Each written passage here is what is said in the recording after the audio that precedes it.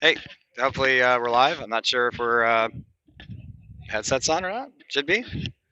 We're here at the 2021 U.S. Open in Gator Mike's Family Fun Park in Cape Coral, Florida. So, oh wow, my name is completely missing. Huh.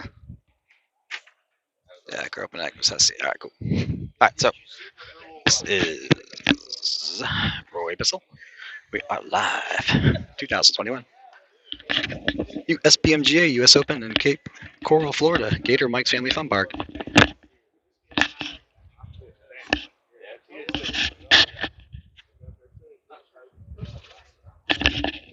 About that, so I want to make sure we had audio. Headset was on. So the good news is I achieved Twitch affiliate status there overnight. So that's good work. Glad people are following and appreciate all of your support. And try to grow this as much as we can. So I am playing with Mr. John Kropanak today. And if I can find my scorecard here. Excuse me. Oh, I knew. Yeah, so what's the thing? All right. Sorry about that. We're a little bit disorganized this morning.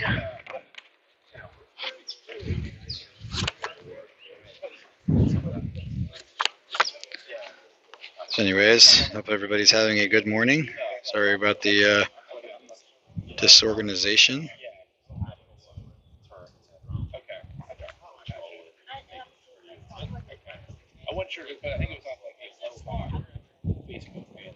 It's pretty windy out here this morning. I did just a quick practice round when it was before the sun even had come up, and it was breezy. The carpet was rolling weird. Things are breaking a little bit more. It's going to be interesting to see how the day plays out.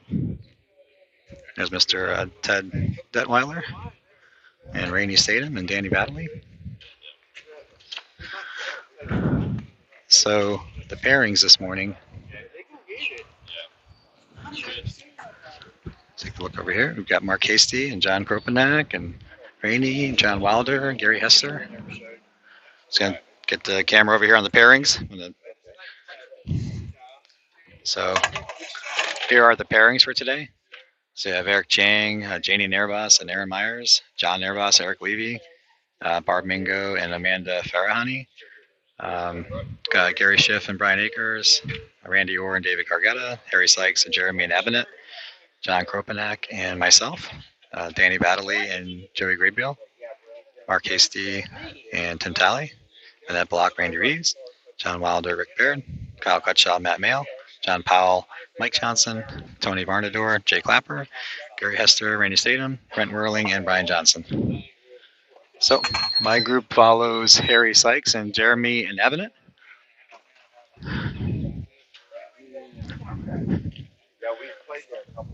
So we're pretty much right on deck. This happened to work out pretty good. I don't expect too much out of myself today. Unfortunately, I've just been so busy doing the streaming and trying to provide you guys with great content, and Harry Sykes is teeing up on hole number 1. You're gonna walk up the hill after you hit a shot.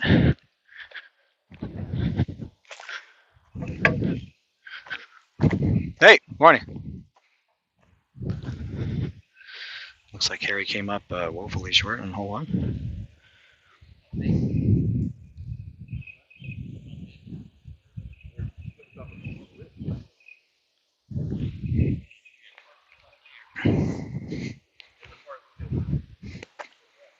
So it looks like as we watch Harry hit his D spot. So it looks like David, somebody had made a mention that one of the players, Randy Orr. That's a good deuce. Good deuce, Harry. They mentioned that Randy Orr may or may not show up. And so we had a plan in place to pair David Cargetta, who was originally paired with him, with the group ahead of them. So David Cargetta, we have a threesome now with David Cargetta, Harry Sykes, and Jeremy and Abinet. David sends his ball down the lane in hole 2, gets a couple of kicks, and doesn't get a very favorable result. That's one thing about this is I've been preaching to you guys hashtag RNG when it comes to the miniature golf style courses that we play that they're using this awful carpet and the bricks aren't smooth. It's really aggravating for the players. I'm just going to build a little bit of more solid base here. Welcome, viewers.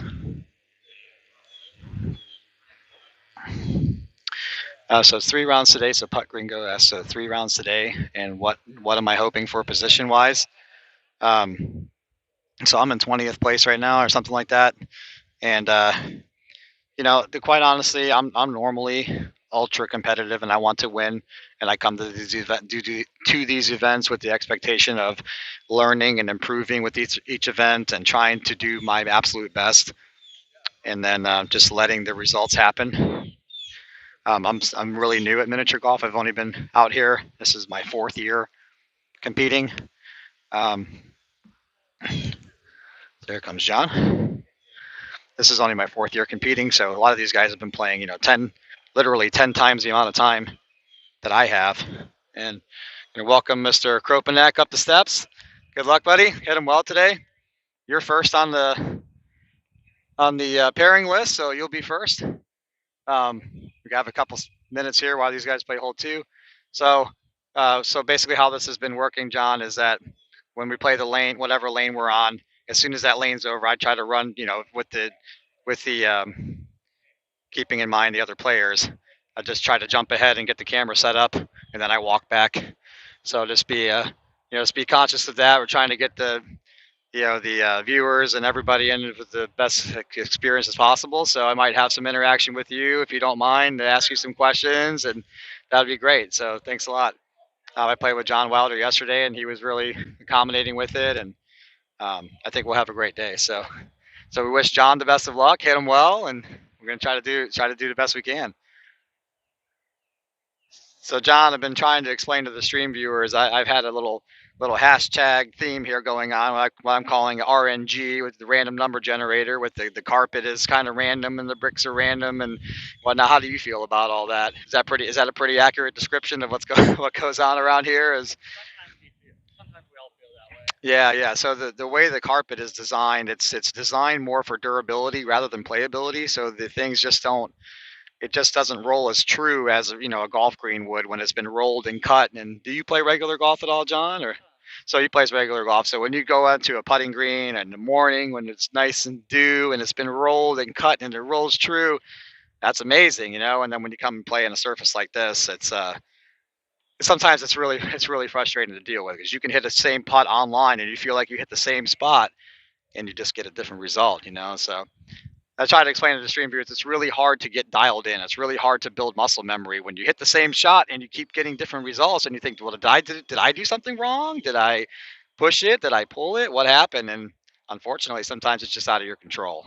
So I think we're going to do great. And whenever you're ready, sir, John's on the tee. Wish him the best of luck. Hit him well.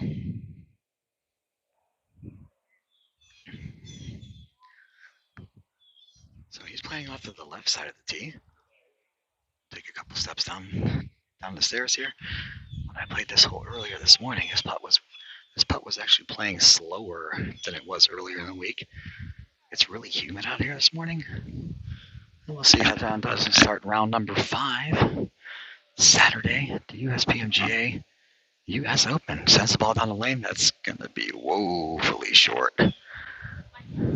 I guess it wasn't that short. 18 inches or so. Yeah, it was just rolling. It wasn't rolling out. All right, John taps in for his 2. I played with John Wilder yesterday. We think we have like 5 or 6 Johns in this tournament. Maybe we'll just call him Johnny K. Johnny K with the deuce. All right, my turn. I hope I can just stay. I hope I can just stay under 36. So for those of you who are asking, what position I hope for, just try to stay under 36 today.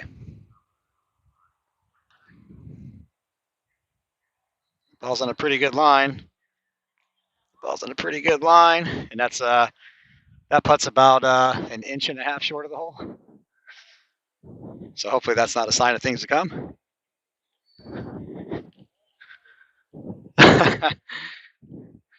Just to kind of get a better. My ball, the hole. There you go. Welcome to RNG mini golf. These holes are always slightly crowned, so it's really, really hard. That's a 2 for me. It's really, really hard to last roll them in. So hopefully that's not the theme of the day. That ball was really good. Just literally half a roll short. Sigh. If I keep hitting them like that, hopefully I'll make a few.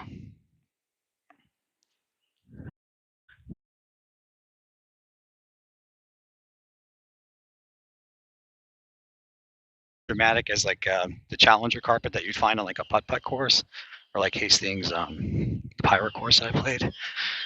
Once it gets really humid outside and the carpet really stands up and it gets really, really slow, it does get slower, but it's not quite as dramatic. So I'm racing back up the hill, and good deuce on the first hole, John, and may the odds be ever in your favor on this one.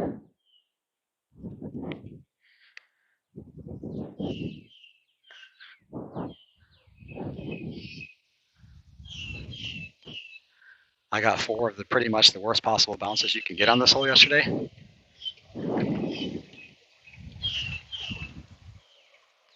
Sorry if the audio cuts out. I'm probably about 100 or 150 feet away from the camera right now.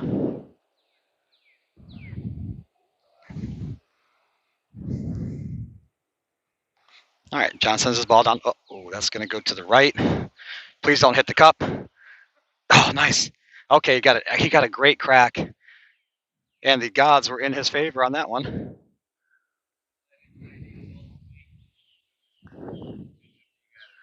Okay, so it looks like Randy Orr showed up, and he's going to play holes. He's going to play holes 1, 2, and 3, and he's going to catch up with David Cargetta, who's probably not very happy about that. He didn't get a favorable result. To be honest with you guys, he's probably not happy that Randy showed up. He looks like he was enjoying his grouping with Harry Sykes and Jeremy and Abinet. And you were watching John Kropanek try to line up his deuce, but he got a very favorable bounce off the bricks.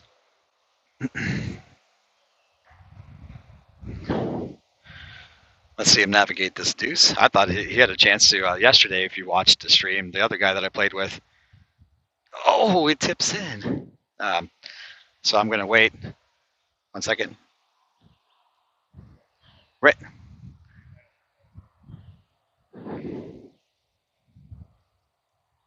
So we're going to wait for Randy Orr to play through the first 3 holes. So he's going to play holes 1 and 2 before I go. So here he comes now. So we're just waiting for Randy to lumber up the steps and come on over. So here he comes. He's going to play those holes 1, 2, and 3. He's going to catch up with his playing partner.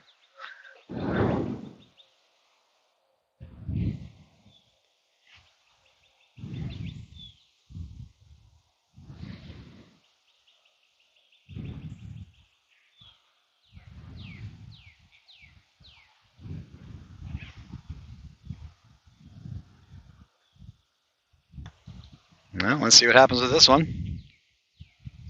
That's not in too bad of a line if he gets a good bounce. He did. Kick him. There you go. Look at that. He's left himself about 24 inches there away from the hole. That wasn't a bad try at all. So I said yesterday I got 4 absolutely horrendous bounces. Hopefully the gods can be in my favor and I can have a putt like that. It doesn't mean I'm going to make it because it's completely crowned around that hole, but hey, you never know. Thought I hit a really good putt on hole number 1. Came up half a roll short.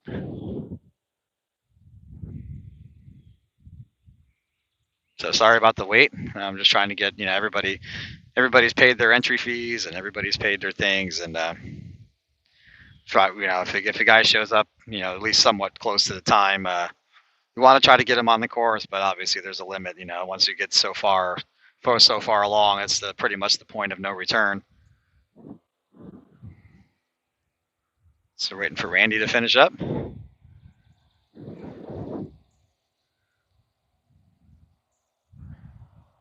Oh, that's too bad. Like I said, even though you have a putt of that sort of length, it's not a gimme at all. This one's not a gimme either. You got the same length coming back.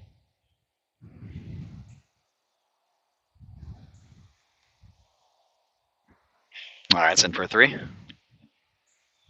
May the RNG gods be ever in my favor. Yesterday I was playing the extreme right side of the tee. I'm going to move the ball over to the left just ever so slightly.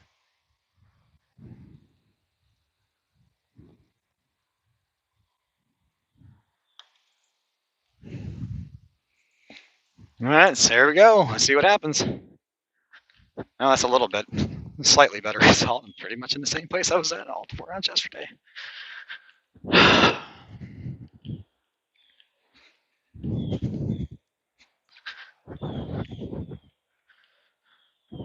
So yesterday my ball was up here, down here. Okay. Well.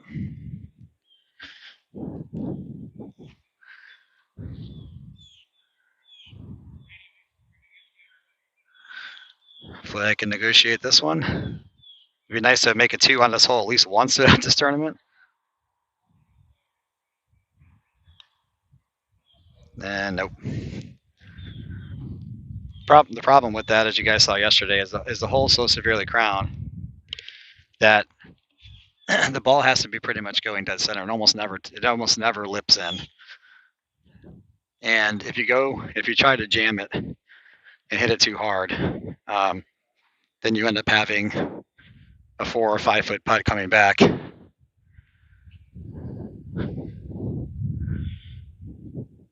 So we're gonna ask John those questions. So I appreciate. We're gonna try to get some banter going, like we did with Mr. Wilder yesterday. So John, the viewers are asking, how long have you been playing putt putt and mini golf? Did you play putt putt as well, or? And how long have you been doing it? So John says about 20.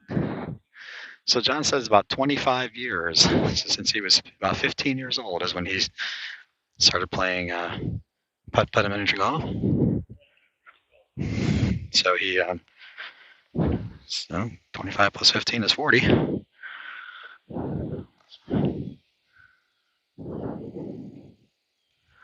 All right, so he's on hole number 3.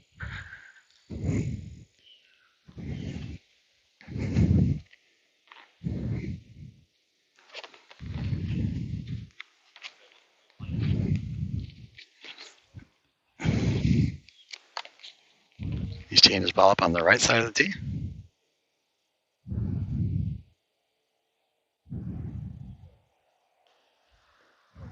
And that's got to go as well. That's not gonna get there. It's gonna be about a foot short. I should be able to negotiate for it too.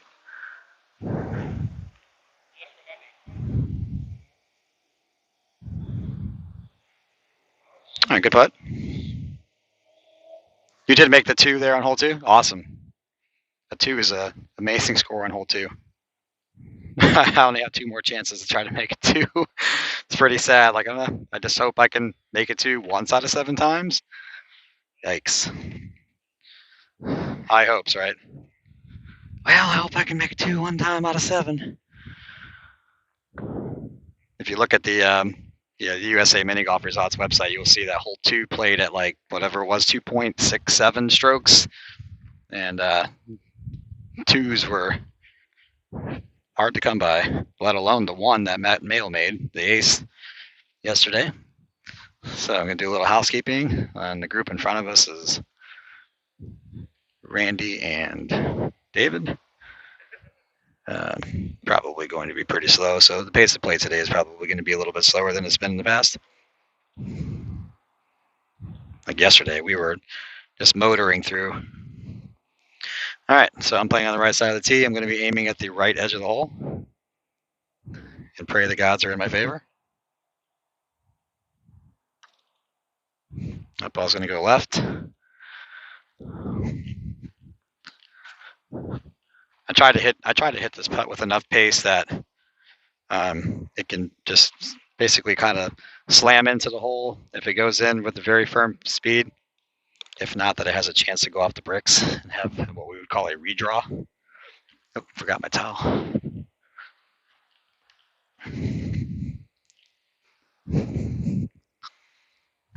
Watching Joey Graybill play hole 2. That's a 2 for me. On hole number 4. I had a little success on this one yesterday. Made this 2 out of 4 times. Once again, let's give a shout out to Mr. John Kropanek for being understanding of the stream. So 2.68 is what the gringo says. So this putt, if you get the ball started online, it will go in.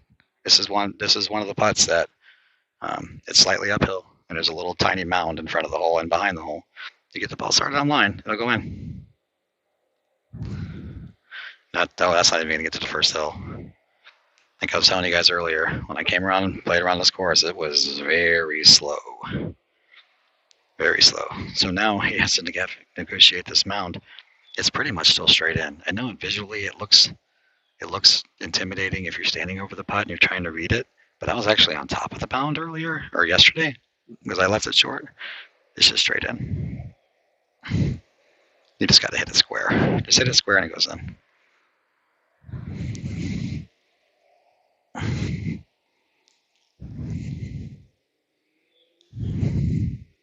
Yep. Oh no. It's gonna tip back off the other. Oh no. Yep. Yeah, just overanalyze that one, and that's gonna be a 3. Yep. You overanalyze that. It's just literally just straight over the mound. That's all it is. All right, so there's a carpet line that's very visible to players. You just kind of place your ball right along that carpet line, and you just got to hit it pure. Stroke has to be pure. Just kind of like that. Oh, my ball just started to track off to the right. That's too bad. RNG carpet for you. I'm about 2 feet away from my par. That's 2 for me. Yeah, the ball started right on the line I wanted to, and I just started to just wiggle and wobble down there and didn't catch the mound in the right spot. So if you hit it pure and you get the ball rocking in the right channel, it'll go in. Didn't work out for me that time. And we're about 2 holes behind, so we're going to pick up the pace. This is what I was afraid of yesterday, but we were waiting until hole 2. All right. So I'm first. Starting on the left side of the tee and aiming at the left edge of the cup. We went 3 for 4 on this one yesterday, so I've got good feelings. Slow down just a little bit. Take my time.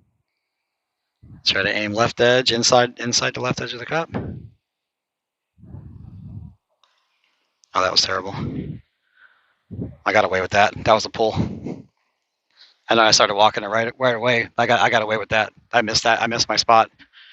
I know that looked perfect on your screen, but I missed my spot by about a half a ball to the left of where I wanted to hit it.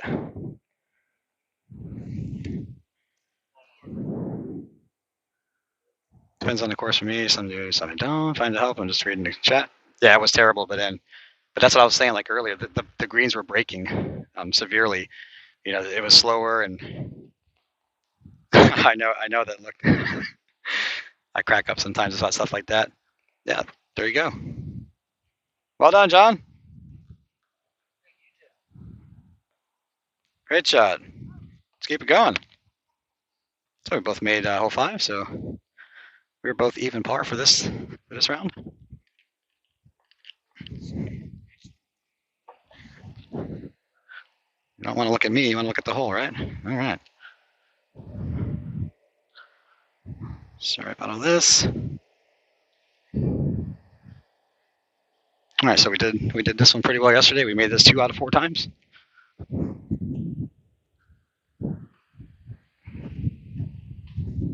I'm starting the ball from the left side of the tee. You're going to see a lot more people playing the right side and trying to play this mound and whatnot.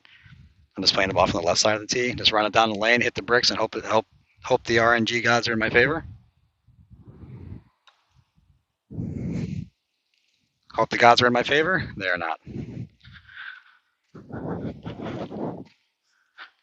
Space my ball from the bricks using our gigantic scorecard. The scorecard's way too big. We're getting a massive amount of space off the bricks. In all honesty, it's probably like 2.5 putter. That's 2 for me. It's impossible to go for the hole. Just go straight at it. You have to use the bricks.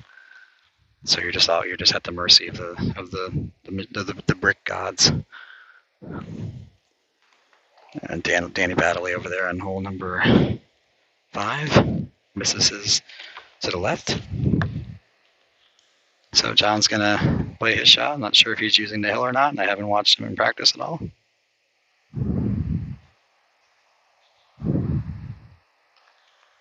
So he's gonna try to bump it off the hill. Yeah, there you go. Bad luck.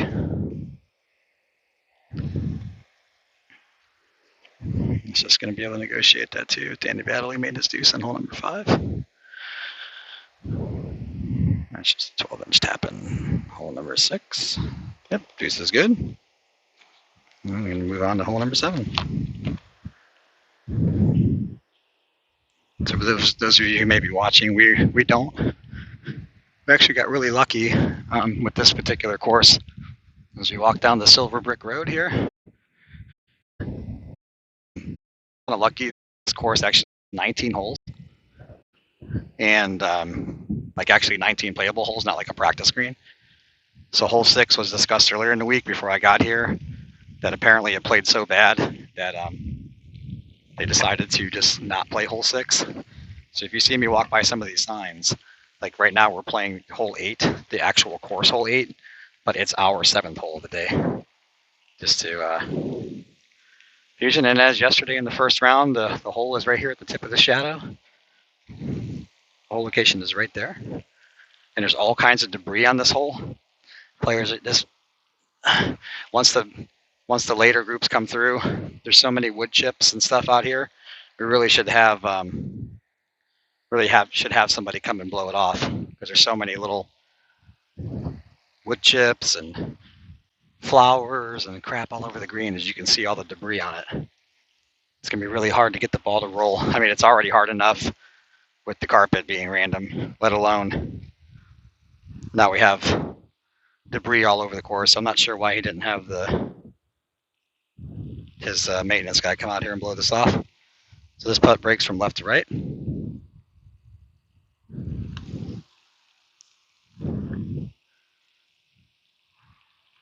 Oh, just missed on the right edge. Oh, that was unfortunate.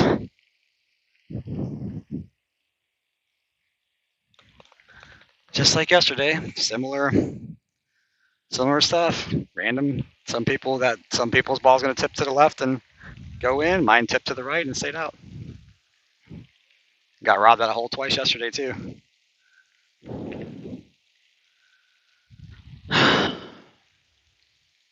That was unfortunate.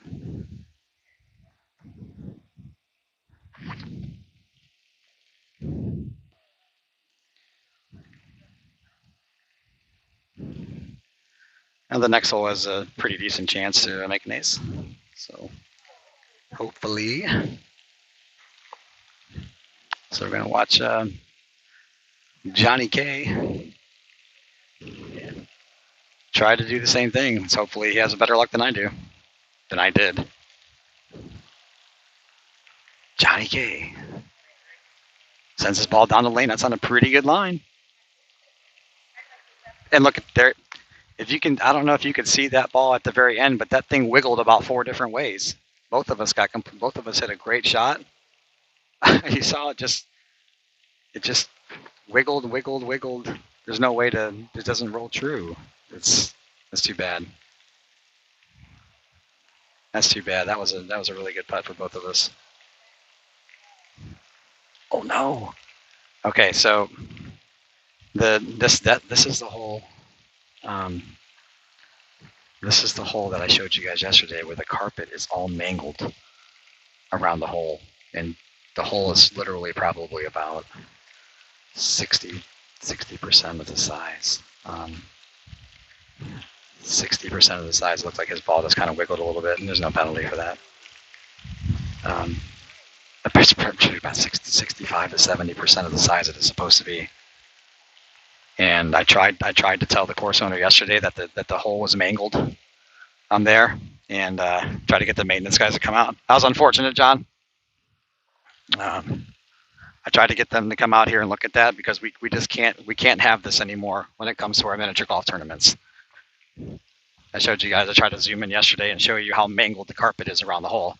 It just needs to be tucked in and glued. That's it. Just glue and tuck it in. And you saw, unfortunately, what happened there to John on the second putt. As we come over here to hole number 8.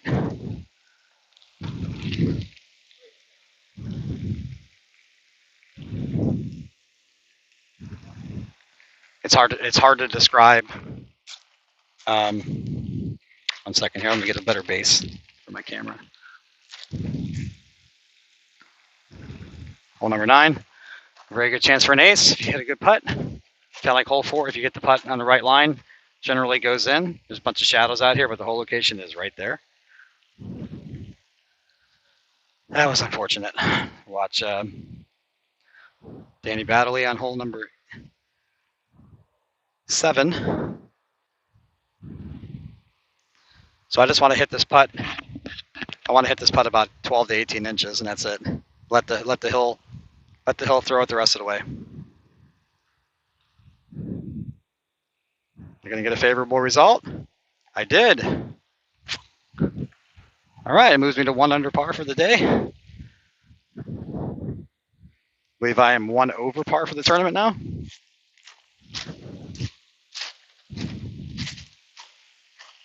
Get the ball started on the right line, it goes in.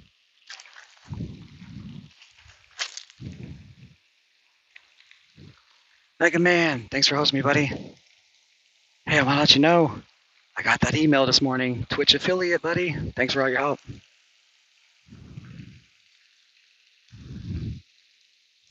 Thanks, Pro Putter. This is a hole that plays. It's really, really good. You just you're literally just hitting the ball like 12 to 18 inches, and just picking a spot out there and just letting the slope take it. Here goes John. That's a little bit wider of a line. Is it going to tip in? Just rolled all the way around the back. Just rolled right around the top lip. That's unfortunate. He has a little bit of an advantage. He should be spacing that out. He has probably another 5 or 6 inches that he can space that ball out. He has advantage that he's left-handed. For the right-handed putters, you actually have to stand with 1 foot about 18 inches below the left foot, and you're up against that rope on the right.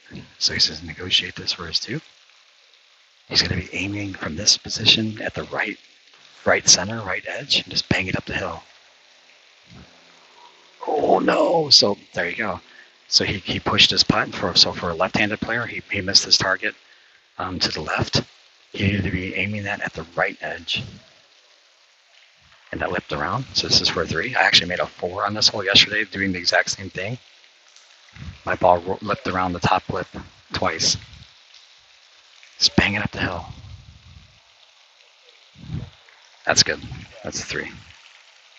Just playing it up the hill. All right, so I'm 1 under par for the day, and I believe I'm now 1 over par for the tournament. A couple of guys here with the smokers. So we have a smoker out here today. According to the course owner, there's the head chef that he hired is from Kansas City. So we're going to be having some hopefully delicious Kansas City style barbecue with all the accompaniments.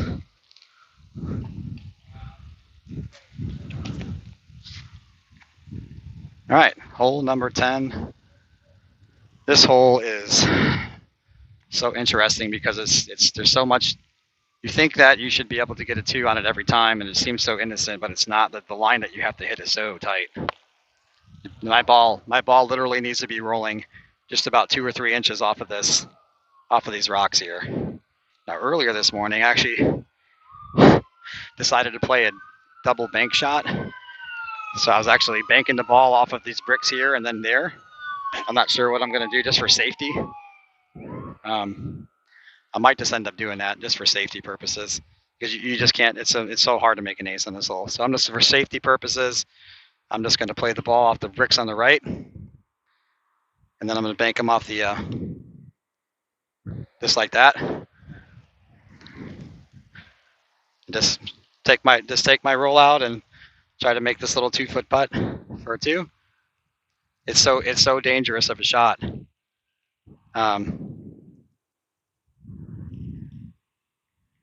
There's a 2. It's pretty much like right center from there. It's so he's going to play from the extreme right side, and you're going to watch. It's so hard to describe.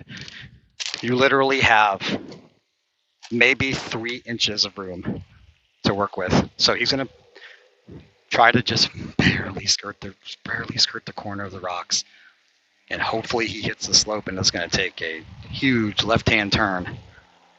If he didn't hit the ridge, oh, he just barely got it. Ooh, that was so dangerous. That was so dangerous. So, I mean, if that ball was just another inch or so to the right of where, or on the left of your screen, it wouldn't have gone down the slope. All right, easy 2. Moving on. The thing about the shot that I played this morning is even if you get, it's like pretty much impossible for you to get the RNG brick bounce, where even if you catch a crack, it's still going to go down the hill.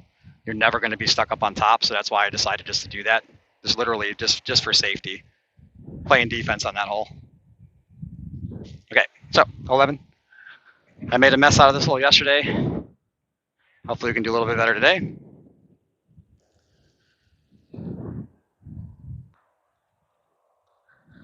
Trying to keep pace of play, so unfortunately I'm not going to be able to explain all the holes and everything. Just trying to get it through that channel. All right, that's a little better. Oh my goodness! Bonus! Oh my God, I literally hit the one exact spot that you could hit on that to make that ace. Yes! Let's go! Bonus! As bad as I played that hole yesterday, I couldn't even get it through the channel cleanly. Oh yeah. Sweet! Thanks, Putter King. Kaboom! Thanks, Pro Putter.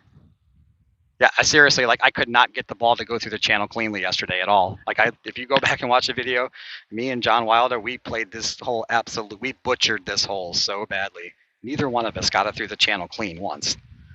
Our balls just rocked through the channel, and we somehow just kept making. This has got to. Okay, so that one's gonna stay there. So I got super lucky and hit the very little base of that hill, and that's what straightened my ball out. All right, so he's using the scorecard to space out the rail.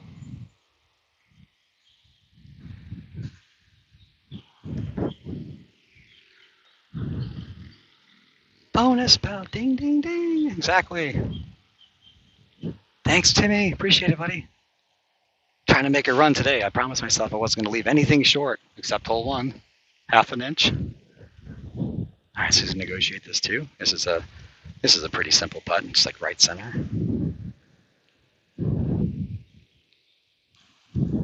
Yep, no problem. Good too, John. All right, heading hole number 12. I played this hole super defensively yesterday. I was really good at this in practice. This is a skill putt. There is a little bit of carpet randomness, just because the ball doesn't roll true, but it is one of the better skill putts on the course. Let me get my camera set up here.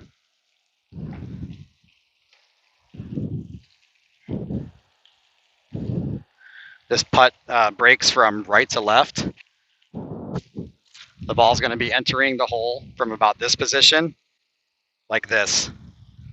So if you're looking at a clock face, it's pretty much going to be entering like between 3 and 4 o'clock on a clock face if I hit a great putt. It's slightly uphill, but once it gets by the hole, it's downhill. So I'm playing from the left side of the tee. There's a signpost out there that I'm aiming at.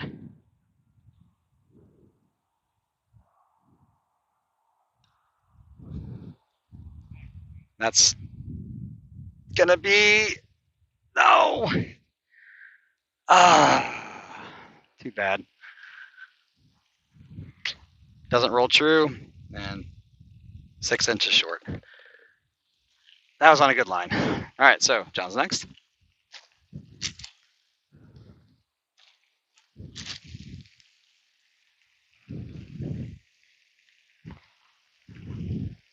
I think I had visions of grandeur there after making hole 11, which is a complete bonus hole. That 12 was automatic. Okay, so he's playing a completely different shot. I have not seen anybody do this yet at all. I'm going to move out of his line of sight. So it looks like maybe he's just going to run it right down the brick line. This is so dangerous. He must just be running it straight down the brick line and just playing the entirety of the slope. The problem I see, though, if he pulls it, so if he misses his target to the right and he hits it a little bit too hard, it's going to bounce off the bricks and he can go anywhere.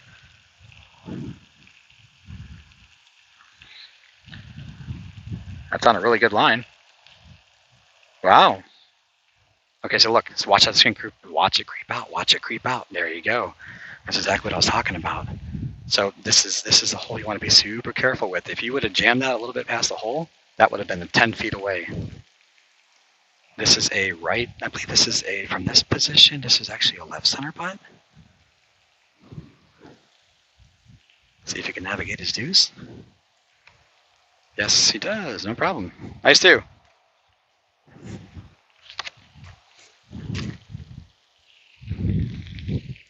So for those of you who have never done miniature golf or whatnot, if you hear me say the phrase like left center, left lip, right lip, that's where the player is aiming.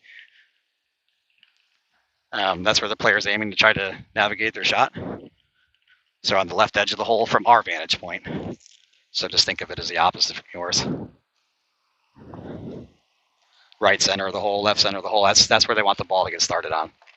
That line. Let's get ourselves situated here. Sorry about that. Okay, this hole breaks gently from right to left. I call this the speed bump right here. So I want my ball to try to be entering the speed bump about in this position. Starting from the left third of the tee. Just you don't want to get the ball just barely checking over the speed bump. You want to have a little bit of pace, and not too much. Obviously, the mistake is lagging it, not getting over the speed bump.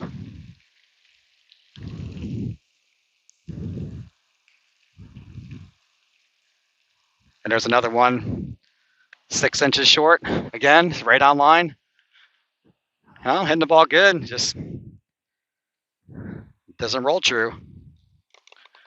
From my vantage point, once it got over that speed bump, I'm like, that's tracking right towards the hole. The brakes got put on.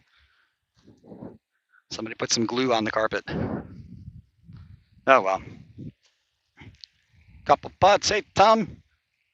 Morning, Frank. Do they normally have metal cups and just pull them for the tourney? I'm sure you said early, but I thought I'd ask. Yes, they did. They did have the metal sleeves for the general public. and they pulled them for the tournament, it didn't do any good. It actually probably made some of these holes worse because the carpet is mangled now around the hole. It didn't make the course play any easier at all. As you can see, the best score is a 32. That's on a really good line. Is that going to be hard enough? Bump it off the rough? No, it's going to come up about 18 inches short. But yeah, for the tournament they did. It made the course visually ugly. All you need to do is just, it takes literally 5 minutes per hole to trim the excess carpet. And then the hole can actually play to regulation size. That would have made the course play a shot and a half, 2 shots easier. And it actually looks visually better for the general public too. I hate the metal cups. Talked about that yesterday. All right, this dumb hole. This is like a 1 in 10 chance to make it. I'm playing from the right side of the tee. I just want to miss the left edge of the cup, and hopefully it comes in from the back. I came close a few times, but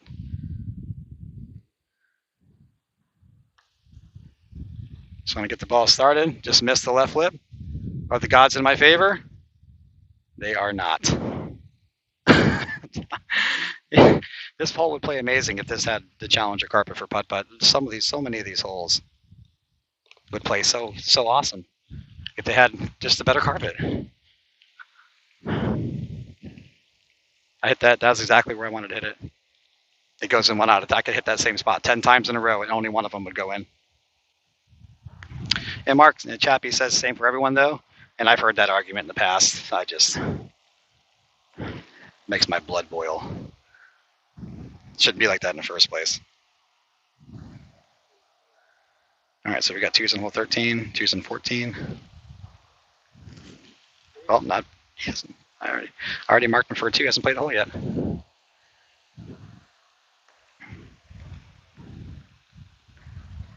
The randomness is bad. It really is. All right, so then sends his ball down the way. Oh, look at this. Oh, yes, bonus. I actually marked him for a 2. Bonus. Excellent shot, John.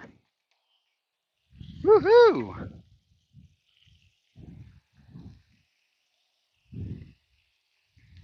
If that didn't go dead center, it was never going in. This is supposed to be a game of skill. And yeah, the randomness is bad. It really is. It'd be fine if there was no money involved. Do whatever you want. But when you have a $10,000 cash purse based on randomness, you're going to lose players in the field. That's exactly what's happening. The fields just get smaller and smaller and smaller. I mean, I might as well just go play a slot machine and win a $10,000 jackpot that way. I mean, honestly. Joey Gray Bill on hole number 15. Oh, it's going to go back past the hole. Is he going to get it? It's going to stop a roll short. Yes, it did.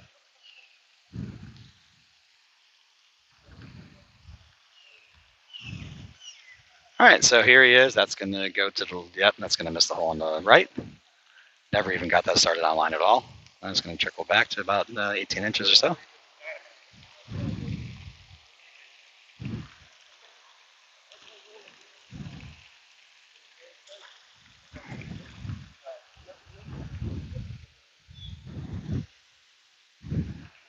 Yeah, if you're just out there casual and it's crazy golf, like I tried to explain yesterday, we have the crazy golf there at Planet Hastings. It's called crazy golf for a reason. It's crazy. You already know what to expect. You come out here and play in a miniature golf tournament for a $10,000 prize, or a $10,000 prize pool. You expect better. So that's what my mission is. I expect better. So let's make better happen. I hate this hole. I hate this hole. This putt breaks from left to right. Is that going to have enough? And it didn't. There we go. It didn't break back to the right at all. Hit the ball right where I wanted to.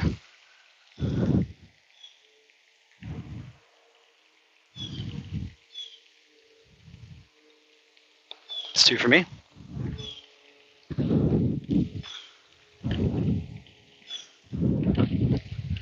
Say hi, Vanette. Randy Reeves. And Vanette playing together. I started that putt right where I wanted to. We're going to watch Jay Clapper over here on hole number 7. Want to give the players, have etiquette towards the other players on the course. That's a good 2.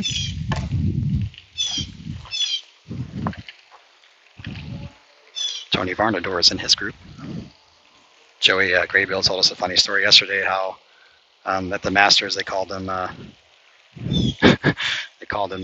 guess he was the Joey Graybill's story yesterday from Popstroke.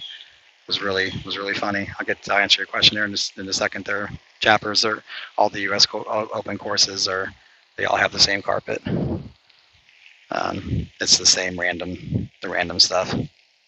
They're supposed to be tougher as like the PGA Tour U.S. Open. Oh wow, that was so dangerous. He almost hit those bricks. So he's supposed to be tougher like the U.S. Open. But U.S. Open isn't random. Anyways, Joey Graybill told us a story yesterday. Tony Varnador, who is the 2017 Uspmga Masters champion. So we've had an issue with those powers at the USPMGA not proofreading their brochures and flyers and whatnot, and not really caring whether they pronounce the players' names right or wrong. And so Tony Varnador wins the Masters, and according to Joey, the legend is from Joey Graybill, the next year in 2018, he got his picture taken, and it's up on a wall there at the Aloha course in Myrtle Beach. And when they announced him, they named Tony Varnador Tommy Van Dory. That's a good. Oh, I thought that was a good 2. Actually, turned to the left. Tony Varnador, the defending Masters champion, turned into Tommy Van Dory.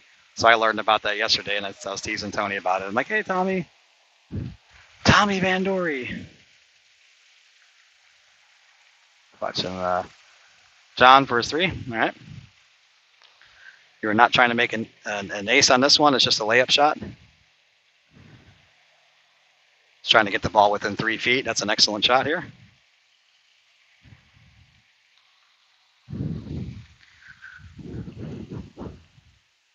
There's something like that. It should be pretty straight in from there. Let's take an extra second of time. Let's make sure you get the ball started on line. Wow, I hit a little carpet fiber there and it threw the ball to the left. That's pretty straight in. That's a 3 for me. Oh well. I was cruising along there for a while and little hiccup. Wow, they hit something there in the carpet and it just shot it left. I think that might have been what happened to John. Did you hit something in the carpet and just shot yours left as well? Or yeah, that's the thing, is he's been the victim of a couple of unfortunate things in the carpet. I asked him about it. He says he doesn't know.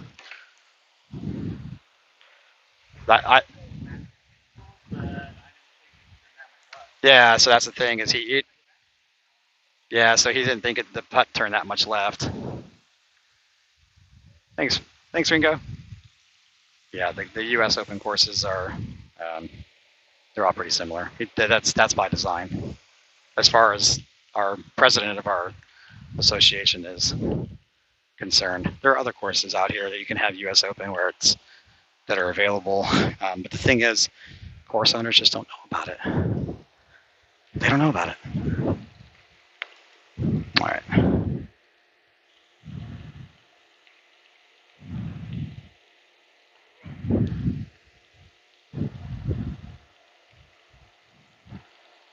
Like if you look at Rainy Stathem's Facebook page, they played a tournament on the Southwest Putting Tour at Cool Crest. And I believe it was in San Antonio, Texas. And then that had the putt-putt Challenger style carpet. So John's going to hit his putt. That's on a really good line. If it's a good kick. Oh, just in front of the hole. That was a good shot.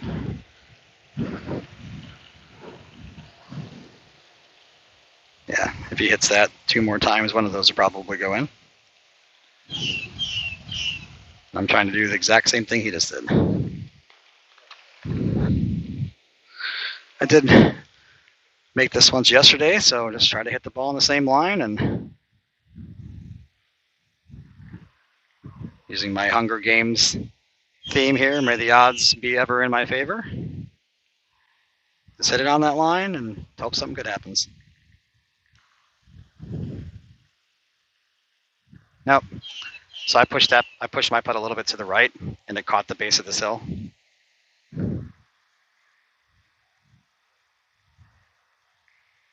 That's 2 for me. I missed my spot there just by about a half a ball. Sorry about the camera here. I have to negotiate some things here. Dropping all kinds of stuff and come through the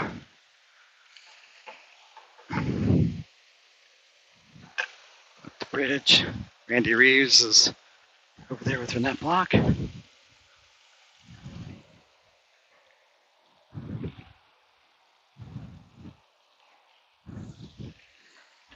Okay. I call this the crown. Not for good reasons. There's a crown right in front of the hole. Sorry about this rope. There's really nothing I can do about this. All right, he's ready to go.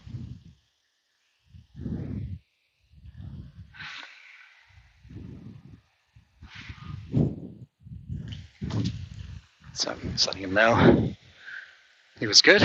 And thanks again to John Wilder and John Kropanak, who might have been my 2 playing competitors here. This week they've been very gracious and patient with me as far as the camera is concerned. So I call this hole the crown because you get your ball running up the slope, and no matter if it's going at the dead center of the hole or not, you just don't know what's going to happen to it. Perfect. His ball stayed rolled true. Excellent shot. His ball rolled true.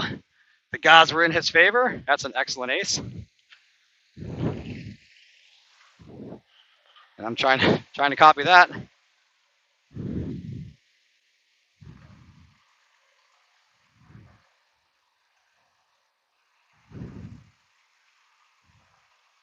Will the carpet gods smile upon me as well? They did not. That ball was absolutely crushed and pulled. That was terrible. No gods will smile upon me with that bad of a shot. This putt is going to break from left to right ever so slightly. I need to negotiate this as about a 3.5 foot putt.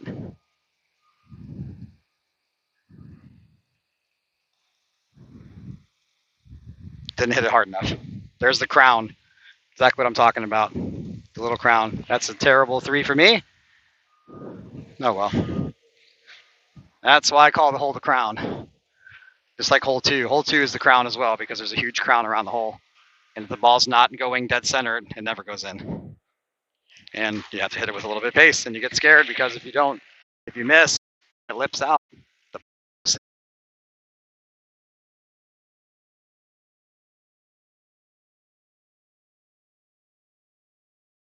Myself didn't commit to that bringing you guys great content. Oh, it's terrible quality felt. It's awful. The felt here is just absolutely horrendous. Like I said, been doing the RNG. It's just literally random. So we have all kinds of debris out here. So John's just going to do some housekeeping and.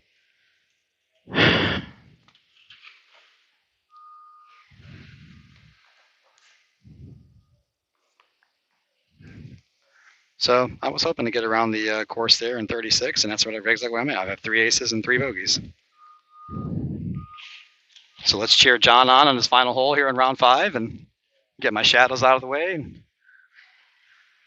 get it pure.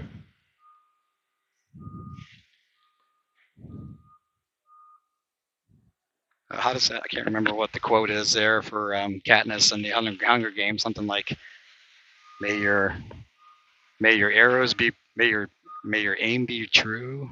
something like that. May your aim be true and your stroke pure. That's going to be light. Ooh. Yep, didn't get the great bounce. Some people do, some don't.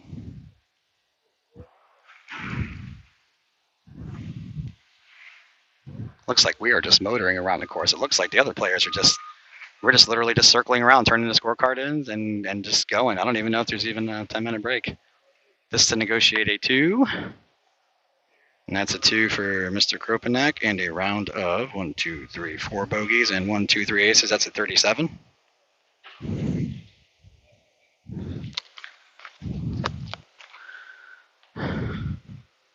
Did not make this hole at all yesterday. Some players made it 2 out of 4 times, like my playing partner, John Wilder.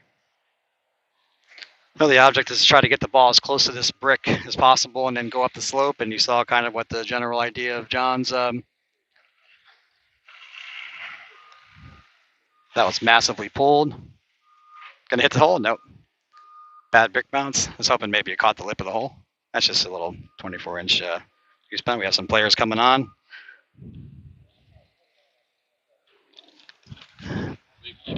Yeah. So that's David Cargetta saying wiggly wobbly there. That's the carpet. It just doesn't roll true. So that's a round of 36 for me, round of 37 for Mr. Kropanek.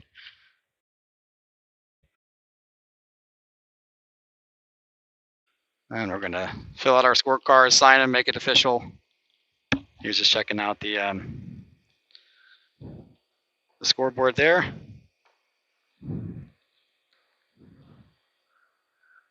Yeah, this is we're all using the same allocated golf ball for the event. It is a silver Chromax. This is the model M5. So this is the Chromax and the model. I'm not sure if the camera can focus on that or not. It's a model M5, and it also has the Uspmga logo on the ball as well. So everybody's playing the same ball. There is one player in the field, Mike Johnson, who is using a rubber face putter, but the rest of us are just using traditional metal putters. All right, so John, we're just going to read off the lane scores, and you agree or disagree. And all right, we're going to start hole number 1. Got 2-2, 2-3, 2-2, 3-2, 1-1. X is on hole 6. 2-2, 3-2, 3-1, 2-2, 2-1, 2-2, 2-2, 1-2, 2-2, 3-3, 2-2, 1-3, 2-2, 37-36. He says, I agree. He's going to sign his life away on a scorecard. There's mine. I'm going to sign his.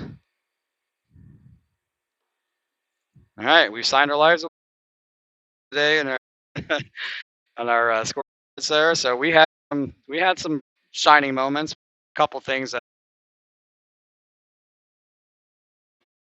and reduce putts where the ball just, it even happened to me there. If it doesn't get started perfectly on top of those, it doesn't start rolling on top of the fibers. It just kind of starts wiggling. So how would you assess your performance there in round number 5? First few holes, as usual, I had a habit the last few days of just not hitting the holes 1, 3, and 4, just leaving them short, and I did that again today. Yeah, and it really cost me on 4 games over there. Yeah, so I was trying to explain to the viewers when I came out this morning, it seemed like the carpet was even slower.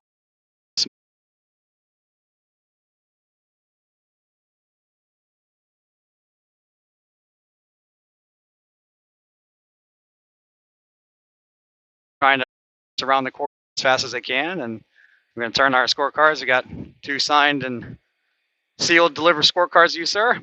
So Chris is gonna update the scoreboard, and I guess we'll be getting right back on the course as soon as possible. So Dave Cargetta and Randy Orr are on the tee, and then Harry, Jeremy, and then me and John are going to be following them. So I'm going to try to take a quick restroom break, and we'll just leave the that's something you'd have to ask Chris. That somebody else asked me that as well. So John was asking about if they posted the payout, and I have absolutely no idea. So that's great. Chris, is there a payout posted anywhere? Or? Okay, so he says no, not yet. So we'll get that situated at some point. So I'm going to leave the headset over here with the camera, and then I'm going to use the restroom and be right back for round number 6.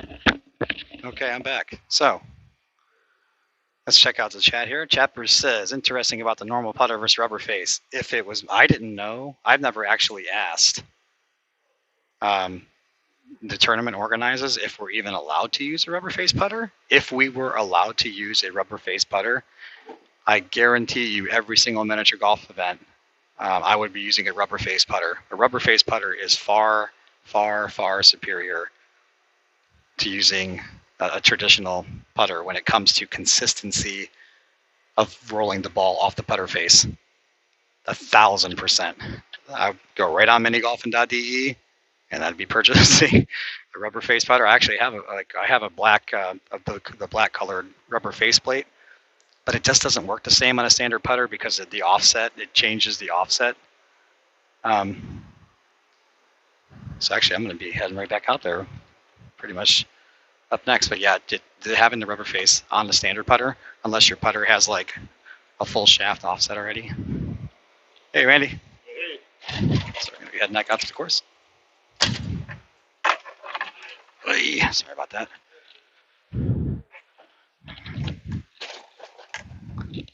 So we have Rick and Vanette and Danny and Tim, John Wilder. Grab water. It's getting hot out here.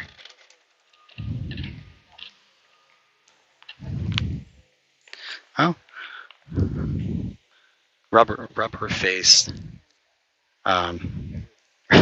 Rubber face is far superior to metal face.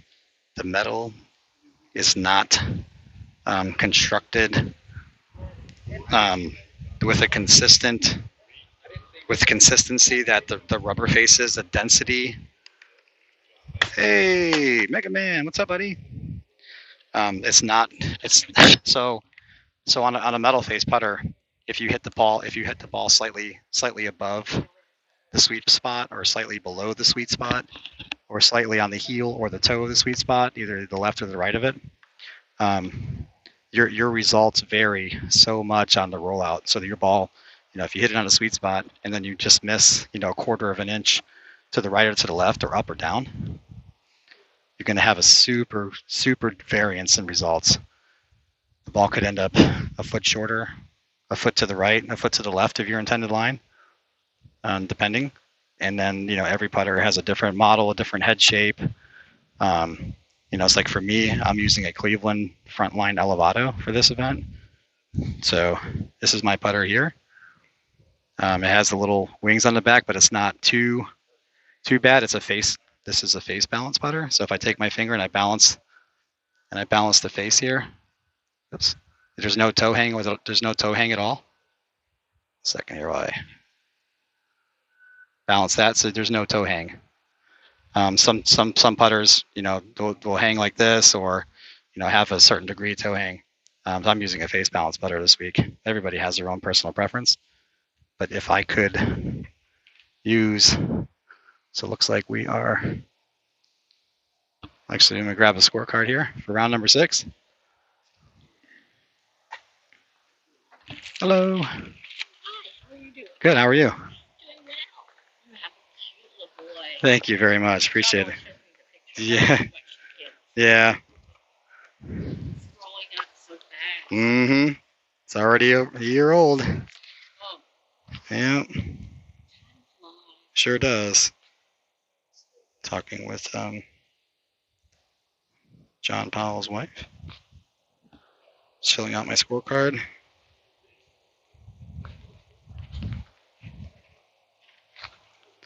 I need to get up there and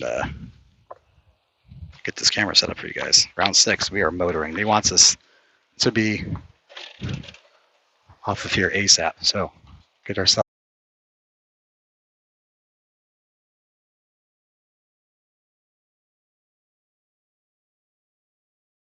today. I can be happy with that result. I can't ever, I'm never going to make an excuse of my performance because I knew what I signed up for. And I knew this is going to take away from my personal performance, but this is for the greater benefit of the game.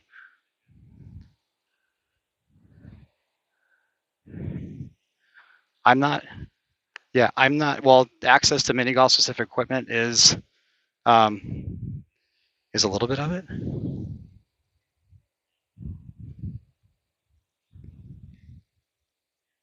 1 second here, I'm waiting for Harry Sykes that's why I'm just standing here. Harry Sykes to hit on hole number 2.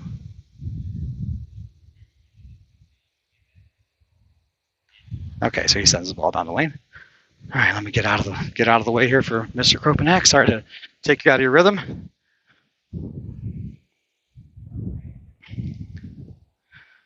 Okay, so 100% prefer rubber face. It was easy. It was an easy choice to make once I used rubber face over there when I came to Hastings.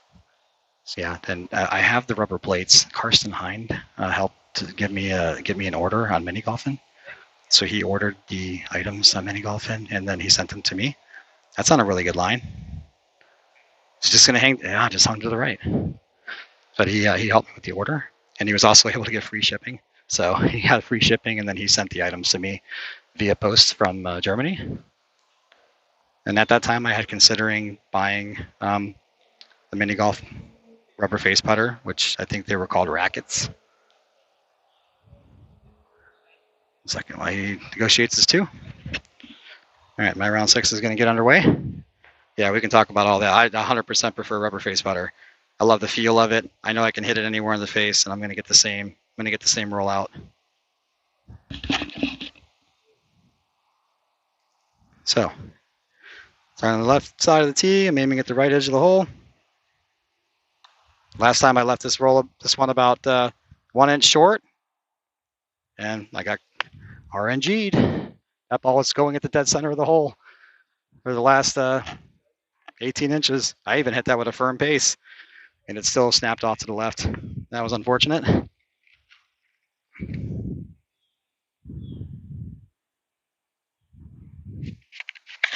Spacing it out using our giant size scorecards here. So thanks to the course owner for providing us with a ridiculously oversized scorecard so we can space our ball from the rails. That's a 2 for me. So the hole's quite exposed there now. The carpets, since the ring is gone, the carpet's been worn away, and I was able to see that now. Unfortunately, we don't have time to send the camera, but the carpet is worn away around the hole, and there's some plastic concrete.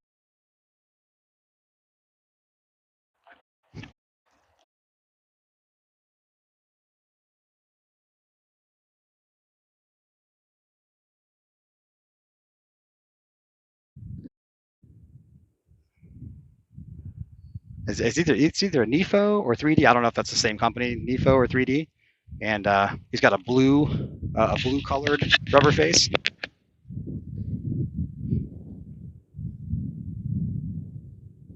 I love the feel. I love the feel of the ball off the rubber face.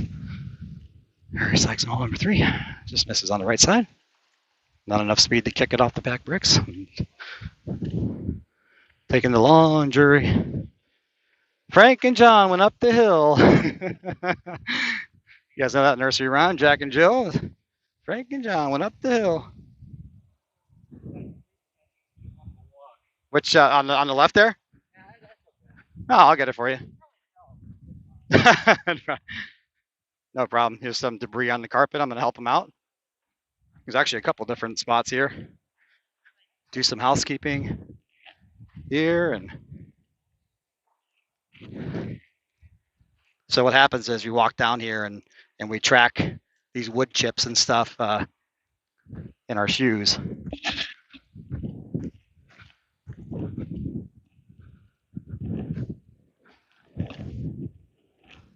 I have newfound respect for golf commentators or anybody who's doing commentating and tracking up and down all those hills for 4 rounds. Never mind trying to play as well. Somebody's got to bring in the action. Okay, his ball bounces down the fair, off the feather face. I think he hit the top of the ball. Does he get a favorable? No. Please don't stop. Please don't stop. Okay, here it comes. Oh my God. Keep going, ball. All right, there we go. That's not too bad then. We've seen the ball stop up there because the carpet, the fibers are so thick and they're so deep.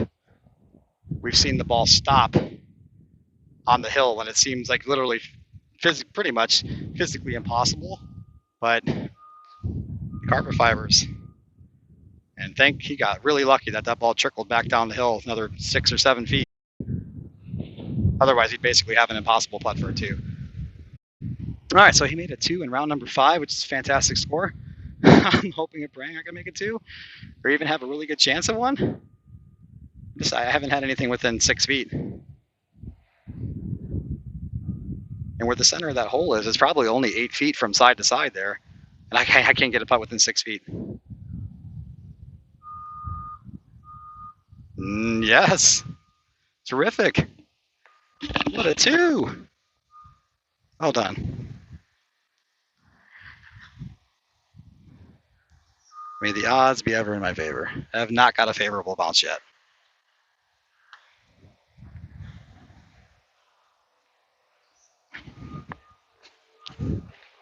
Oh, there's a favorable bounce. Whoa, look at this. Well, still about 4 feet away. That's the best bounce I've gotten.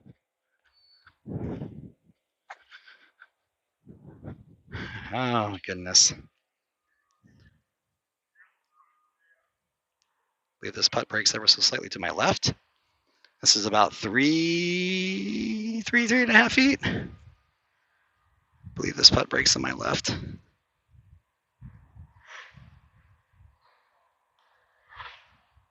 Well, how about that? A 2. Achievement unlocked. Roy Bissell has made a 2 on hole number 2. I just picked up 2 shots on myself. Yay! I don't know how many groups can go through here and say they made a team 4 on that hole. 2 deuces, excellent shot. Wow, I don't know how many groups can even claim that. Both players made it 2. Woohoo! Achievement unlocked. All right. Here we go. Hole number 3. Okay. Whole time. Just make 1, 2 once.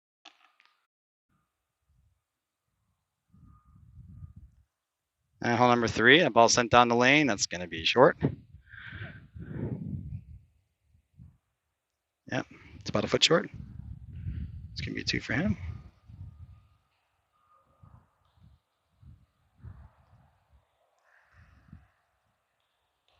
All right. So we've got 2 on holes 1, 2, and 3 for John. I've made this hole several times in practice. I'm due to make this hole once. I made a two on hole 2, you know, the first time in 6 tries. This has got to go in. Yeah, that's the putting gods. You finally make a good shot on the hole, and you get good vibes and a little pep in my step.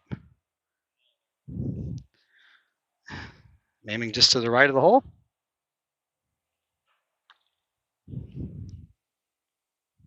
Come on, go back to the right. Like I said. No! Oh my God. The ball was tipping back to the hole. Unbelievable.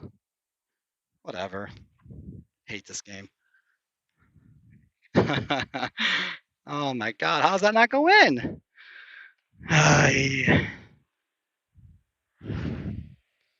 Keep hitting good putts like that. We'll have a good round. I'm trying to get my scorecard, my gigantic oversized scorecard to fit in my pocket. A little tapping for 2. That was unfortunate.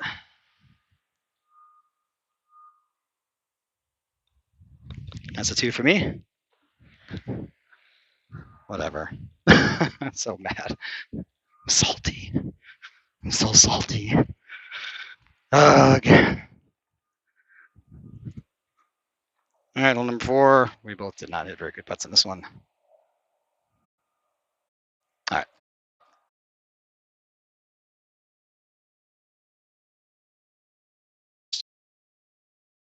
Your aim is started online. It'll go in.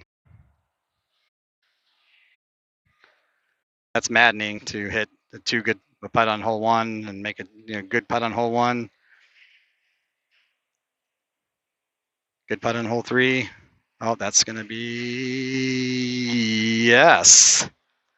Perfect. Excellent shot, John. I said, you get the ball started online and get it tracking, it'll go in. Just got to get it creeping over that first mound, and it tracks straight in the hole. So I get to try to match that. We've hit a good putt on 1 and 3. If I hit a good putt here, this one should go in.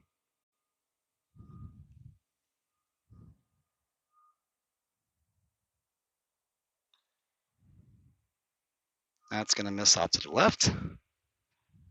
Just didn't get into that little groove.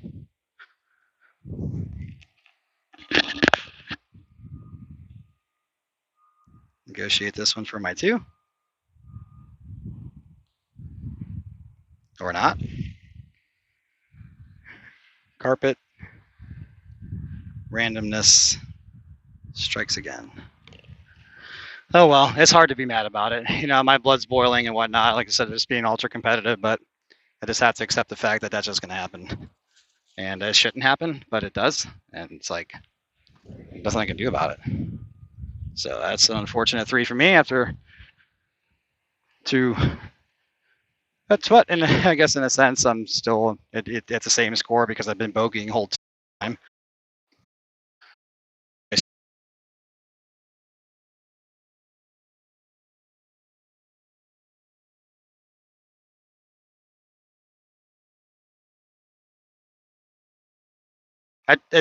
I love miniature golf and I love putting. It's just I hate the carpet and the randomness. So when I'm saying this game, I'm just talking about the randomness. All right, so John's to a great start. He's 1 under through 4 holes. This is a very makeable hole as well. We made this hole last time. That looks like it's on a great line. Oh yes! Oh yes! Excellent shot. Oh yes! Somebody's heating up.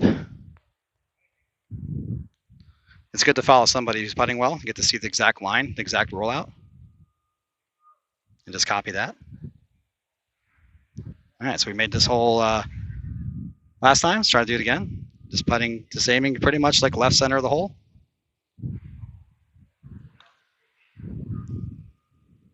That's gonna, oy, God. Oh, goodness gracious. Here we go.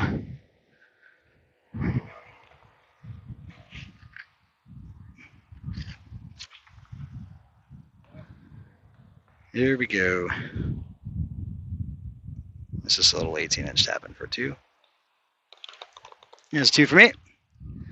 Unfortunate.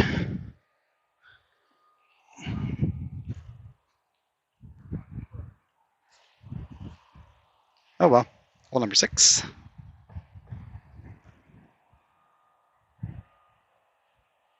Okay.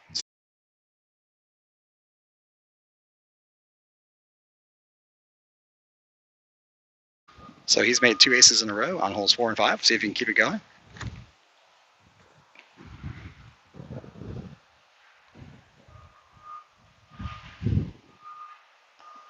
It's on. Oh, that's going to be too soft. Yeah, that was a little bit too soft. Yep, that was about a foot or so of pace too soft.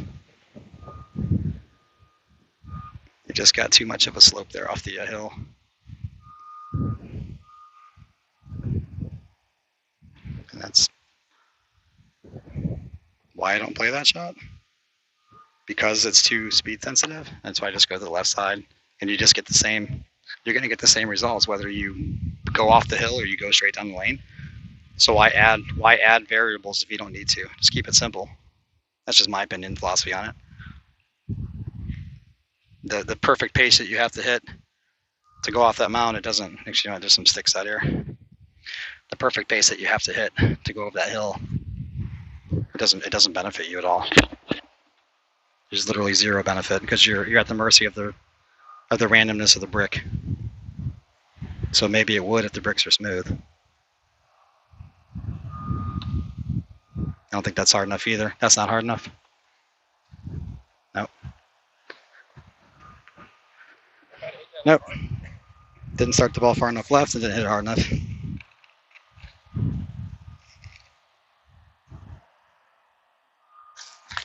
All right. After my amazing spacing off the bricks, just a little 18-inch tap in for a 2.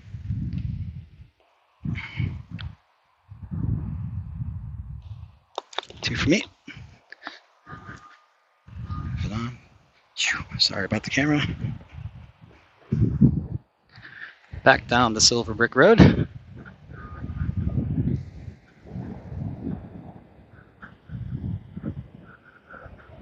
Hey Josh, welcome to the chat. Everybody watching? This is round number 6 of the 2021 United States Professional Mini Golf Association US Open. We're heading to what Gator Mike's calls hole number 8, but it's actually our 7th hole of the day because we were not playing hole number 6. Hole number 6 of Gator Mike's. And thankfully we have a 19th hole. So we both barely missed this one and got unfortunate last time. Hopefully we can hit a good putt. Hopefully we can both hit good putts on this one this time, and maybe we'll have better luck. So this putt is from our left to right. Your right to left.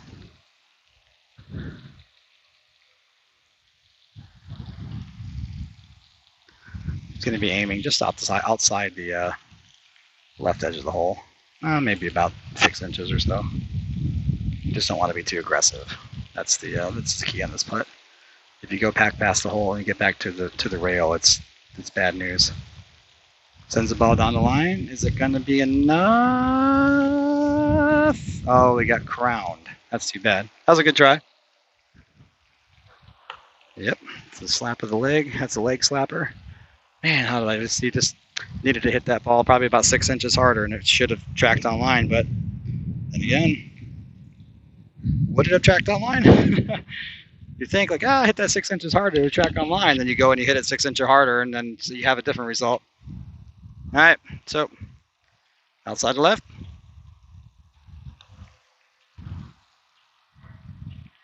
That's going to be short. Yep, that's about 3 inches short.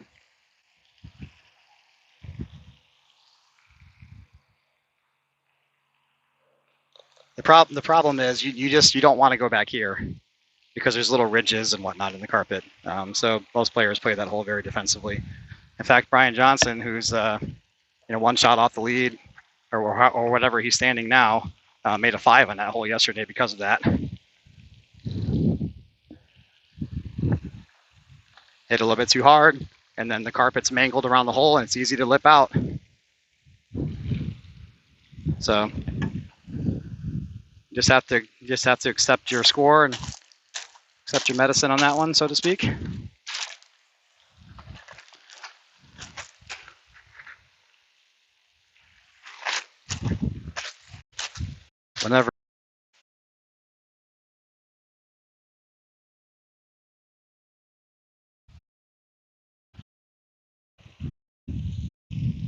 Alright, so this hole is a very makeable hole. Just get the ball started about 18 inches or so. And if you get the right line, it'll go in. Also, going to race down the slope and it's going to go from our right to left. Is that going to go back from behind the hole? It did. He pretty much did the same thing in round one. Just hit a little bit too hard. It's just hard to explain. Like you're literally hitting that ball. If it was flat, the ball maybe rolls a foot. 18 inches. Alright, so last round he missed this. He made a 3. He has to aim on the right edge of the hole and straight up the hill. There you go. Good deuce. So last time he underestimated it. You need to aim in like right center, right edge, and just hit it up the hill. All right, so we made this last time, so we got good memories. So I'm picking a spot out there. You can't see it from your angle, but I'm picking a spot out there. I'm just giving it a whack, just like that. Just giving it a little wacky. Like Happy Gilmore said, just tap it in. A little tap, tap, tappy. That's an ace for me.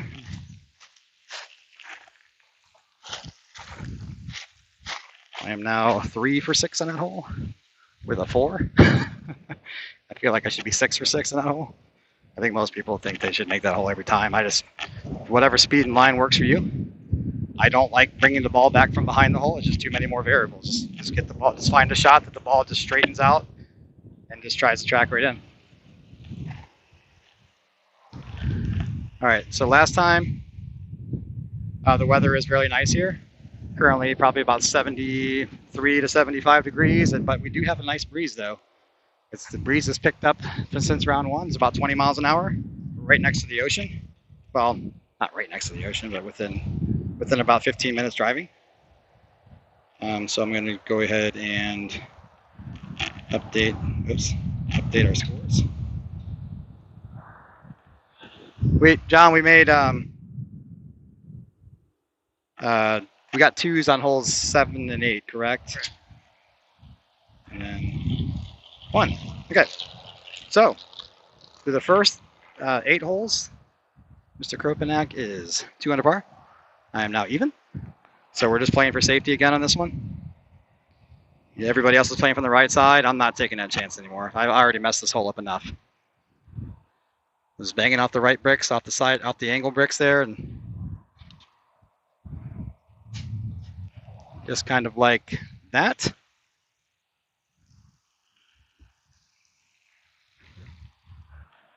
And this is just about a 2.5 foot putt.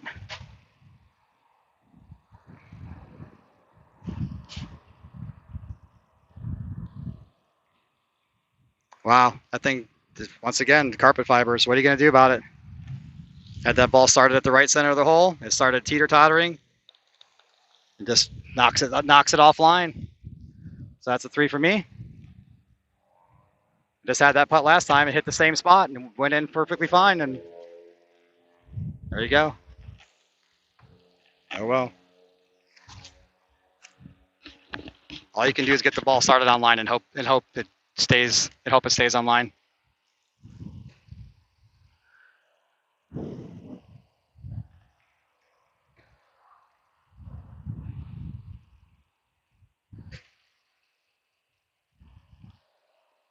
All right, so he's trying the shot that most of the players, probably 99% of the players, are playing.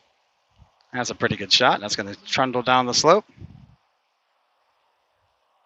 And that just missed low. You should just have a little 18-inch tap in too.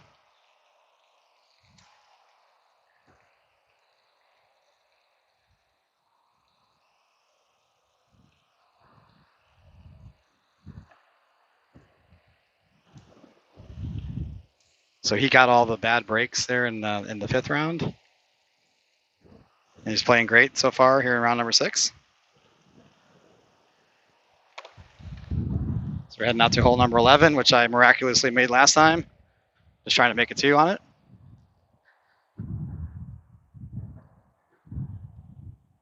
Just get the. So he's just trying to send the ball down the little channel right in front of the hole. Once it gets through the channel, the ball breaks from right to left. So if you can bump it off of the little hill like I did. Did Joey make that? No. Thought maybe Joey Gribbeal's right behind us. I thought maybe he made our hole number 9, hole number 10 on the course. All right, sends the ball down the lane. That's got to. Is it going to keep tracking? Yes! Somebody's on fire! Excellent. Yes, sir. Ladies and gentlemen, Mr. John Kropanak. I get to follow that? Lucky me. That was an excellent shot. All right, well, I'm just going to try to copy that.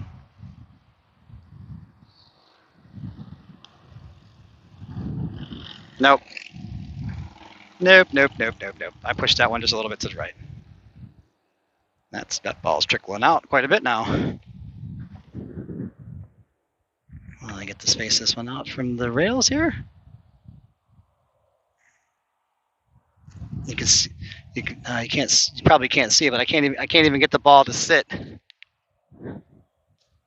There it goes. Like, I can't even get the ball to sit in the carpet because it just keeps tipping backwards.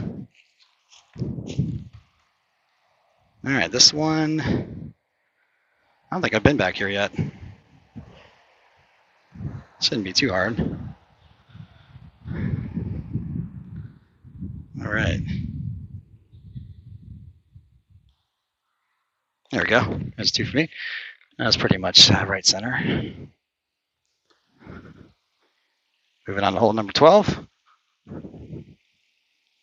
Well, hole number 11. All right, one moment. Get the camera situated here. So he played a shot that went all the way on the left side. For Putter King saying there's a log jam at the top of the leaderboard, that's not surprising. Like I said, I haven't even had a chance to look at the leaderboard. I know that I'm not going to be scaring anybody this week, so. Mr. Kropanak is absolutely on fire. He's 3 under on his round through 10 holes. And I want to cheer him on. I want my playing better. You know, if I'm not going to play great, I want him to play great. And that's going to be on a pretty good line. Does it have enough speed? Yes, sir. That was absolutely perfect. Mr. Kropanak is clean through 11 holes. He moves to 4 under par on round number 6. Let's go. I might have to learn that shot. You know what? I'm just going to try it. Why not? I know the general speed of this putt. Why not?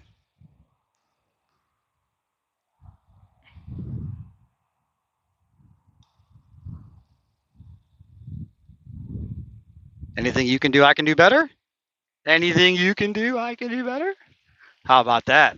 Hey, that's how you make your adjustments. You watch your playing competitors. I'm like, I already know the general idea of the putt, the general pace. I'd like to give a special thanks to Mr. John Kropanak for showing me that shot. Thanks very much. I know the general idea of the putt, the general pace. So I've never tried. That's the first time I've tried that entire week. Maybe he knows something I don't know. That was perfect. That was perfect. We ain't scared. We ain't scared. I know the pace of the putt. I love that hole. That's one of the very few skill putts on this course.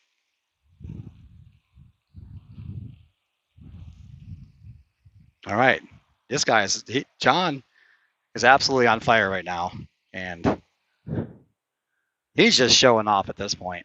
4 under par, clean round.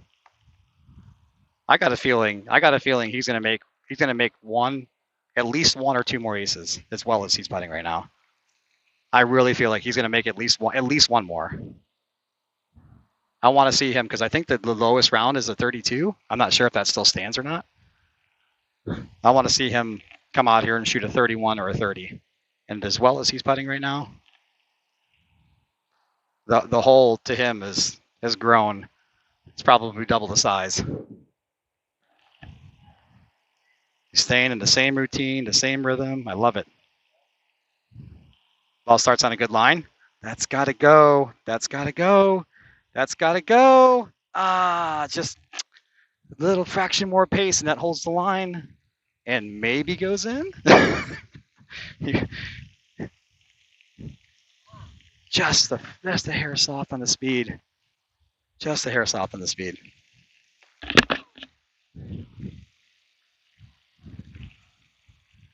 So I'm playing from a little bit farther back so I can have a flat putting stance. And I'm just trying to do exactly what he just did.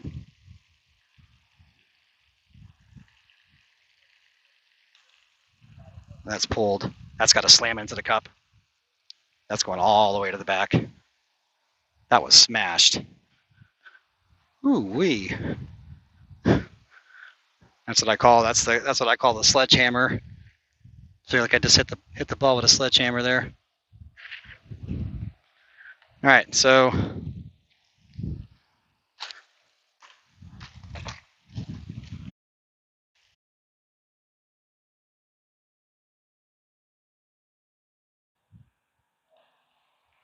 nope. And you can see it. You can see it on that. That's a 3 for me. Hopefully you got a really good vantage point of that.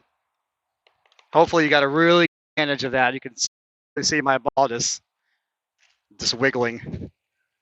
And sometimes it wiggle in and sometimes it don't. So I just guessed that putt was left center, and once they caught those 5 left hands. Okay. So Putter King says 32 is best so far. That's another 3 for me. So now I am over par on my round, and I'm running out of ace potential. Just try to come in with 336s, and I'm off the pace on that. So I got to figure out a way to try to get a ball to get into the hole on the last 1, 2, 3, 4, 5, 6 holes. As well as he's putting. Oh yes. Come on, that's gonna hit. That's gonna hit the lip. That's gonna come back. It's like don't stop. I thought touching the lip there was gonna help him a little bit. That's a good 2. I thought touching the lip might have helped them get up the hill and then track back down. Okay, so I hate this hole, by the way. This hole is amazing.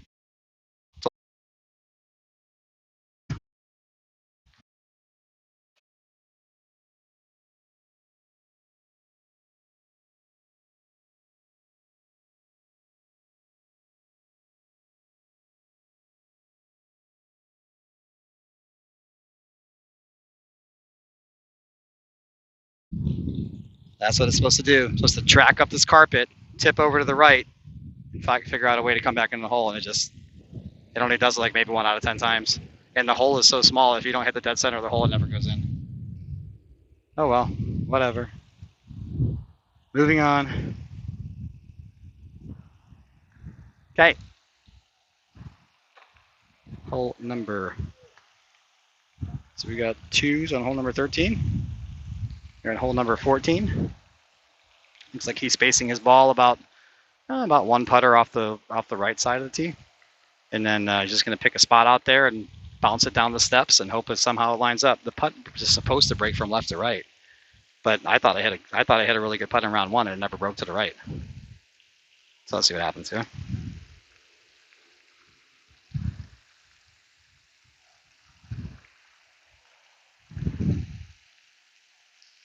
No. Oh wait. Yeah, that's what I thought. I saw as soon as it came down the steps, it looked like it was just pulled from him. He missed his target to the right ever so slightly. But then when it bounces down the steps, you're just like, I don't know. Is he gonna hold the line? He's got a little tester here for this too, because there's a big slope right behind his ball, and he's gonna have kind of an abbreviated backswing. His putter if he takes too long of a backswing, it's going to actually hit the hill. So where he's standing on is a huge slope. So this is to keep a clean round going. So in round 5, he missed a bunch of these, about 4 of them, I believe, from this distance.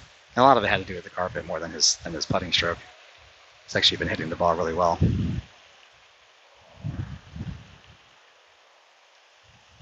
So I'm reading the sign here. All these holes have a name.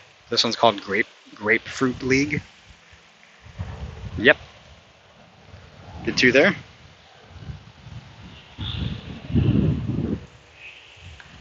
Good 2 there. Grapefruit League is the name of this hole. I'm not sure how that makes any sense, but whatever. Okay, so first hole, I hit a great putt on the line I wanted. The ball just didn't break back to the right like it's supposed to. So hopefully it listens this time.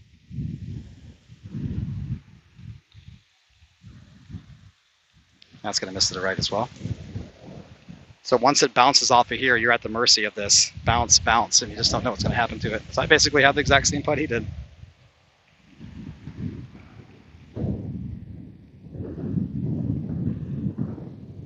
That's pretty much straight in from there. And the breeze is kicking up. It's going to be interesting to see what happens. I'm going to try to bring you guys live in the action there with the final groups. After I'm done with round number 6, we're going to repair for the final round. So once we're done with round number 7, or once I'm done with round number 7, I'm going to try to bring you back on the course so we can get the last 9 holes. So here's Mike Johnson on hole number 7.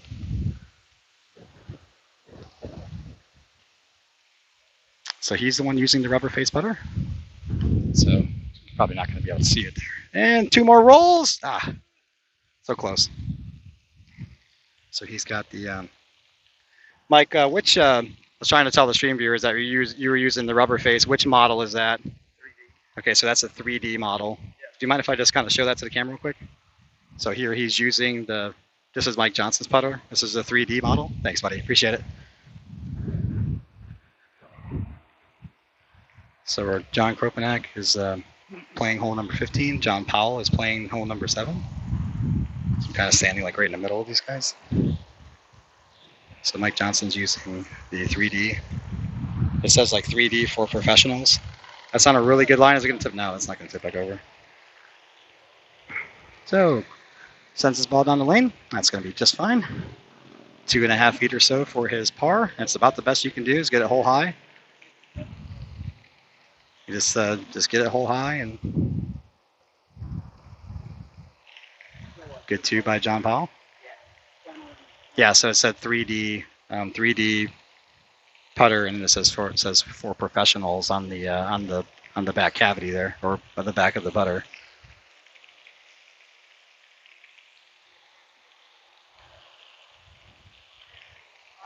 With the blue rubber face.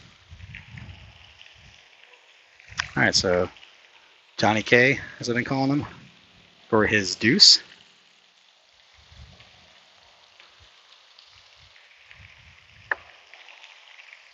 Yes, curls it in on the right side. Johnny K is clean through 16. This should be a clean 32 for him, but I think he's going to make one more. He's been putting really, really good. Got Danny and Joey right behind me. Smack the ball down the lane and get it hole high.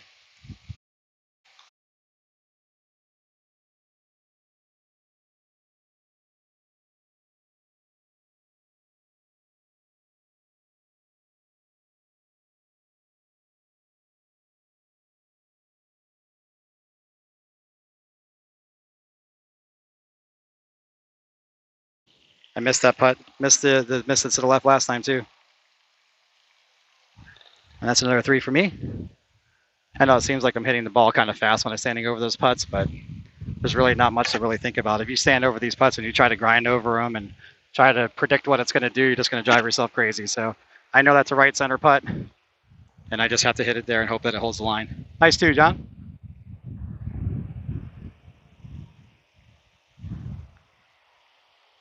I just have to hit it where I know it's supposed to go and just hope that it holds the line. If I try to make too much of an adjustment, then the ball never breaks to the left. So Chappers is saying that's a high-end putter.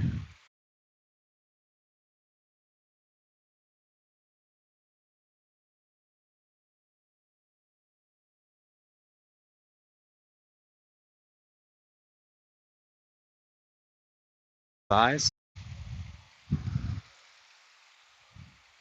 I think he's going to make this.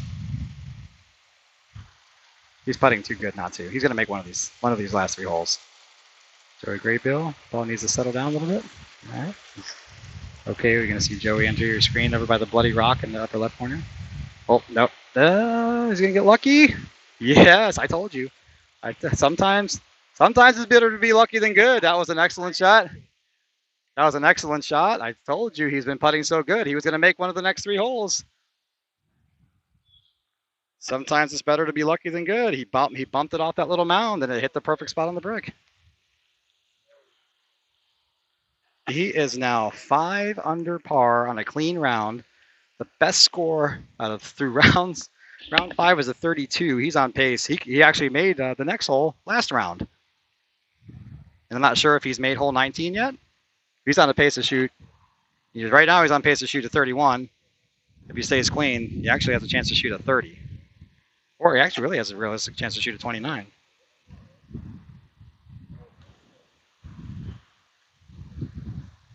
Oh, and I pushed that putt a little bit to the right.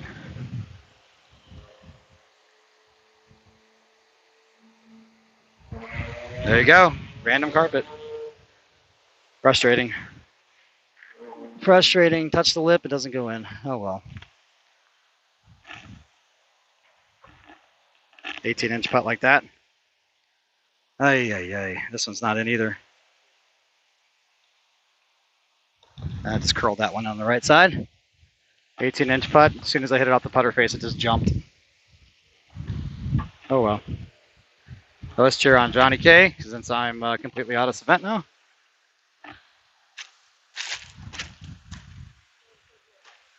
Who is on fire with a clean.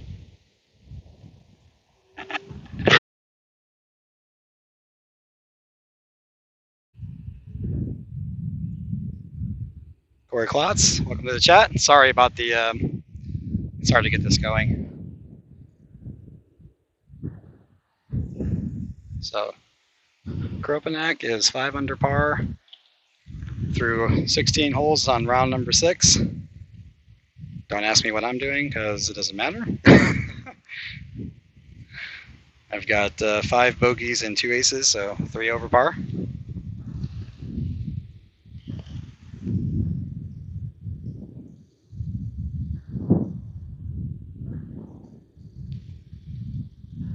That's on a good line. Oh no, it's going to be short. No, that wasn't a great line. Too bad. Safely in though, should be.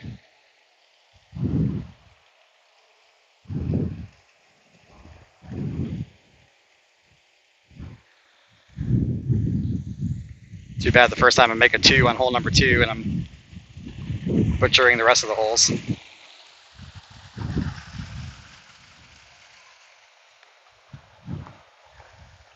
I guess that's the way the cookie crumbles. All right, my turn. Last time I smashed this one into the back corner.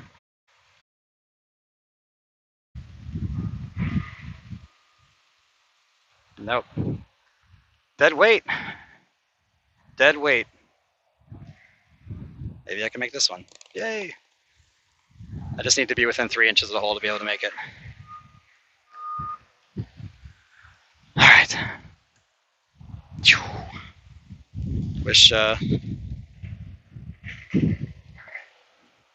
been calling you Johnny K the whole time. So Johnny K's up to bat.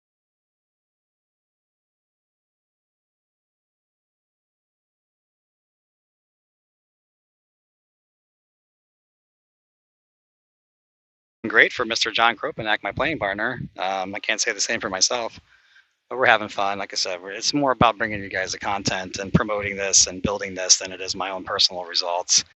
Yeah, I came down first learn.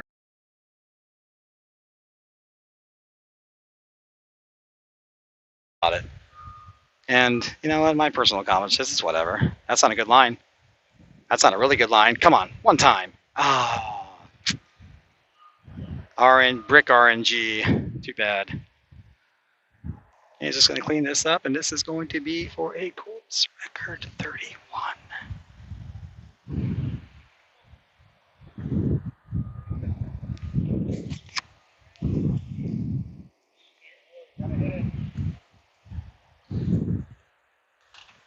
That's a 31.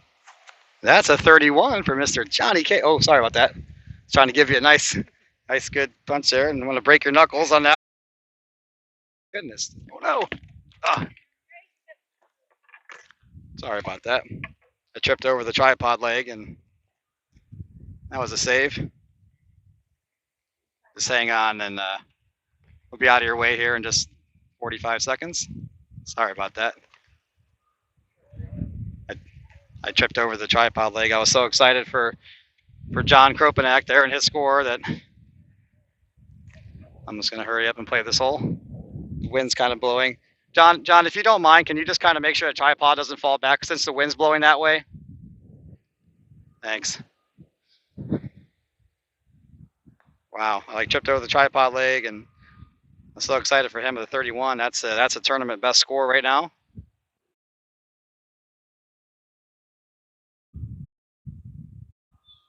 Send my ball down the lane. That's what happens. What are you gonna do? What are you gonna do? Just RNG.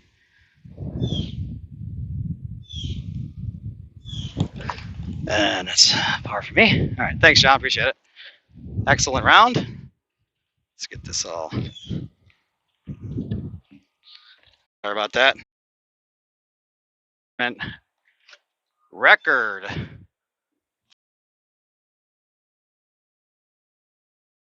Yeah, there we go. Looks like Brent and Brian, like you said, are tied through round number 5. The man with Saturday.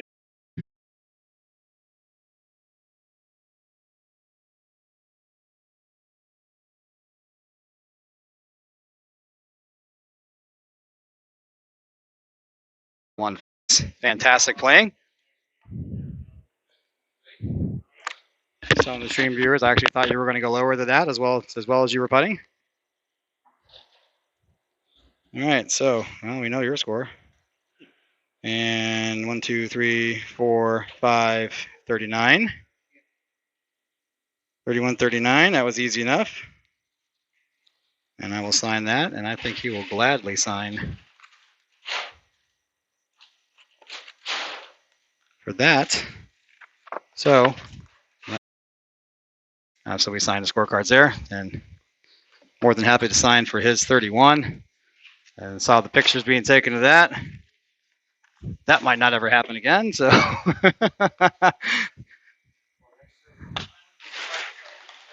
but to be able to, what's that? Yeah, so John says he wouldn't be surprised if somebody shoots 30. I know Brian Johnson in practice earlier this week shot a 29. So he shot a 29 in practice. So that's the best score that I've heard. And we're just probably about a 10 or 15 minute thing. And I think I actually left my water out there again. That's what I did yesterday. So while we have a little bit of time, I'm going to grab. I'm going to sit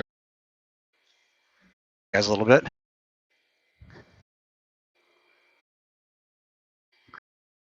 Right back.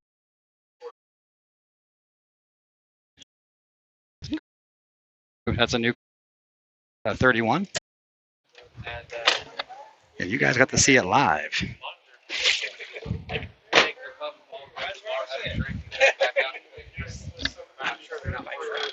John Kropanak with a 31.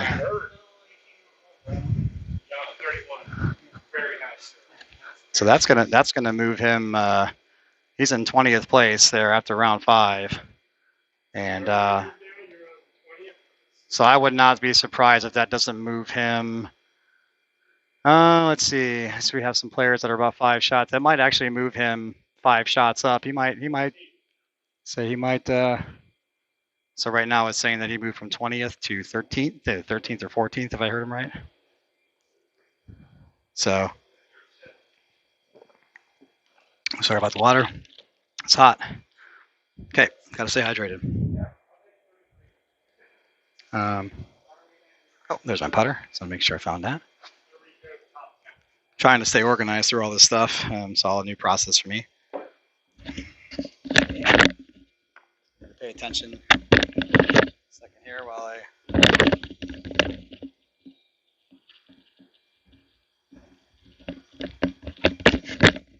Sweat. So since I'm completely out of it, what I'm going to try to do is as soon as I'm done and I've signed my scorecard in round 7, I'm going to try to get back out on the course and follow the leading groups and try to do the best I can to bring you guys right to the action there on the final group. So I hope you're enjoying the broadcast still.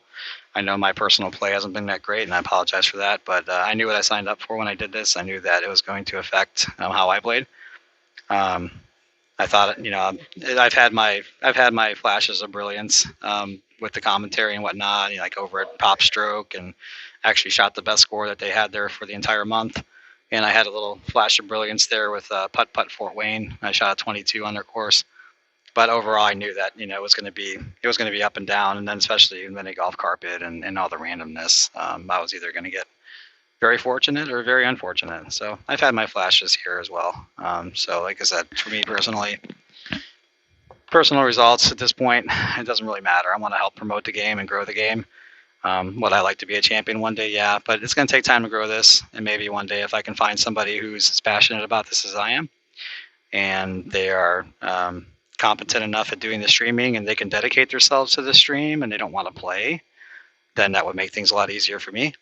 But for the time being, I want to just educate folks who have played miniature golf, and also educate the folks who have never played miniature golf before, or maybe did it in a casual manner, that there is a strategy to this.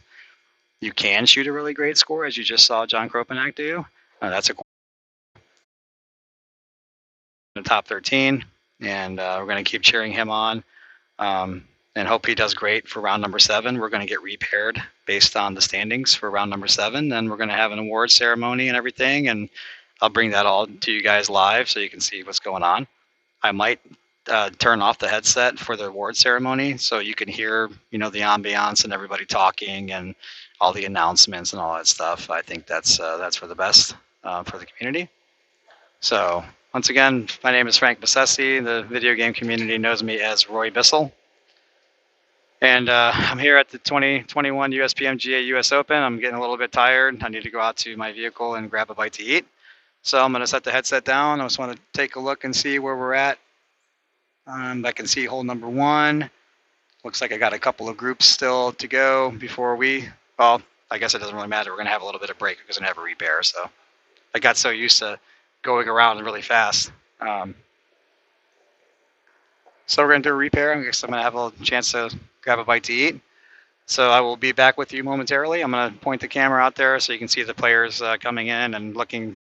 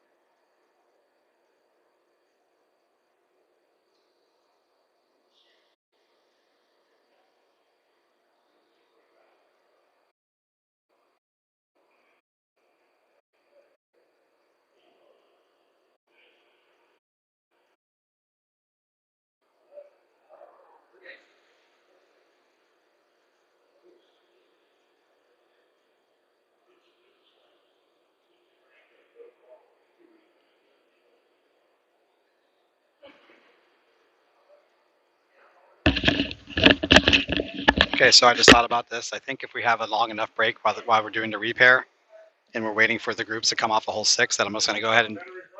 What's that? No, I'm just doing. This is just all live streaming. So everything we're doing is live. It's all live action. All live. So we're talking with Randy Reeves. If you want to come over here real quick, Randy. So we're talking with Randy Reeves, and here's Randy here, and so Randy's. How long have you been playing putt putt? Let's just kind of run through and. I turned amateur in 1976. So 1970, 45, 45 years. Took a little hiatus for about 5 years, from 80 to 85. I'm not even 44 yet. So there's perfect example of you've been playing longer than I've been alive. Thanks So, for making me feel so old. yeah, appreciate it. So Randy, this is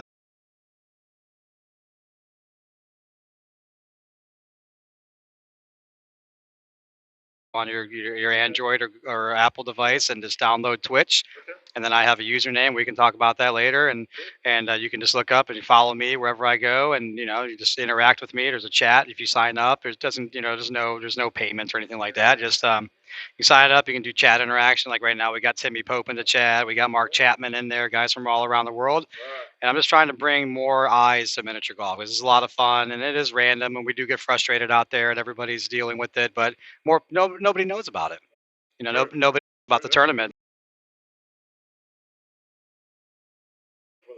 Players would like to be here. Yeah, exactly. So, I know they're tuning in.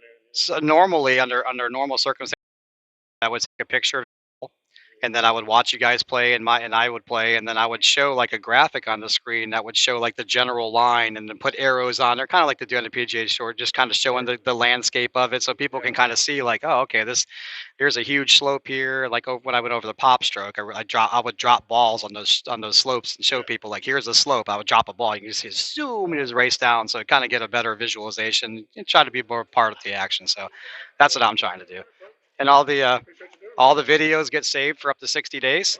I'm going to try to upload some of this stuff to YouTube so it can be out there forever. But yeah, everybody can just kind of go back. And then if we ever come back here and have a tournament again, they can just watch the videos and they already know what to do. So good luck out there.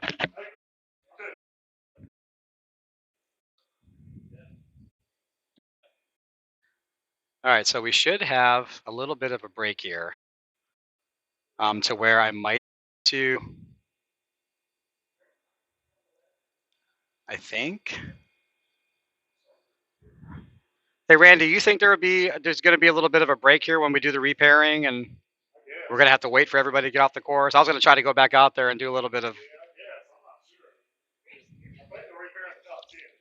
Oh, they're just. Oh, okay. Okay, so he said that he's heard that they're just repairing the top 10, which is, I guess that kind of makes sense. Keep things.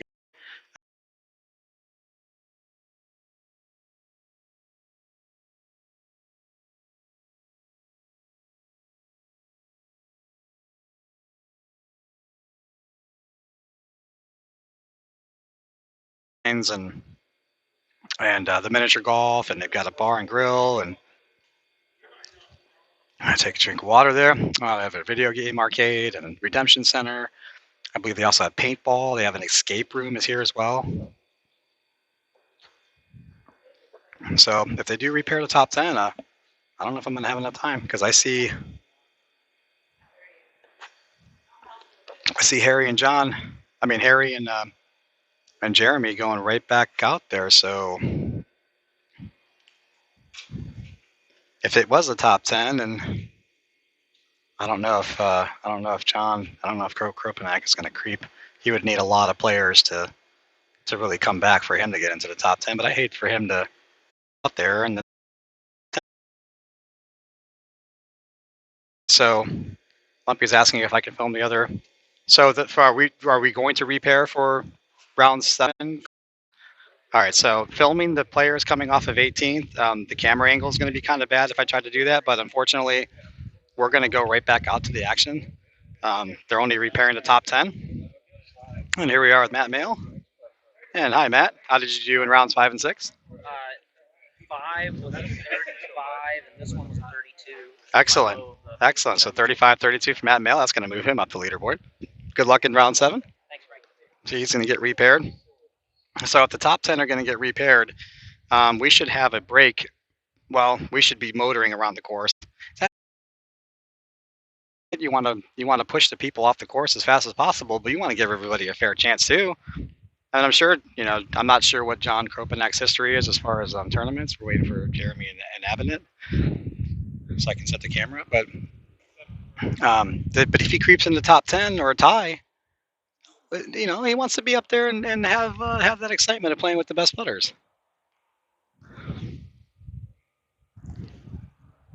Oh, just Randy Orr on hole number 2.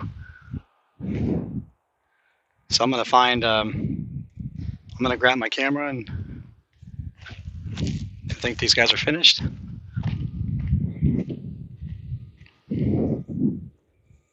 Yeah, I guess we're not going to repair the entire field. Like I said, I get that, man, but, that's something. There's John. Kropanak, we're going to grab our scorecards and we're going to get right back out there for round number 7.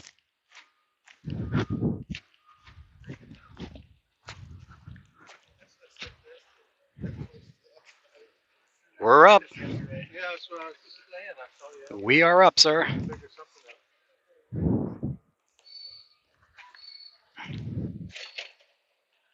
I'm looking at the cash prizes here. Looks like we're only, okay. So it looks like we're paying the top 18 players. So I'm currently out of the cash. Looks like the winner is going to get $22.50. Second place is $1,500. Third is $1,000. We'll go through all the payouts here when we get done. But Johnny K, we're on the tee. Only the top 10. How do you do that? I did mention that to the stream chat, but that's the way he's doing it. So I think he's. I know, because like he shot a 31. I'm like, what happens if enough players drop down and he gets in the top 10? But he wants us off the course, so sucks. Sorry. Hey, you played great, and you just keep doing what you're doing, man. And you let those results handle. So I'm just telling John, like, not to be too. Don't be too discouraged by that. It is kind of stupid. He's trying to push us off the course really fast, and I get it, and I get it. He's got a business to run, but you want to reward the player. You just shot a 31. It's a tournament course record. It's a course record and tournament record so far, and you're just gonna. What's that? Well, I was trying to explain. If three or four players drop down, you just never know, right? So the chance of him being in the top 10 isn't that great. Exactly. So he said either way, he's got to hit his ball the best way that he can. And I totally agree with that. And that's a great attitude to have. I just think it's, come on. All right. So this is going to start around number 7. And Johnny K, John Kropanak, just shot a 31 in round number 6. He blew me away by 8 shots. I shot a 39. So we're just going to try to hit the ball the best we can, and he's on fire right now. Hopefully he can keep that going. I'm going to be cheering him on. I know that.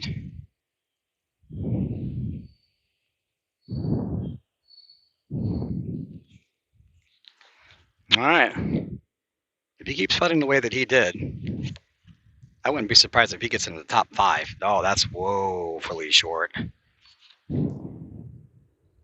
That was not his best effort.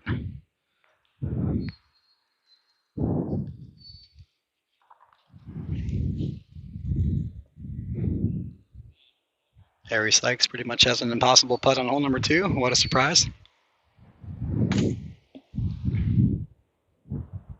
Nope. Something crashed over there.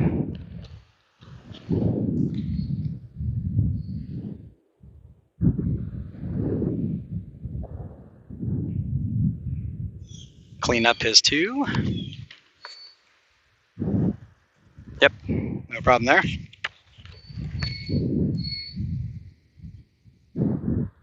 I have not made hole 1 yet. This is my last chance at it. Make sure the, yeah. Putt when ready.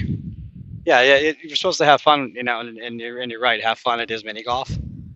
But, where the hell is my putter at? Hang on, I left my putter down there, John. All right. I kind of need a putter to be able to play. I left my putter inside. I kind of need that. I'm not Nico. Can't kick the ball around.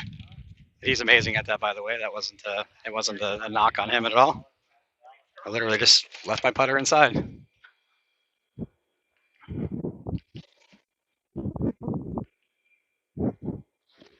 There she is.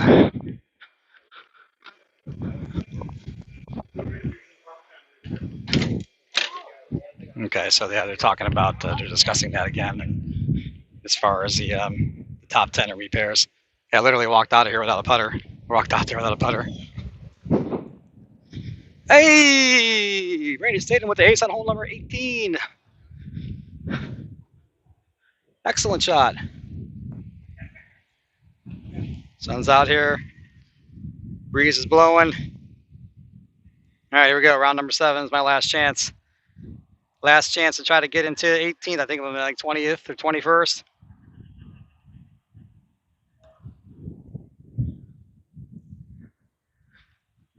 Just off the lip again. That's exactly what happened in round number 6. Thank you very much, Carpet. Appreciate it.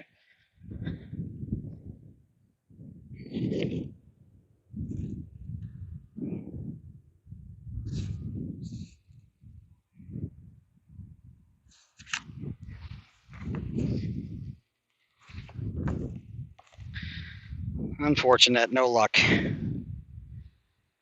Negotiate my 2 here.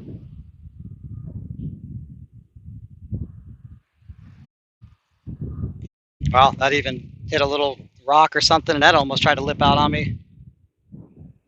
All right, a couple of 2s. Jeremy and Evanet is down on hole number 2. Navigate this. Jeremy and Evanet, hole number 2. Excellent putt. Said, I ain't scared. I was going to jam it in there. That's what you got to do. I am not scared. If I go 10 feet past, doesn't matter. All right, so Johnny K is up on top of the hill. What ball am I using? We're all using the same, all saying the same thing. Or all saying, we're all playing the same ball. It's a Chromax M5 is the model. Run up the hill. It's a Chromax M5. We were playing the Chromax Metallic M1X.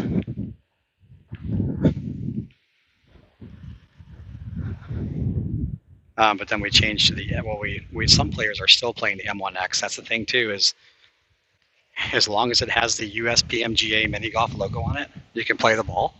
So it's either going to be a Chromax Metallic M as in Mike, one.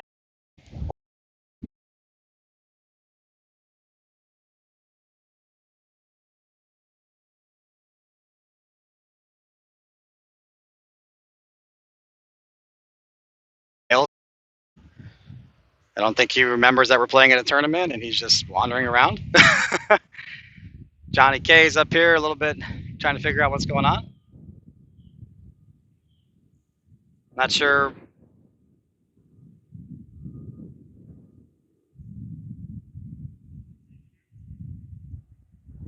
So he might be talking about that top 10 thing, and that might be trying to figure out what's happening here. Well, he just walked away, so I don't know.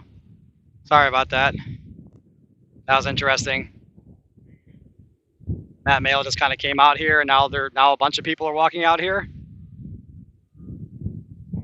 Can we just play the hole? I mean, what's going on here? Wait, hold on, John. Hold on. What? No, hold on. What's happening?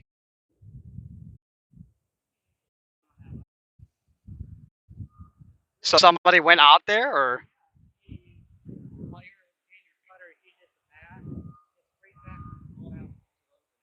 Oh, he did. Okay. So maybe they're just trying to figure out that's out of bounds. That's a penalty shot.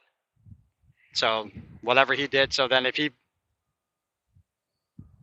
So interesting. So if he, wow.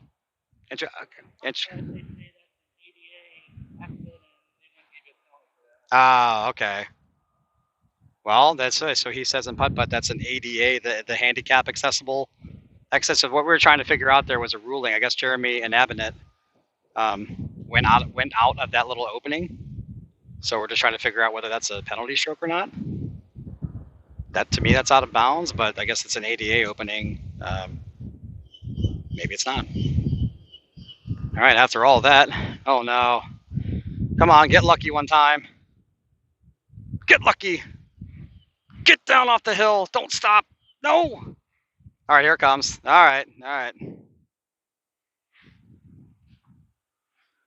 All right, that's not too unfortunate for my playing Kropanak that delays. Just walk. Stand.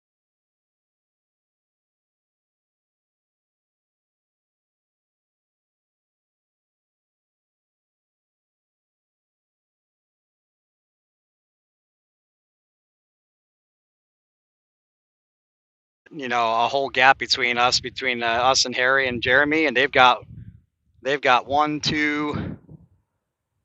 3-hole gap between them and the next players on hole 8. So there's some confusion on whether we're going to repair the entire field or if we were just going to repair the top 10. And there's Brent Whirling and Brian Johnson I'm looking at over on hole number 15. So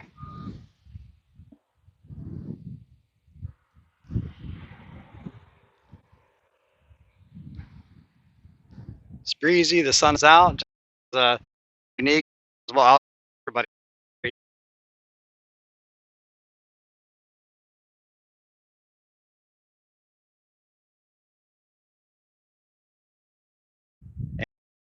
To the right, yep. Yeah, it's going to lip out on the right, and that's trickling out. That one's not dead either. That one's not dead in either. He's going to have to trick, as I'm saying, it's the speed that you have to hit the putt. But Jeremy and Abinet did. He just rammed it in there from that putt back there.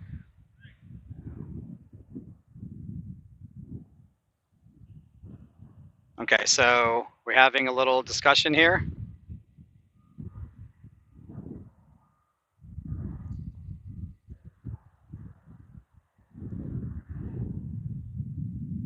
And that's a 3. So what's happening right now?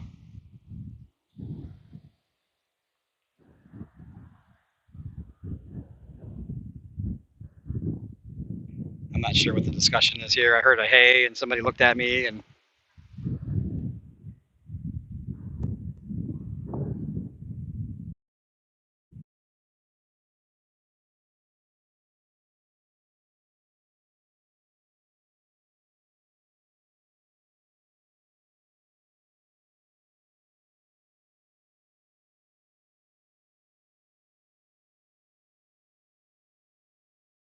we'll bounce.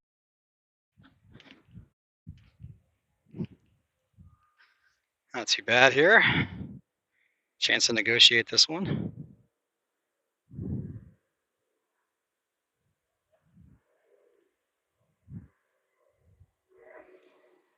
Yay, it's 2 2s in a row on that hole. Awesome. Sorry about that earlier. They were calling me for some ruling. Yeah, so what is the ruling there? We were trying to figure out what is the ruling if it goes out through there. Okay, so it is a stroke penalty. So Jeremy and Abinet's, so Matt Mail was explaining what happened. I guess apparently Jeremy and Abinet, his ball went through this little gap right here, and that was a stroke penalty, even though it's completely unavoidable and just random brick bounce. So that's unfortunate that he got penalized for something that really.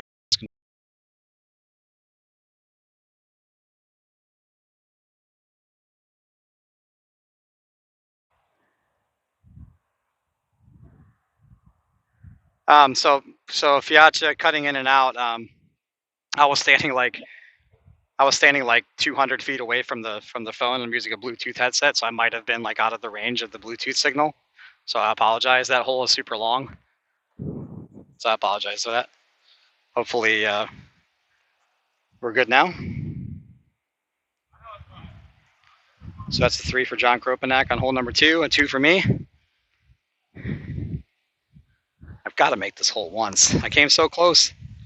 Hit the hole on hole 1 last time. Hit the hole on hole 3 last time. Let's try it. Let's get it. Come on. Let's finish up good. At least get in the top 18. We got to make some money.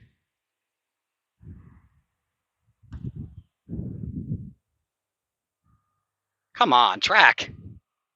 No, unreal. Come on. So aggravating. Ball's going right to the hole the last 6 inches, and it just breaks off to the right. So frustrating. 2 times in a row, same thing.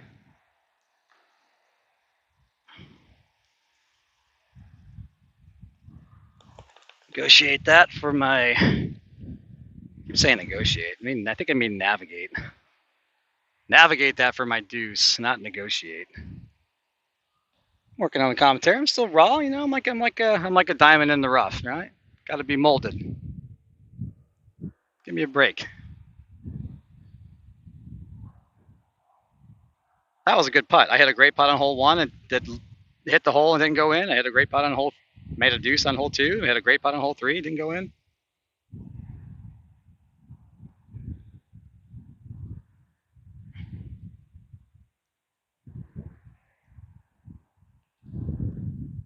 That's on a pretty good line. Is that going to creep out? It needs about, that's going to need about 6, about a foot. Did the same thing in round 6. It's right on line, just not enough pace. And that's just about an 18-inch tap in for Johnny K. I just want to kind of say Johnny Cage for your Mortal Kombat fans. Keep calling you Johnny K. You ever play Mortal Kombat? John Kropanek, you know anything about video games at all? Or okay, there's a video game character in Mortal Kombat. His name is Johnny Cage. I keep wanting to call you Johnny Cage, but he's Johnny K today. So you said he just usually plays the sports games. That makes sense.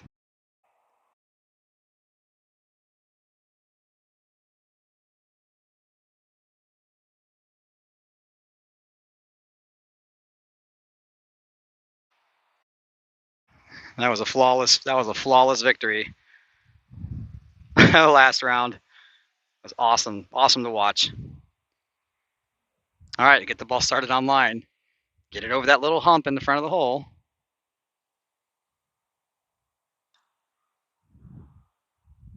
Now that's going to tip off to the right. Good Lord.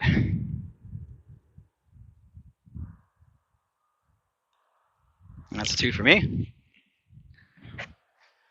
The ball starts like the first quarter of the putt. It goes up the hill and is tracking right down the line, and then it just tips off one way or another. And I can't control it. Just get the ball started on line and just hope it stays there. All right, well that was my last chance for an ace on that one. I done pretty good on that hole throughout the event. He made this last time with a perfect putt. See if he can do it again.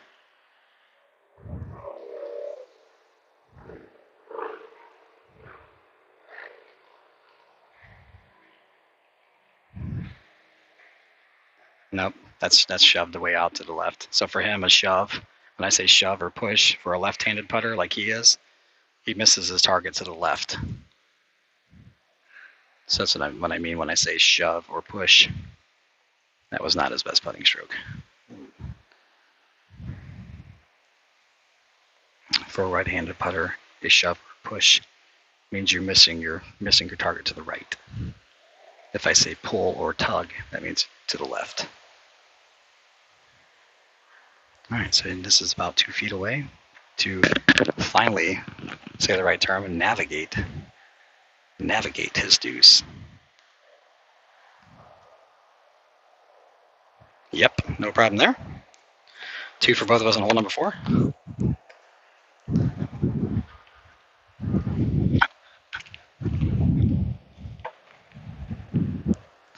Heading to hole number 5, which is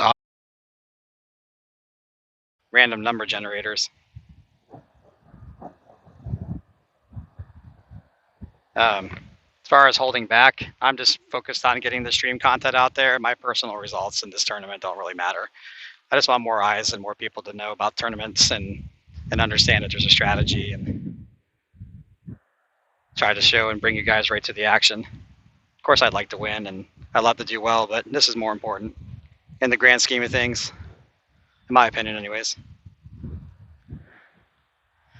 All right, so done pretty good. We've touched a hole on every single round in this putt. We've made it 3 times out of 6, but we've touched a hole every other time. Left edge of the, and that's gonna unreal. Normally that ball breaks a little bit to the right. And that ball stayed straight.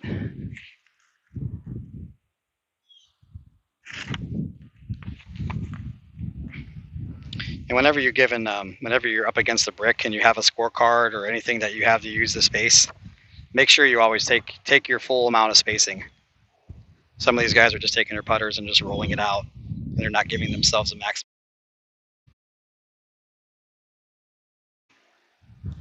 Corey Klotz, the mailman, is taking care of business.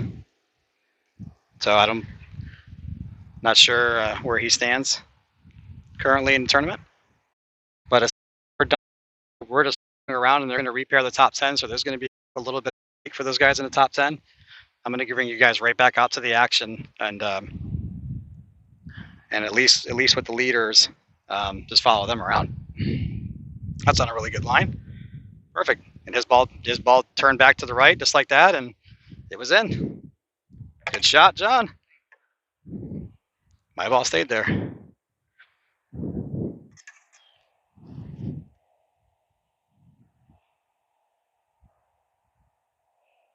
Hole number 6.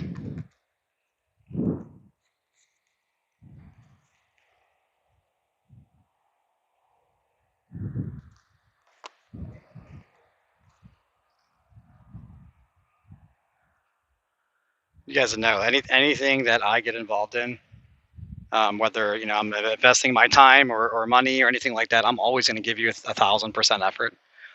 But I just had to make a commitment to myself that I wasn't going to make any excuses as to why I didn't play as well as other players because I was doing this. That was already known to myself. I already made that promise that yes, I'm ultra competitive. Yes, I'm just as skilled as anybody else in this field, but this is the priority. It's bringing you guys good content, explaining the shots. That's I think it's if that gets a good bounce. No, I think he missed his spot to the left where he was trying to hit. He was trying to run the ball up this little hill right here. That's why I was trying to get the graphics on the screen so you guys can kind of see the general, the general suggested line. So there he goes. He's using his scorecard and spacing it out that time. So this is just a little 18-inch, 2-foot putt. But yeah, this is the most important thing is as a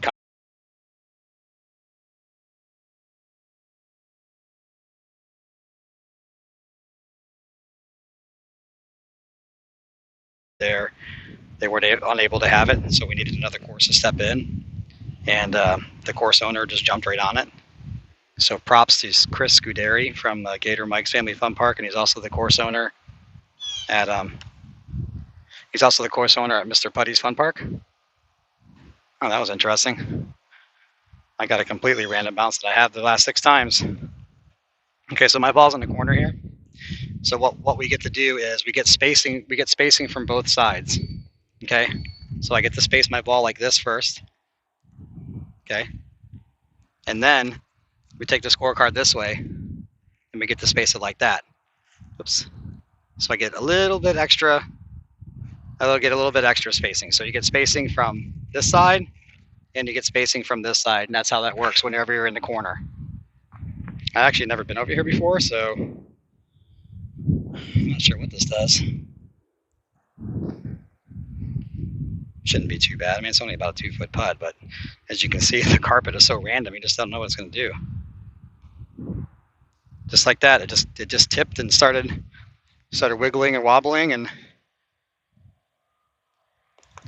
that's a 3 for me. Can't control it. That's why I'm not getting upset about this. Normally, I'm like super fiery about this stuff, and you hear all kinds of 4-letter words, and I'm usually beating myself up and getting really angry about this stuff, but and point of that, right? That's not bringing you guys good content. That's all competitive and super hard on myself because I always expect myself to do. I put maximum effort into everything I do, so I always try to expect myself. I expect myself. I give myself very high standards.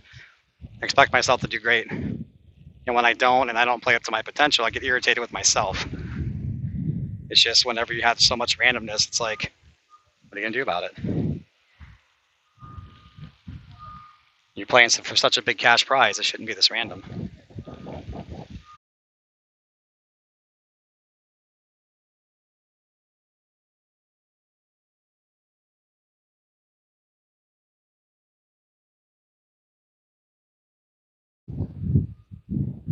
And for those of you who know me from the video game community and have experienced me at all, like as far as tournament organization, you would know that I am a stickler for the rules. You know, you have a rule set and you have to have a standardization of rules so everybody can understand what's going on. Everybody has, an idea of what to expect.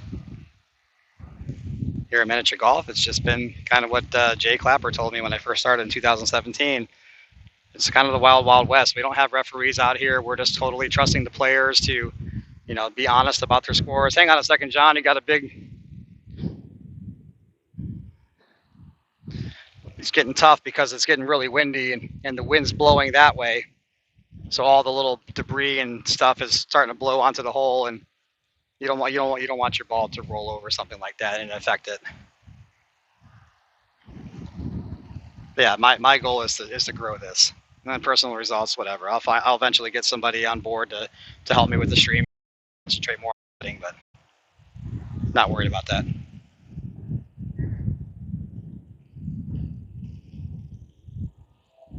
That's on a pretty good line. That's got to roll out. Oh yes. Oh yes. Excellent shot. Johnny K with the ace on hole number 7. Terrific.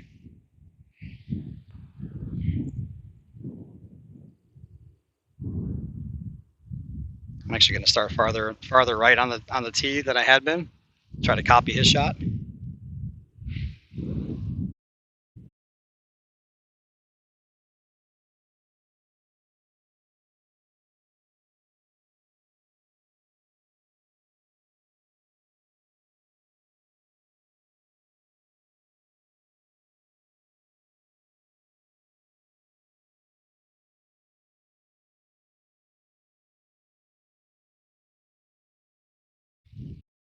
Woohoo! I've been hitting the ball. I've been touching the hole quite a bit. It just hard to get something to go in. All right. So on to my favorite hole of the course. Hole number 8. The actual course number is hole number 9, but since we're not playing hole number 6, this is our hole number 8.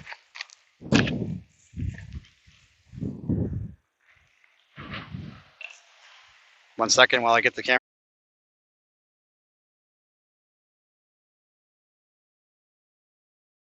It's going to go down the slope and it's going to break from the players right to left. And the hole kind of sits right at the edge of the shadows.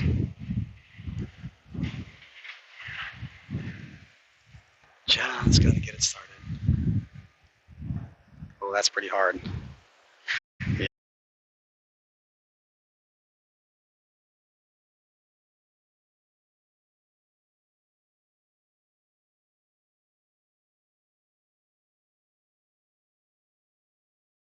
And it's really hard to get randomized because the slope kind of like negates all the randomness. You get it started on the right line, it goes in like every time. There are a few holes like that when we play our Masters tournament. This is one of the few that we ever play in US Open Miniature Golf that you just get the ball start on the right line, and my ball's going to curl around to the back. I just hit that just a fraction too hard. And now you get to watch the difficulty of this because I'm actually going to be standing with 1 foot outside the ropes and 1 foot on the green. I'm going to be aiming this putt at the right edge of the hole and just trying to bang it up the hill. All right, find a good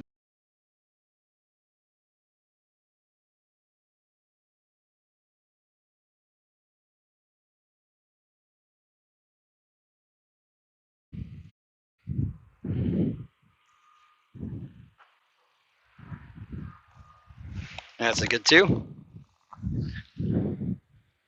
So that's one of the things in miniature golf that we have to do as compared to regular golf is we have to learn how to be flexible and adapt to our environment and still be able to hit the ball straight. That's a good 2 for me. In round number 2, I got down there and I made a 4 because I kept rolling around the edge of the hole and it wouldn't go in. And so here's hole number 9 for us. Yeah, Johnny Cage.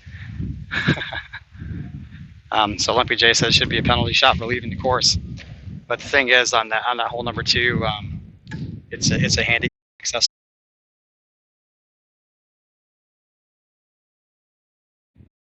That was be a penalty. If you go over the bricks and your ball bounces out of bounds over the bricks, that's one thing. That's definitely a penalty shot.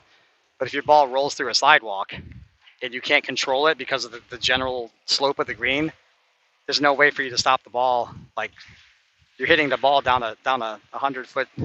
It's like a 110-foot shot, and it's all downhill the entire way.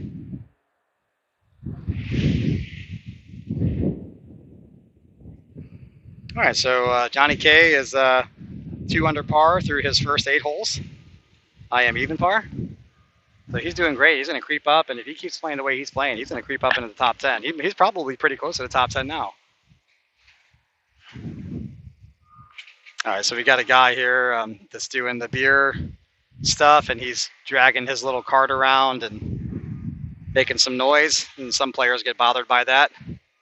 Doesn't really bother me. I'm used to all the music and lights and stuff. I come from the video game era, the arcades, so there's music and lights and people screaming and cheering and whatnot. I like it. I want there to be more noise. I want there to be music blasting out here and whatnot. Some of these guys are so crazy about it. If a butterfly is flying, 50 feet away from them, they're like, "Oh my God, I gotta stop the butterfly." Oh shit! Is that gonna come back down the hill? It is. He got so lucky. Wow, that guy's bothering him so much that's what I'm talking about. It's just a simple little everyday noises. That guy's just doing his job, and he's delivering the beer for our award ceremony, and that's bothering him. Like it's just we got cars, we got traffic. If I move the camera 30 degrees to the left, we're on a major highway, and there's cars honking, and there's construction going right behind us, and there's trash trucks moving around, and for that little tiny noise to be bothering him so much, I could barely even hear it myself. I don't know.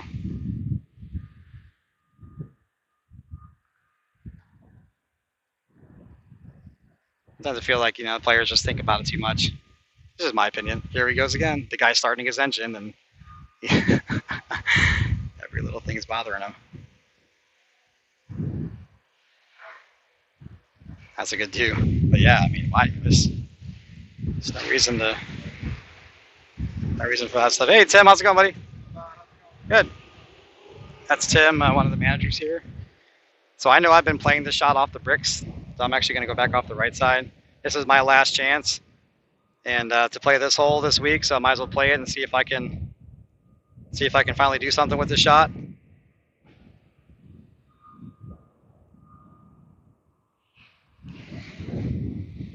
That's a little bit too hard.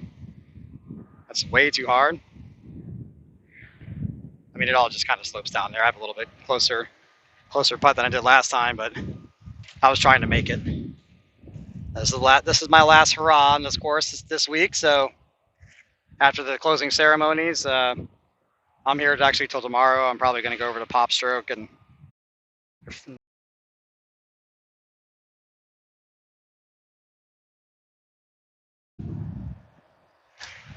moving on to hole number 11. Well, hole number 10. Through the little channels here, and the hole sits here. Noisier than Hastings.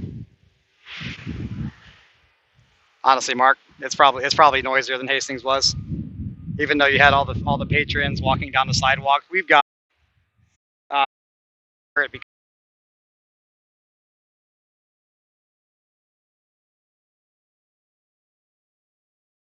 it blocks out. I think it's rated at like 96% of the noise. So if I were to turn my headset off and you were to hear what's going on, yeah, I think you'd have a little bit different opinion. So to my left, there's guys that are there's like a landfill. So we got trucks that are backing in and dumping the trash out, and they have the beeping, the reverse signal, the reverse noise on, and there's cars out here, and the wind's blowing and whatnot. So I've canceled all that noise out, so you can't really tell just how noisy it is here.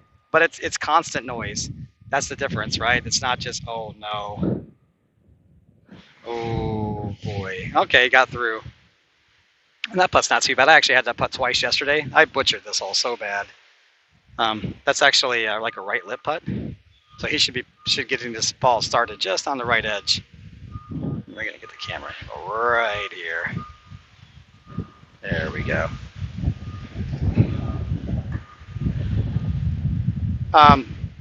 It's just I have one ear. It's just it's a mono set, so it's just one headset.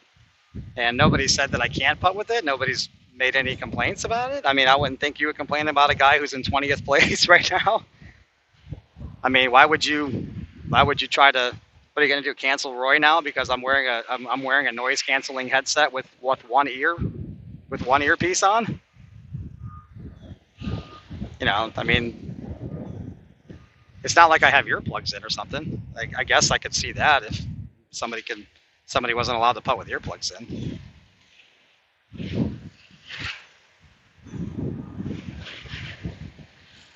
Perfect.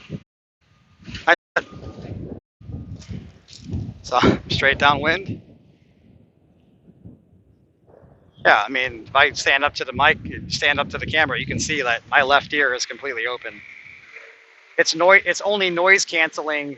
The only part that's noise canceling is the filter that I have on the mic. It's not noise canceling headphones as far as like my ears are hearing. It's just the microphone part. But I don't think you're allowed to wear earplugs if that's what you're asking.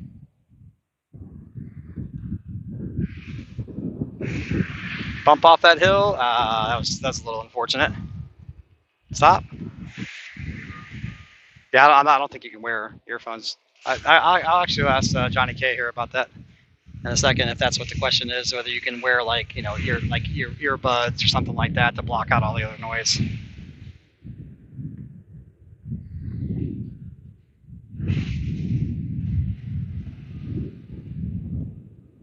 That's a 2 for me. So John, the viewers have a question. Are players allowed to wear like earplugs or noise canceling headphones or something like that, or 9? So he says he's not sure, that he wish he had them back there. He's like,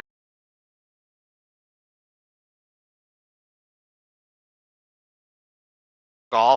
They're going to have to get over that because with the MSOP, there's music blaring and whatnot the entire tournament, but it's all constant noise, right? You get used to it after a while. And then when I went over to Pop Stroke, if you guys are watching the stream there, the music's even louder than what it was at the MSOP. So it's music's loud. There's people at the bar. People are cheering and going crazy and having fun. That shouldn't bother you. All right, so you made this last time. So did I. That's going to be short. Uh-oh, that ball's starting to tip. Okay, it stopped. So I'm actually going to try to do this shot that I did.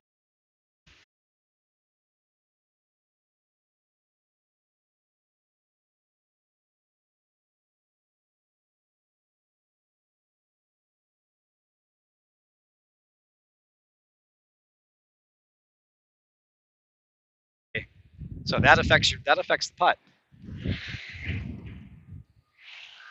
This is okay. So he's checking the line. He's checking the ridge. He's trying to visualize how the ball's going to roll into the hole. Yeah, the wind direction is that way right now. So it can really affect the putt. If you're putting back into the wind, you just have to put that much extra power on it. If you're putting downwind, you have to take off that much power because the wind will really start exaggerating the ball and it'll start rolling. So let's see if you can keep this good round going and navigate this. That looks good to me. So I had been setting the ball over here, but I went over on this side. I watched what he did the last round. I was going to try to do the exact same thing and try to make it again.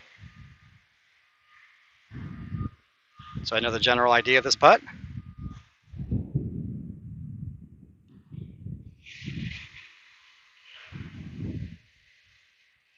it going to tip? It stopped that time. So the last time it tipped over 2 more rolls and it just crept over the edge. This one stops 3 inches short.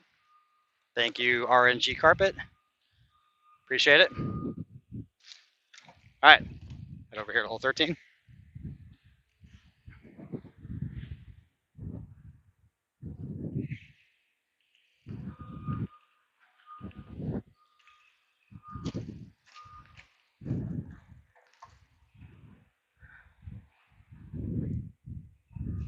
Okay, so Timmy Pope says, I don't know about the USPMGA, but in putt-putt you cannot wear earplugs. I thought I saw Mike Johnson wearing some kind of.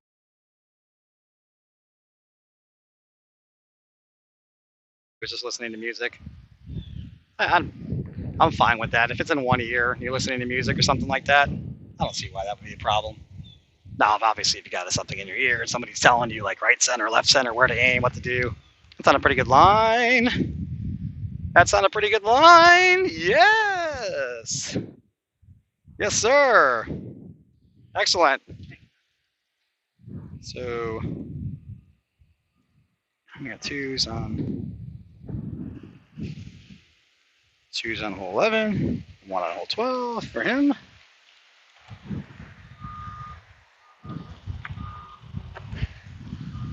Where am I at here? Okay, I'm even par through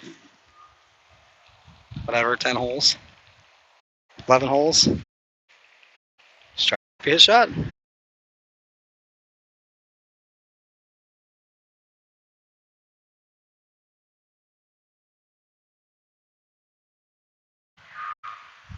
Now that's going to go left.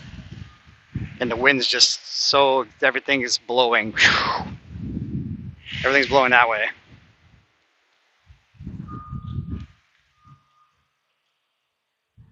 So it's about 2.5 feet. Yay! Last time I missed that to the left, and it started to teeter totter. So it'd be really good. Maybe later I can show you guys. I could get a really good close of.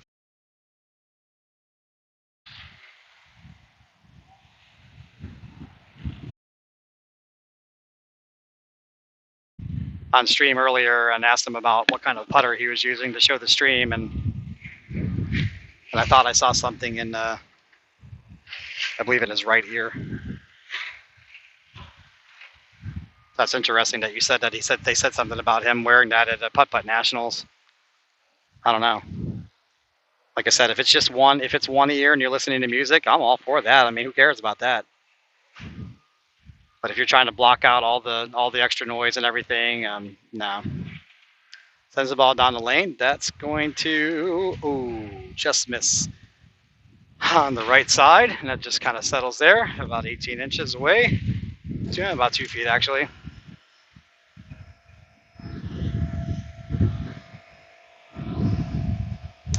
I'm not sure if he's been over on that side of the hole yet.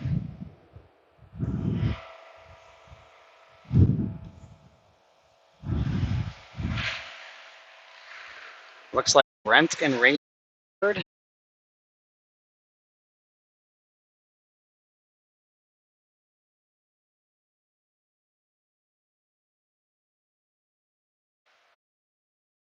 At least get you the last 9 holes.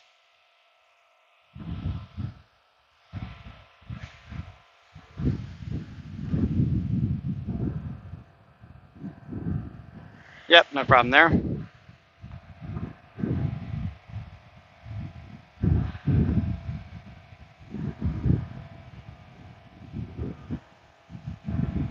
All right, trying to just miss the left edge of the hole.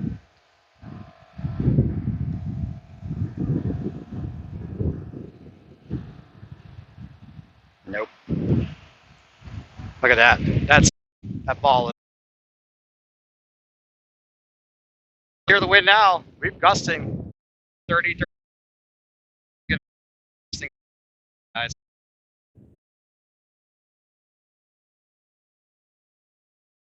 That's interesting. I don't know.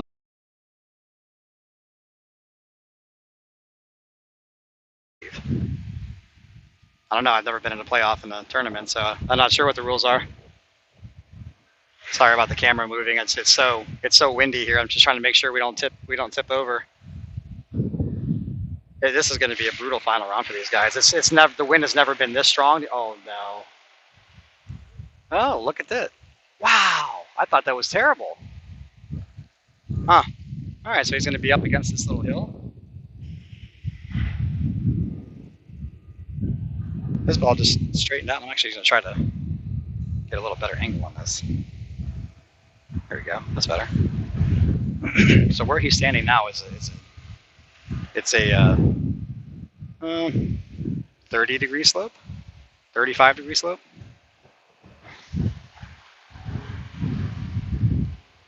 This one's not too bad. It's pretty much straight in from there.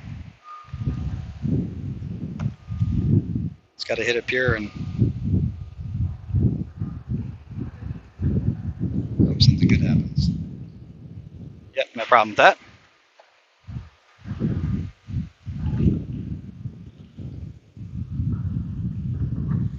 It's definitely breezier than it's been the entire week. So I'm actually going to go back to the shot off the back slope because it's so windy. I don't know if my ball is even going to stay on line.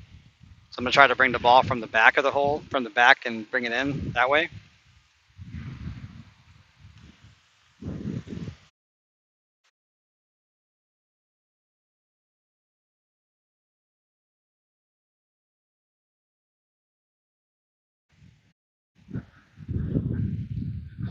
Finally, there we go. Something good. Something good for the kid. There we go.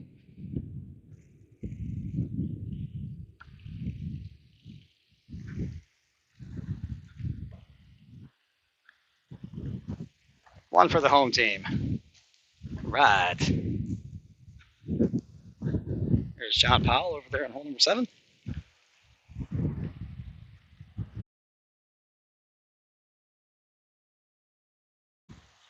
So I brought the ball in from the back. And that one. 2 for Johnny K. 1 for me. I am now 1 under par. If I can somehow get it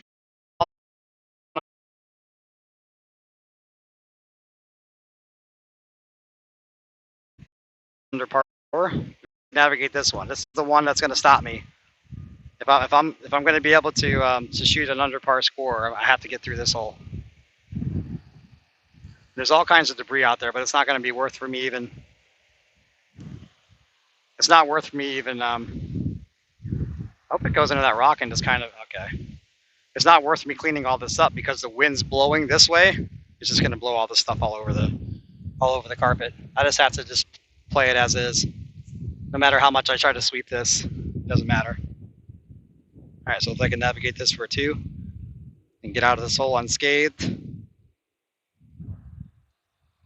Woo! All right.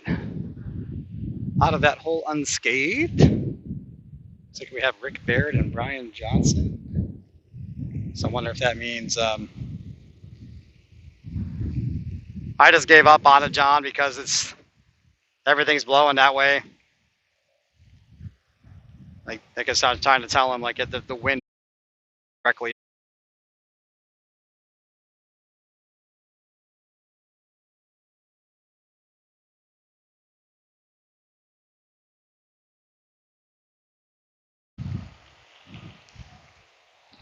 I don't even know if you can see this. Can you see that?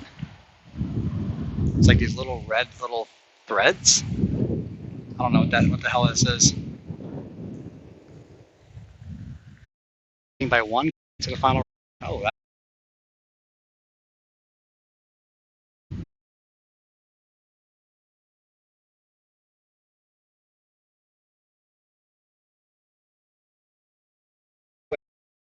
okay. From there, I believe that putt actually goes left.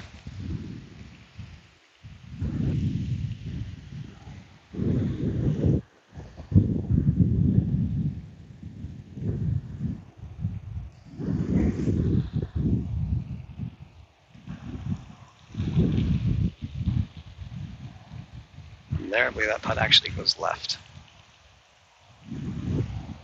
It's Rick Bear behind me, came up well short of hole number 7. Good deuce, Rick. Hard to play that 30 mile an hour. Yeah. So he said it's hard to play in a 40-mile-an-hour wind. Brian Johnson up next on hole number 7. Sends the ball down the line.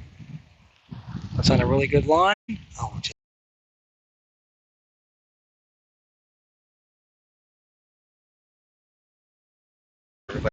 everybody frustrated with the little red things on the greens.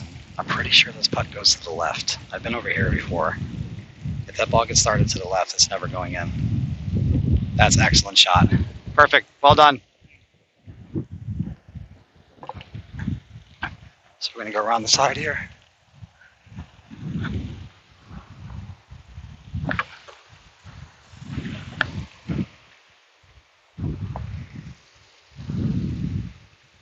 Okay. I get to go first. My last chance on this one.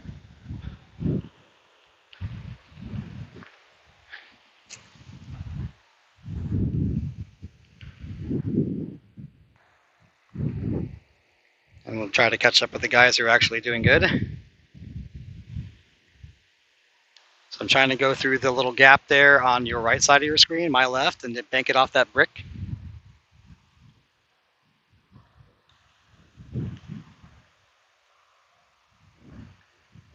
Oh, the crown got me again.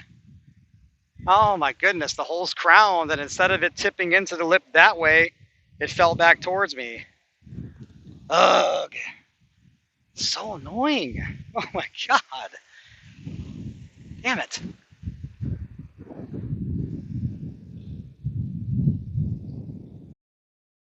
It's happened in a tournament. Man, that was a good putt.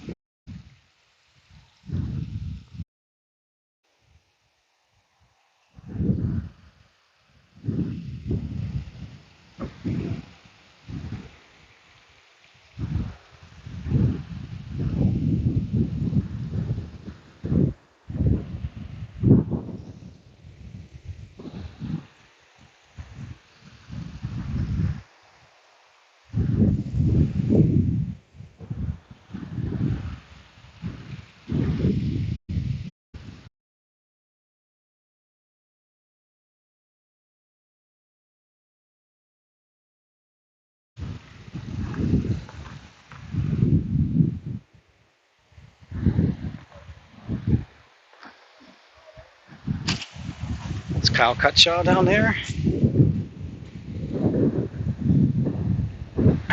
Yeah, I don't know if you guys can even. I mean, this is probably 40-mile-an-hour gusts now. Look at the trees up there. Look how it's blowing. Yeah, it's crazy how windy it's gotten now.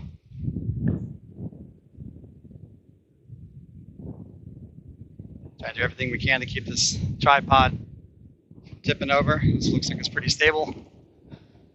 Shout outs to ESDDI for making a super well constructed tripod for me to use. They didn't construct it for me, but they made one that's worked out really well. So this putt's already difficult enough to get it close, but all the wind is blowing this way. So I'm actually going to try to make an adjustment. I had been playing the ball from over here. I'm actually going to move the ball and try to adjust for the wind. So my ball should be running up the slope on your screen. It's going to look like it's going left. Then it should track back, from my right to left slightly. Nope. The wind didn't affect it. This is not too bad, about 2 feet away.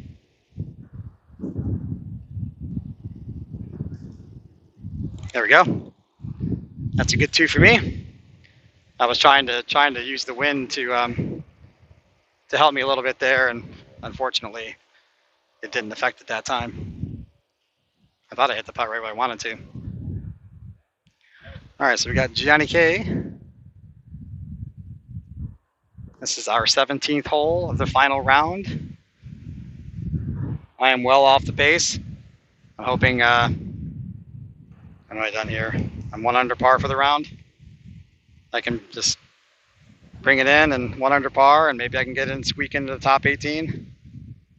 Sends his ball up the slope. That's got to roll a couple more inches. Just short, tapping it in for a 2. He is 3 under par in this round. He's made 4 aces. He's made an ace on hole 5, 7, 8, and 11. Exactly 0 times. So if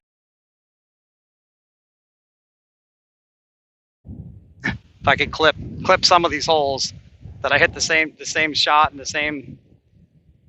I was gonna just stop. So everybody's watching Danny Baddeley. There on hole number 14. 10, sorry. One cross is on a good.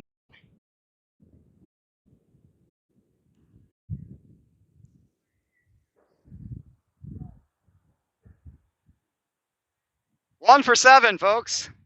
The RNG gods are in my favor. Curtain call. I'll take a bow for that one.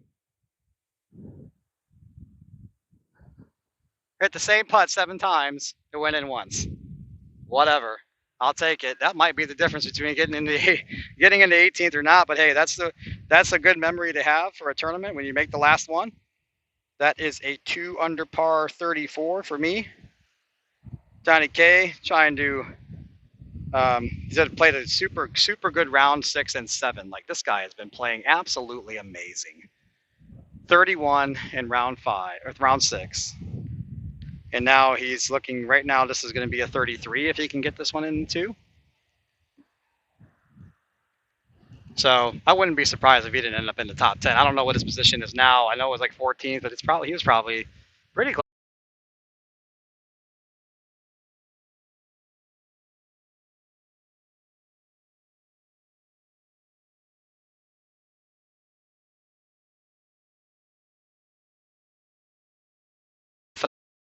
The rest of the round was clean. All right, so he's getting. There we go with the. Since he's left-handed, those players that are on the right side of your screen that were walking down there, you can kind of see the bottoms of their feet. I'm actually going to move this camera down a little bit. There we go. Those guys that are standing up on the sidewalk up there. The paver gods are in my favor. I call it the machine. It's the way the machines cut those bricks. But yeah, John Wilder and Mark Hasty were walking down, and that was bothering Johnny K. So here he is, final hole of the tournament. Okay, that's got a pretty good line. Is he going to get the gods too? He did. Fantastic. That is a 32, 31, 32 finish. Appreciate that. Let's go in here. We'll shake hands and do all this stuff. Appreciate. Sign of scorecards, if you don't mind doing that for me, please. The paver gods, as you guys. So Josh Morris says John was 16th going into the last round. Wow, I thought those other players might have backed up a little bit. So apparently everybody shot pretty good there in round number 6. So I have you as a 5 ace, 1 bogey round 32, and I've got a 3 ace, 1 bogey round of 34. You agree? I agree. We're going to sign this. There you go. Excellent finish, sir. Thank you very much. Really appreciate it. Nice playing with you. Hopefully this stuff didn't bother you too much, and try to. And not just because of the scores. It is great what you're trying to promote. Great. I really appreciate it. So, like I said, I try to tell the viewers I'm really competitive, just like everybody else, and I want to come out here and win these events. But I just thought, you know what, giving the content is more important than my own personal results at this time. Once if I can get somebody else to help out that's, tech savvy with this, and then I can go and concentrate on playing, that maybe that'll happen one day. But for now, I'm just going to do the best I can to try to bring the content to the viewers. So I'd love to keep doing it, and whenever I'm home, of course I'll get to travel to name these tournaments in Kansas City, but I'll try to watch. Awesome. I really appreciate it. Thanks for your time. Great playing, and we'll see you at the award ceremony. So I'm going to go over there and sign for that. So. Yeah. So he has to pay for the. That's a good job to John Kropanak. I've been calling you Johnny K throughout the day. So good job to him. So what I'm going to do is I'm going to turn my scorecards in to Chris. So he's going to update the and then I'm going to go back out onto the course and try to get to the.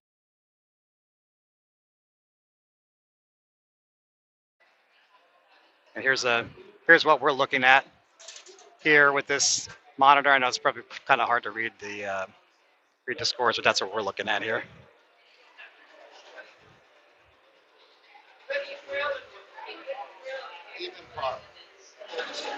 Okay, so just curious, can you post a payout for a tournament?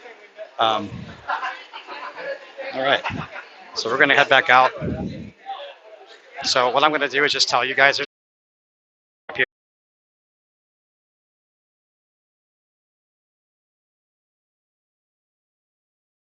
So it says after the final round, below is the prize breakdown. First place is $2,250. Second is $1,500. Third is $1,000. Fourth, $750. Fifth and sixth, $500. Seventh and eighth, $400. Ninth, $300. 10, 11, $250. And the rest to the top 18 is $100. All right, so I'd love to keep talking about that, but I'm going to get right back out of the course. There's exactly one water left in this entire tub. So we're going to get out here, and we're going to try to find whoever the leaders are.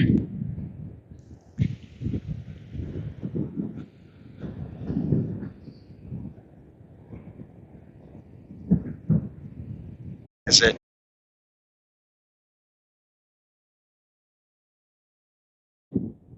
Things are slowing down and getting serious. It's so windy. Look at the trees. I can hardly even hold the tripod straight up. It's so windy out here right now. So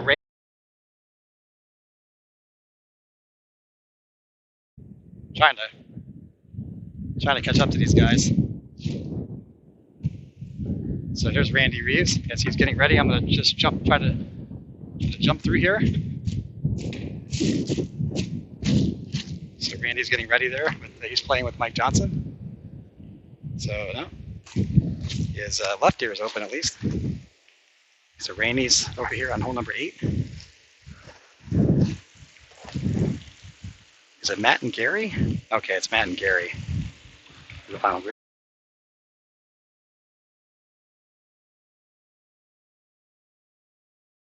It's like it was a deuce. So let's watch Brent Whirling play this hole. Let's watch Brent play this hole. So this is Brent Whirling. He's paired with Rainey Statham. I have no idea where these guys stand right now.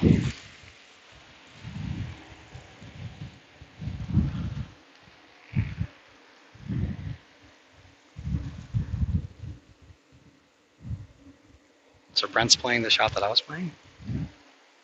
Just going to hit the putt probably about 18 inches.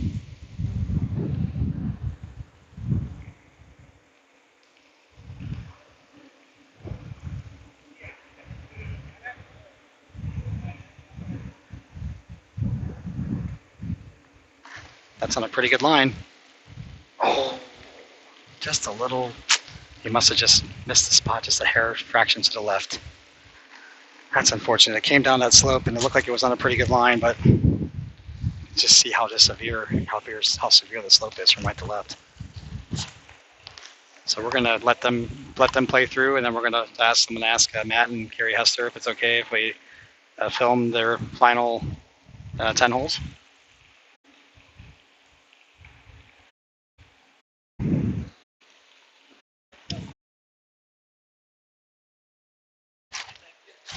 I'm just gonna be polite and ask, do you guys mind if I cover you guys throughout the final 10 holes? Just want to make sure. Okay, great. So they've agreed. They're gonna let me cover them for the final 10 holes.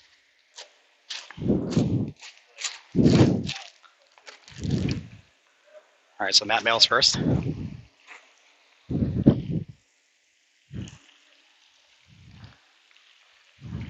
Try to stand in a spot where it's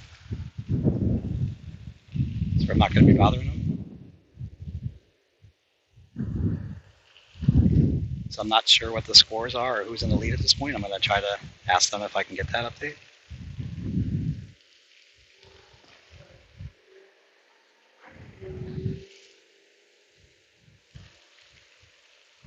Matt's playing more on the right side of the tee. Just taps it down the hill. Sacking on the line. Looks like it's a pretty good spot.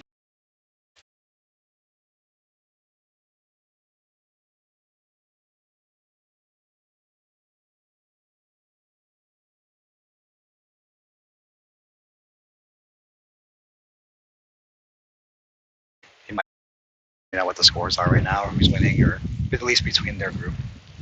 I'm not sure how Rainey and Brent are doing. So Gary's going to play, sends the ball down the slope, and that's perfect. Shot Gary Hester. It's a couple of aces for our final group there on hole number 8.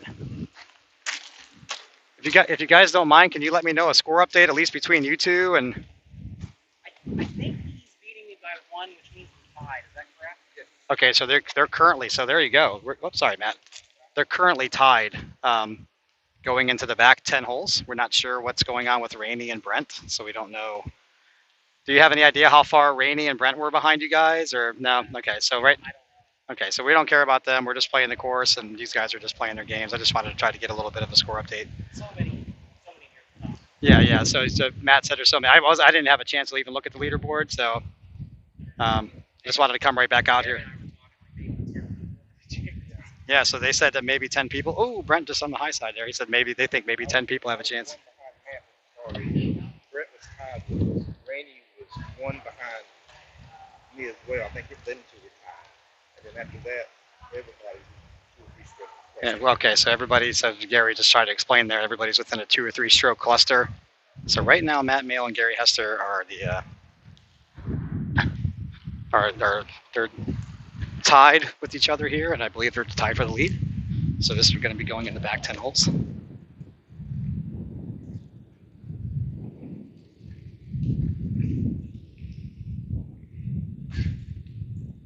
This is hole number 9.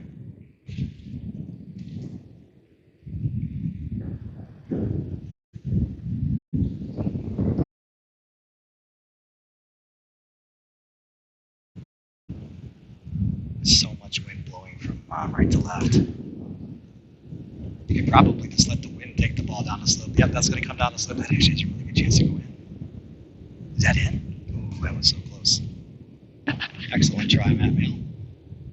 So Matt Mail is a Uspmga Masters champion, so he's familiar with the spot. That's a great 2. Gary Hester's next. This is the final round, final grouping, and they are tied. Gary is beating Matt by 1, so they are currently tied. Gary Hester sent his ball down the slope, and that's going to be really good. That is okay, very similar result. That's an excellent putt. That's going to be just a little tap in 2 for Gary Hester. And there's so much wind out here right now. So we have Rainey cleaning up his 2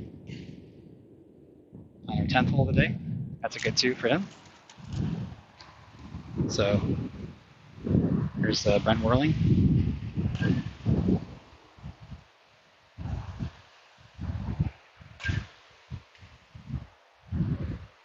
I'm not sure where they stand in relationship with the leaders. Gary Hester said there's a big clump. I'm sorry that I don't have the information for you guys right now. I just raced back out here on the course. I didn't even take a look at the leaderboard. It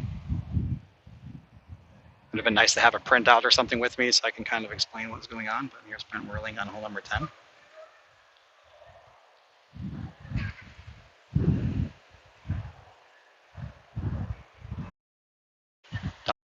It's got a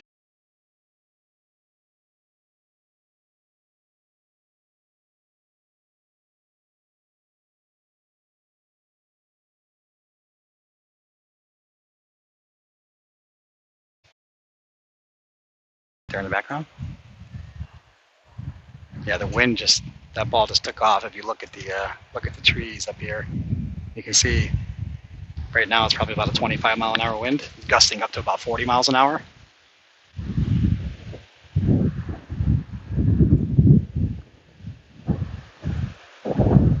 Yeah, I figured Johnny K, he did great. Currently at 8th of his finish. I hope I can creep into the top 18 and at least get $100 out of this.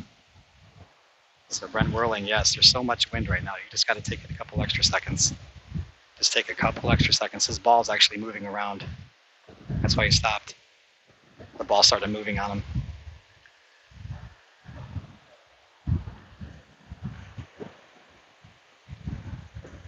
But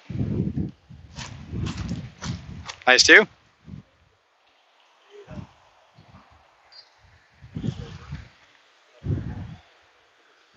Matt Mail wasting no time at all.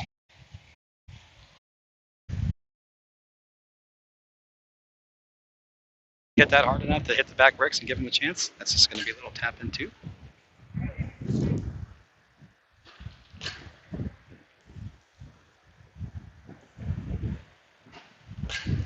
Excellent too.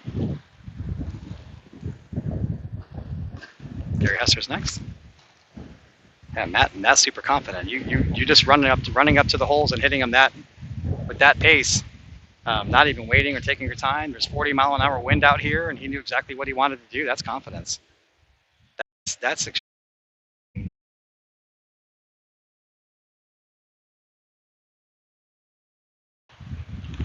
tap into. Going to be able to catch up with Rainey and Brent.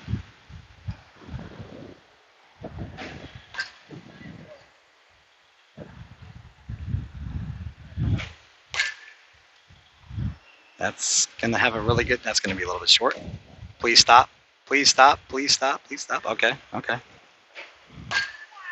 Do you mind after he taps if I set this up real quick? Do you mind if I set this up after he taps in? Because I know you take longer.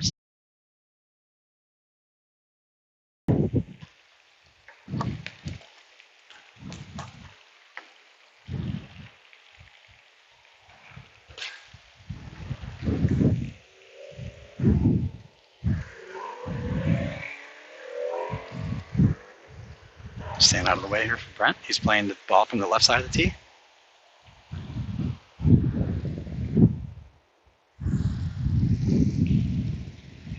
I'm actually going to ask Rainey if I can do both groups. I sends the ball down the slip. Actually, there's a really good chance. Short. Maybe I can Brent, Matt, and Gary. All right, so Matt Mills next. He's been playing super fast, at least on the last of the holes. Teeing up in the same spot.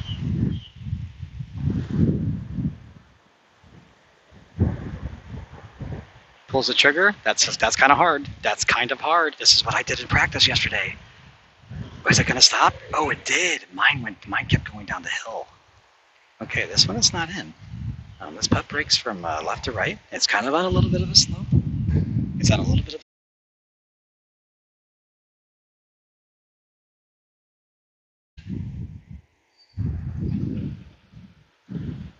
Does not break as much to the right as you think it does. It's easy to miss this on the left lip.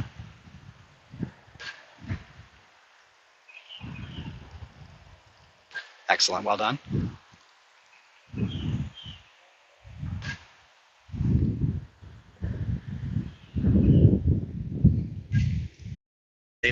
Hold on 12, I'm not sure where they stand.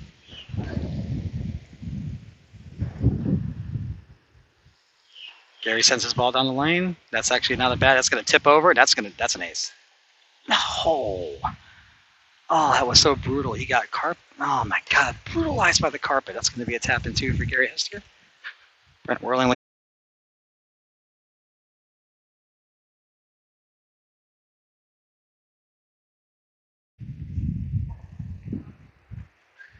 Brent Whirling to navigate his two. Just a tap in two. Rainey made that hole. He's playing from the extreme side, which this is I haven't seen this tee position, but I'm assuming he's going to probably try to go straight down the brick line because the hole breaks from right to left. So he's assuming that he's going to go straight down the brick line. He's playing really fast. That's going to, yeah, that's going to go left. Yep. Yeah, that's going to go left. I think he just missed the spot there just by just a fraction. It wasn't a bad try at all. Perfect speed. He's playing really, really fast. So Gary Hester's next. So his ball's teed up a little bit farther left.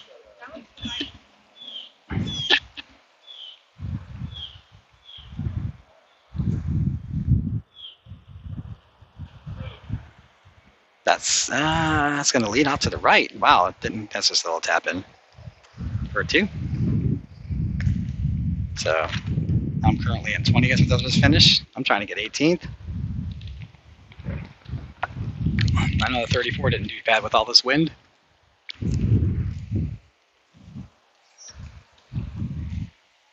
Brent down on.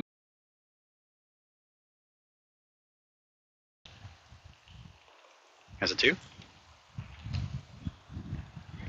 right, Matt Mail's up next. So I'm kind of hiding behind a bush here, so I'm not in the player's line of sight. So like I said, I've just been noticing Matt is playing really fast. So is that confidence, or is that, I don't remember him playing this fast. Yep, backing off, there he goes. Give you a little update. Rainey going on to hole 14. Sends his ball down the lane. It looks like it's going to be a front door line. That's on a good line. Oh, just wow. That thing snapped so hard right at the end. Rainey taps in for his 2 over on hole 14.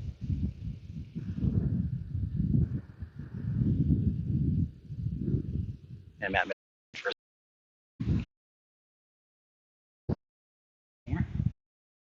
Okay, Gary Hester's next.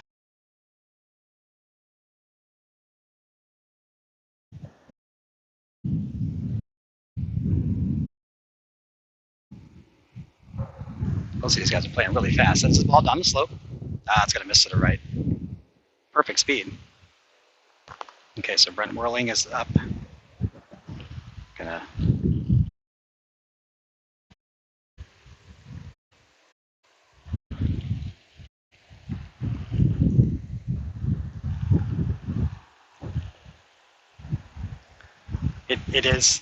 It is possible. I'm sorry, guys, about the picture. That's got a good chance to track to the right. It did not. Look, I'm noticing on my stream that I'm getting a very, very spotty connection again. And I'm really sorry about that. So I'm really sorry if this ends up cutting out. Super apologize.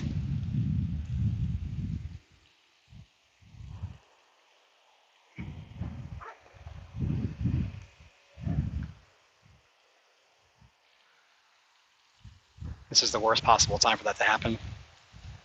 I'm really sorry about that. There's a lot of people out here now. And this happened to me on Wednesday. I'm just praying this doesn't keep happening. I'm sorry. It's Matt Mail on hole number 15.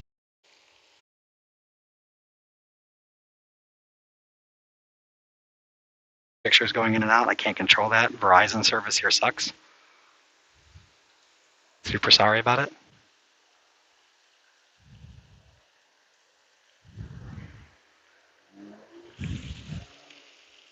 All right, navigates to there. No problem. Hole, once we get over the hole 15, it's going to be absolutely brutal because the wind is blowing so hard from left to right, and the green already slopes from left to right. Okay, so Gary Hester here on hole.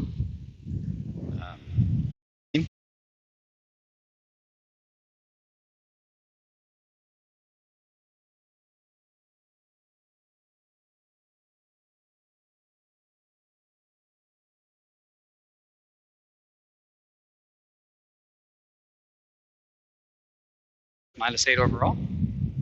Okay, so I'm really sorry about the picture. If it's stopping or being choppy, it's the Verizon service here. So Rainey's already hit his putt. It's on his way, and he's walking after it.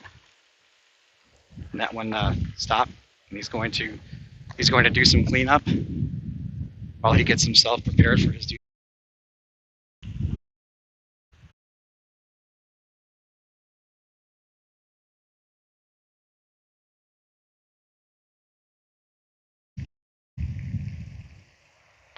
And he takes a seat. Try to get a little bit better of a read. Rainey's, this is for his 2 on hole number 15.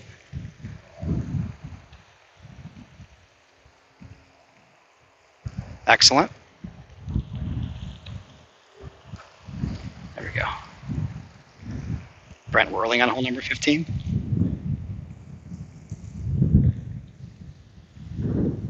So like I said, the green already slopes from left to right, and the wind, if you look at the trees in the background, the wind is blowing so hard from his left to right that this could take off.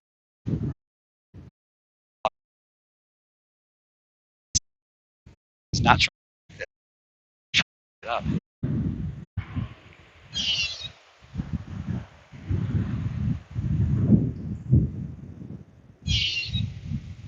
All right, that's a good line. That's a good putt. That's a good first putt. That's a great first putt.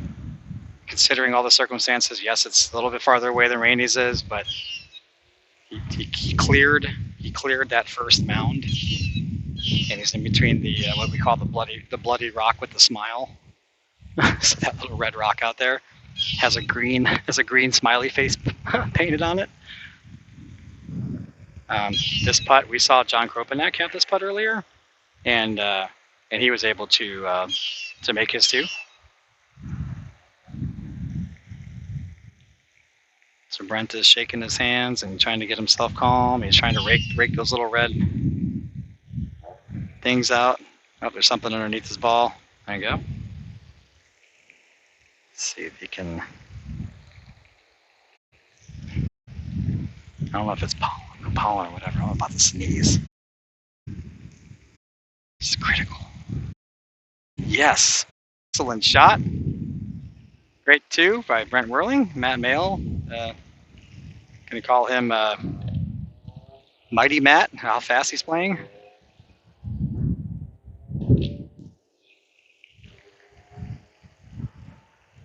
Matt Mayle is playing so lightning fast right now. Just doesn't want to think about anything.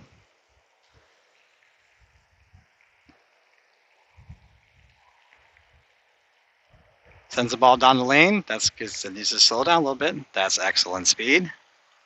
Excellent speed. An excellent putt. That's about 2.5 feet. Should be able to navigate that one. It's brushing off the carpet. The problem, like I said, there's so much wind and debris, and there's all kinds of little sand and rocks and pebbles around here that really hard to.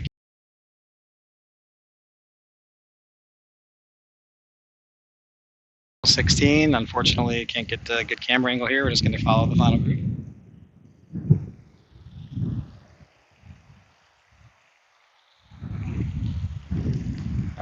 According to the chat, Rick Bear's in the clubhouse at the -8. Okay, Gary Hester sends his ball down, and that's going to be fine.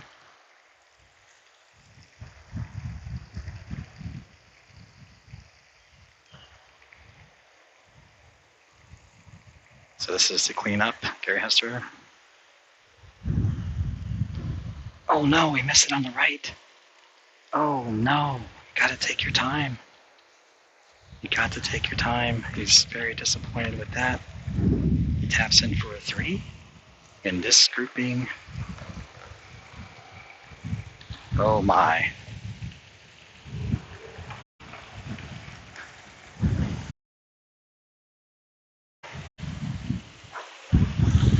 Oh my. Very uncharacteristic. He was going so fast.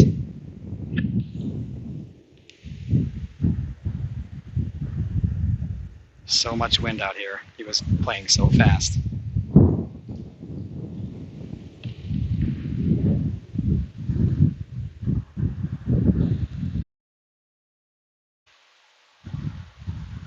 That's on a good line. It's on a great.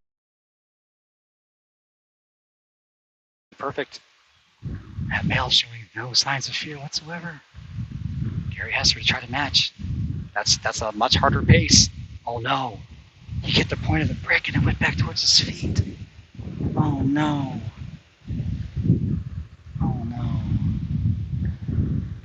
These guys are playing so fast. This is not in. That just curls in on the right side. Just curls in on the right side.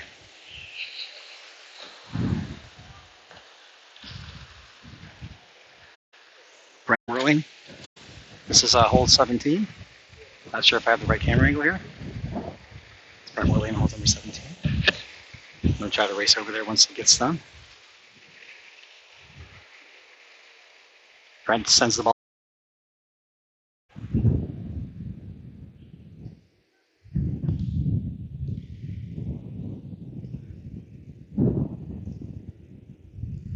Okay, so this is their hole 17, final round.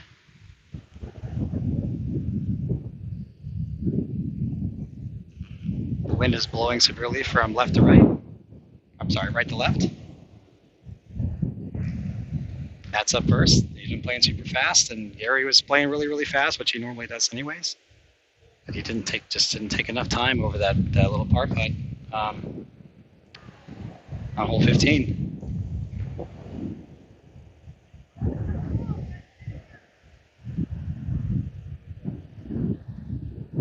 So up the slope, that's got to go. That barely got up the slope. That barely got up. Oh, it's like it's just taking no time whatsoever. There's a crown around that hole. This ball's not dead center. Wow, he's taking no time.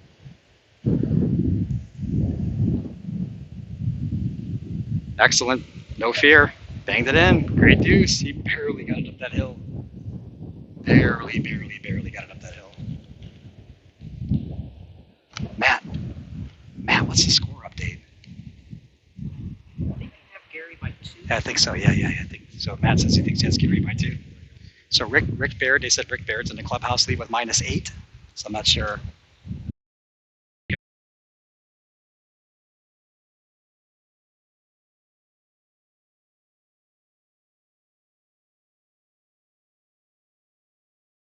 And with you, they bring the stream viewers like I wasn't able to look at the leaderboard. So keep it going, buddy. So you can see just how that wind really took off Gary's shot. As Brent Whirling sends his ball down the way, is he going to get a good bounce? He did not.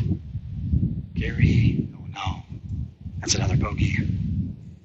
I believe Matt has a 3-shot advantage now. And we're going to watch Brent Whirling with his final putt of the tournament. Rick Baird in 17.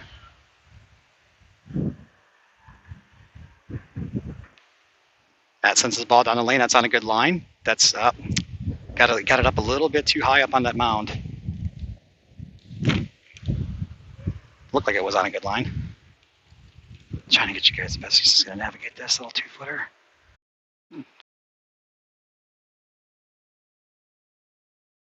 Uspmga US Open champion. And Manuel Gary Hester to finish up. That's a little light. Catches the it just popped the cup. Gary's been getting very unfortunate there.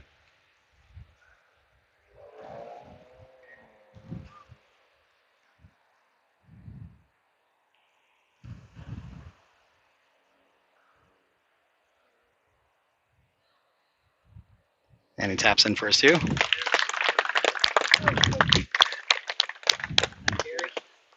pleasure. Is it enough? I don't know. I have no idea. It was enough? So we're not sure if he did enough or not. We're trying to figure out. I'm going to find out. So we're going to find out here what actually, let's go. Oops. What score did he shoot? Everybody's confused here. Well, he ended up being 3 behind Matt, but Rick was in at -8. So what did Matt need to do? So I have no idea. If you just needed to break par, okay. Hey Matt?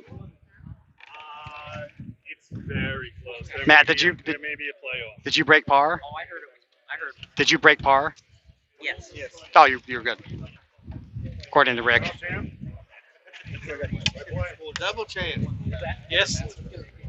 So he's we're trying to get this a little bit confusion here on whether Rick Baird said he needed to shoot. He needed to break par in order to win. It's a lot of fun. So we're gonna follow this group here. I believe Matt Mail is the champion. Sorry about the confusion there. I wasn't able to go and look at the scoreboard and really find out what was happening and give you guys a rundown. So these guys are going to tally up their scores. So apparently, We both deuced 18, right? We both deuced 18. And we both deuced. I'm 317 because I went for the ace since I was 2 behind. Did you deuce 19? The last hole I deuced. 19. So we're just trying to figure out the scores. See, I'm going through here, so my 3 would be. Wait, you didn't. Why don't you have 19? Because all the groups we've been doing, it this way. Oh, okay, no problem. Yeah, it's no problem. Just put the 3 back on the right hole. It's the one right after your ace. The 3 would have been right there. Yeah, 3 on 18. That's what I thought. Okay. Nice. 1, 2. So we're just trying to get. 34 for me. That is correct. So it looks like Matt shot at 34. 1, 2, 3. 2 under. Looks like a 36 for you. 36 for Gary. 34 for Matt Mail. Matt shot a 30 at 244. Matt, before we start crowning champions. Not sure what what did you shoot in the final round there, Brent? So he shot 36, so he's in at 245, so I believe that's a tie for third.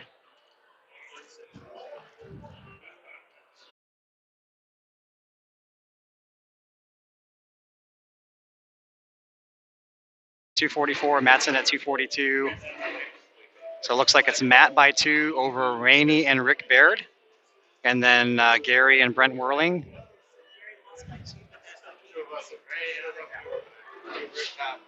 So it looks like Randy Reeves at 245, Brian Johnson at 245, Brent Whirling at 245. And Gary Hester should be at 245 as well. So you should have and John Kropanak, 245. Wow. Unless it's for first place. I'm in 20th place for those who care about my terrible performance. Sorry about the people in the way. So I just missed out on the cash this time. Yeah, that's fine. I'm gonna start moving this. Okay. So Brent is going to and Brian Johnson, they're riding back to 18 and a half hour drive here from Cape Coral, Florida, back to Fort Wayne, Indiana. That's brutal. I'm going to be here for the rest of the afternoon, over the evening, and then tomorrow morning. So I'm going to try to find something to do. I might end up over at Pop Stroke if I be able to have any other play.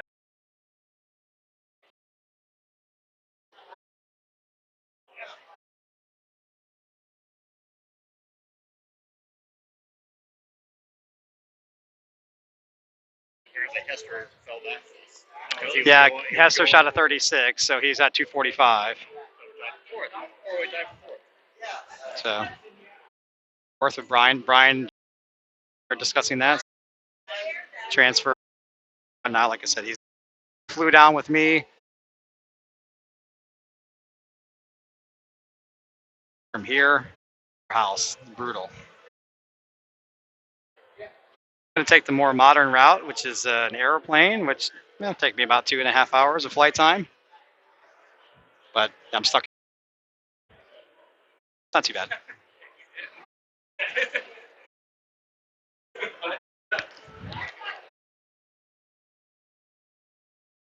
Final to come in, and looks like we're going to crown Matt Mail the 2000 PM US Open. There's Matt Mail. Hopefully I can get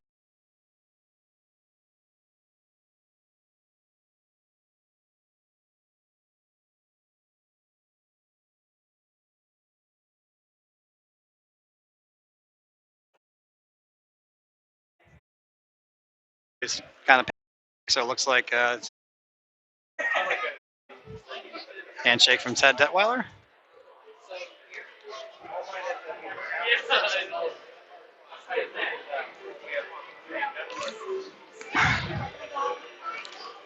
And I believe first place was $2,250. The money doesn't mean that much to him. It's the title. Yeah, $2,250. He doesn't care about the cash. So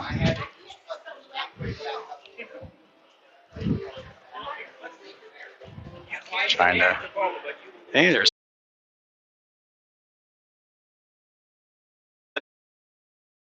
He. His father is the president of the UK. So what is your official title? Yeah. I'm the president, and So Ted said he's the chairman of the board. So thanks Ted for doing all this. And like I said, I'm trying to tell the team we're going to try to for the USPMGA Masters in October. Yep. We're going to try to improve upon this. And this is great, but it can be even better. So. Yep. So. Tell me everything. Yeah, I really appreciate it. So try to bring everybody into action and get more people involved. And thanks. Yeah, it's a lot of fun. Like I'm ultra competitive, and I would like to be able to challenge for the title, but I just made a commitment that it was better for me to help try to promote the game and grow the game rather than my own personal results. Yeah. And once I get people on board and I can get people to help dedicate with the stream, I'll get out there. So. Get Ryan Paytrack on as well. Yeah. Commentating. Yeah, absolutely. I'll get on. We'll all get on. That sounds great. It's on the game. That sounds great. And do commentating from the field when you're not playing. So what I want to do is try to get somebody that's tech savvy that can run the stream for me while I'm playing, and I can so that would be great. We have a new guy. Hopefully he'll be there in October. He's a young kid. He knows how to do it. He can do all this stuff in a second. Awesome. So somebody had mentioned. Way that I can get the laptop. You're gonna just leave me with the laptop and. Should be just be able to refresh this. There it is. There it is. So.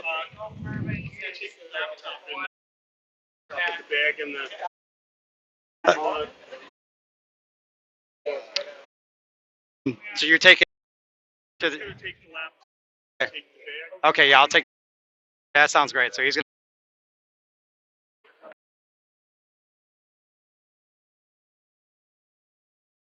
Shaw. So he is the owner of. You can show your sleeve there with the Mossy Creek. So he's the owner of Mossy Creek Miniature Golf, and that's in Johnson City. it's in Jefferson. Jefferson. I always get that confused. At Johnson City or Jefferson City. Outside of the Sevierville, Pigeon Forge, Gatlinburg. Okay, so like I said, he's just outside of what was the Sevierville? Yeah, Sevierville. So Sevierville, Gatlinburg, and Pigeon Forge area. It's about from my recollection, it's about an hour north of Gatlinburg. Yeah, just about right. Yeah, So on traffic. right. So you're going to host a major. Well, your U.S. Open is in next year, right? So We'll be hosting the next U.S. Open in 2022, and then we also have a tournament this year, the Tennessee Open, the last weekend in August. Okay, so last weekend in August, have you made any official announcements or anything yet as far as what the actual dates are? Or? Yeah, it's let's say 28, 29. Okay. So we'll do 6 rounds of stroke play on the Saturday, and then the top 16 players qualify for a match play on Sunday. So it's really 2 separate tournaments. We got a $2,000 cash prize. Okay. The first for that first one, top 10 spots pay out there. Okay. And then a match play, there'll be $1,000 among the top 4. Awesome. So I'm hoping to be able to attend that. I have a daughter that's on the way here in the next few weeks. That's exciting. I'm happy for you. Yeah, appreciate it. So due on May 12th. I was really fortunate that I got pushed up. So I was able to come in and I'm going to try to be able to attend your event. Either way, I'm going to try to get with you at some point to help teach you about the Bond Golf Arena software. We really, the scoring has been a major improvement. We like that. I know I have folks back home that watch the scores and other people too. So awesome. We want to do everything we can do to promote the game of mini golf. Yeah, absolutely. Mossy Creek's going to be a location for professional mini golf for a long time, so anything that we can do to help with that, we're excited about the live stream and expanding that too. So on your course, you have multiple hole locations on hole 1, 3.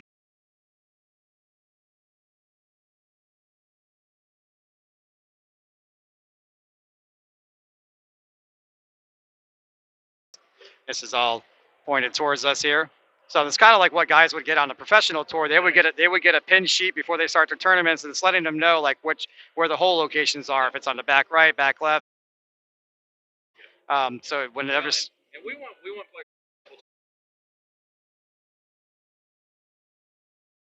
here months in advance what those will be. We'll change it for the afternoon session.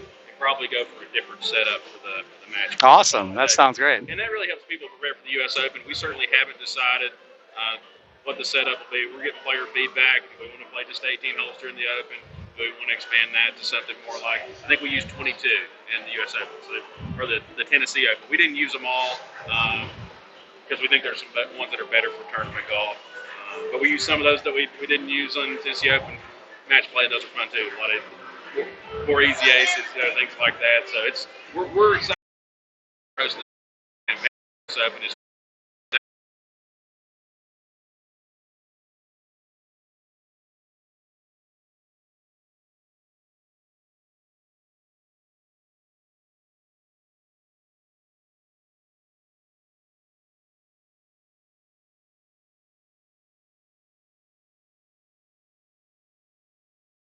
Are you leaving today or tomorrow? Yeah, or? we're gonna hit the road. Appreciate it. Thanks.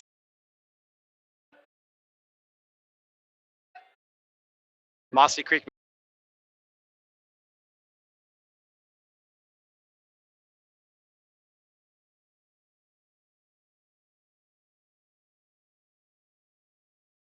Talk to you guys for a little bit. So I really appreciate you guys watching and all the support. I know I didn't play my best and looks like I finished around 20th place. So I didn't make any money this time, but that's okay. This was a lot more important. All of the handshakes and the well wishes and all the positive vibes from you guys and the viewers, that was my reward. The money is nice, but and, the personal accomplishments, they're nice, but the real reward is when they see this happen, and especially like Ted Detweiler and Kyle Cutshaw and the owners here and the people that are, in the upper levels, the really important guys. The players are important too, but these are the guys with the money. So when they see my vision happen and they see it all work out and they see the flow of it and everything runs smoothly, that makes me proud. When they're coming up to me and telling me that I'm doing a great job, like I said, that supersedes anything personal. More standardized so we can be in line with the rest of the world. That's what's important to me. So as far as what I'm going to do the rest of the day, I don't know. I'm stuck here until tomorrow morning at like 9:30. My flight leaves out at 11. So I don't know. I might end up over at Popstroke. If I do, I'll definitely stream again and let you guys know on Facebook.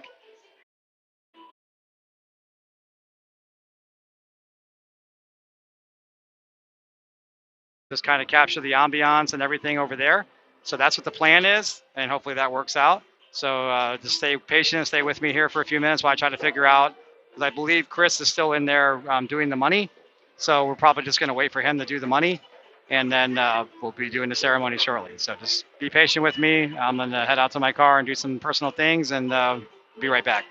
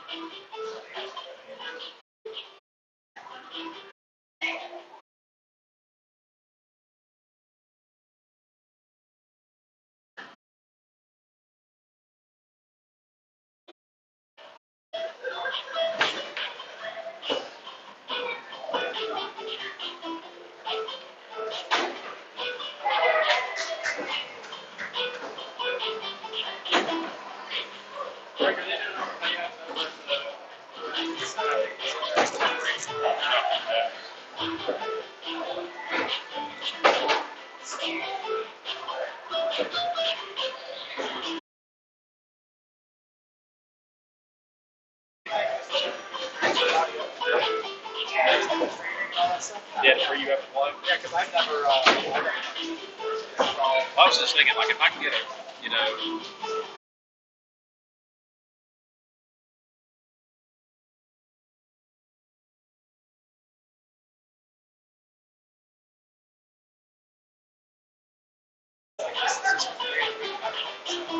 I took the selfless route this time. I'm normally super competitive. Most folks are I appreciate that. All about growth.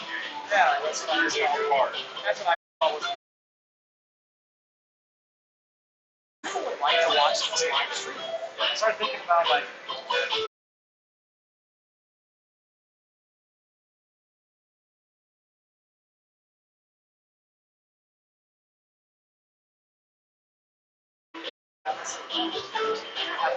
guys out here.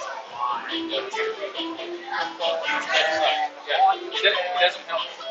Yeah. So you got audio, wind noise. I'm a truck driver, so I already had a noise canceling headset that has a filter on microphone. I'm gonna test it out. I'm gonna have a local pump up on here. Yeah. This is good. It's amazing. Like, it's super high resolution. Audio is amazing. Like, that's now. It's got a little Yeah. Right. Now, I got a little bit on one with the cellular area. Like 5G wideband, maximum possible frame rate, best resolution. I'm like, wow, this is really good. So I came down here, I was a little disappointed because the video's kind of cutting out. Just kind of frame rate to drop a little bit. Sometimes the audio can cut out, especially like an old tube. At the base, I'm walking all the way up back up the hill, but even being 150 away from the gamut, they were still able to hear me. Sometimes it cut out, but I think that was more of the connection, the cellular connection. So,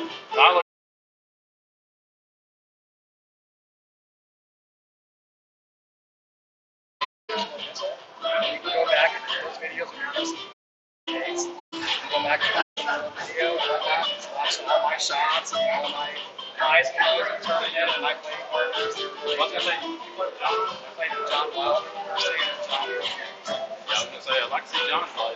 He got fired. So he did really good. His tournament record score was there, 6, it was amazing. And that's when he got to about 9 holes. I saw him shaking down like it was going to go super low. So he was playing great.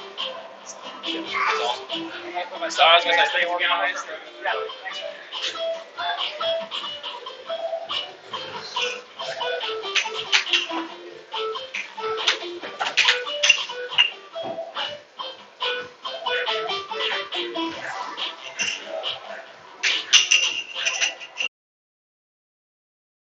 Somebody who's maybe trying to go into film. They're going to follow me to my vehicle. I need to find Brent Whirling because he has my keys. I have no idea where he is. We're going to have to go find Brent Whirling first.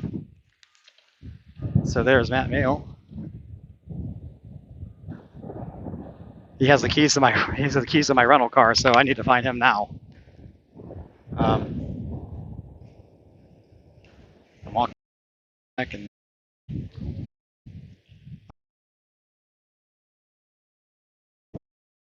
really. Hey Matt, is there a chance I can get with you in a little bit? Thanks. This whatever. Just want to do a small interview. I'm trying to find Brent Whirling because he has the keys to my rental car. So I don't. I'm like focused on that right now. But yeah, you just get a chance. Thanks.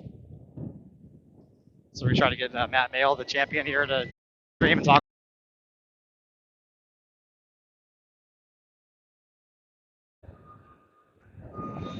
Might have to cut the stream off and make some phone calls.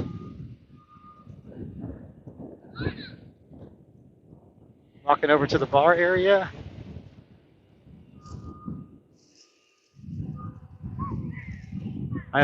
Okay, there's Brian Johnson. He should be over with Brian Johnson.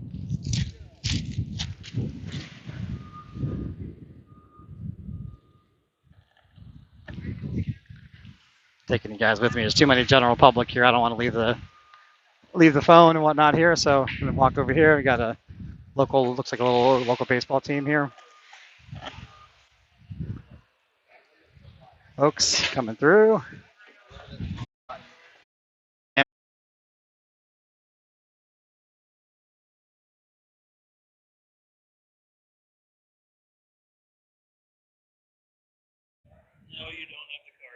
There you go. So we just searched the ends of the earth and we just found the Holy Grail, which are my rental car keys.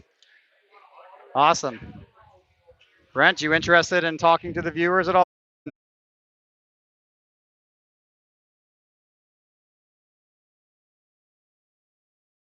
And what are you talking about here? Okay, he's gonna do hardcore wrestling promo. Do that Macho Man on you? Okay, all right. There he goes. Here's Brent Whirling. So my sweat there. There you go. I guess I'm just me, right? Oh, all right. Extend that down. That's all right. Matt Mail, Brian Johnson, Rick Baird, Gary Hester, Rainey Statham, y'all are garbage. And you're not going to stand a chance at the Masters when me truly comes rolling in there and destroys everybody. I'm going to destroy these guys that you can't even see on camera. It's going to, there you can see. And oh boy. Yeah, look at them. They got a chance, brother. I'm Hulk Hogan now, brother. No, so I had a lot of fun, and unlike the other people that are unlike the other people that are that I tied with or you know were close by, you know they've been there before and maybe a little disappointed. Me, not quite so much. You know, I'm disappointed that I couldn't steal the win, but you know, baby steps for me. So we'll see what happens at the Masters here. I'll be back. I was about to hand this back to Frank, but he's leaving apparently. He's walking away.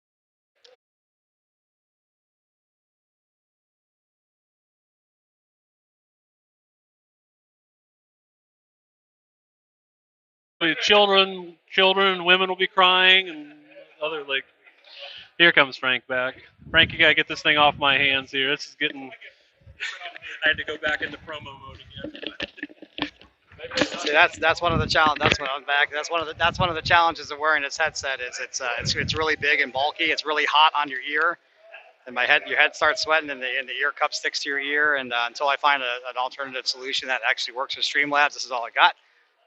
So we're going to leave. What we're going to do is I'm actually going to turn the headset off, and you're going to get the audio through the camera. I'm just going to kind of set the camera up in the corner, and we're just going to keep filming.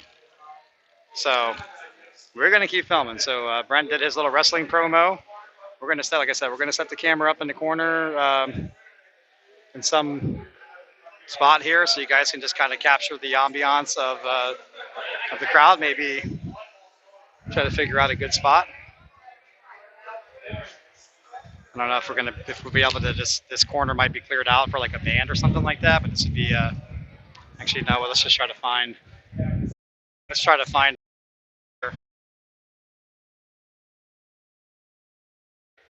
Brent, I'm going to turn my headset off and leave the stream up and just let the camera capture all the audio from you guys chitting and chatting and whatnot. Can you just kind of keep an eye? I'm gonna have to run back to the car.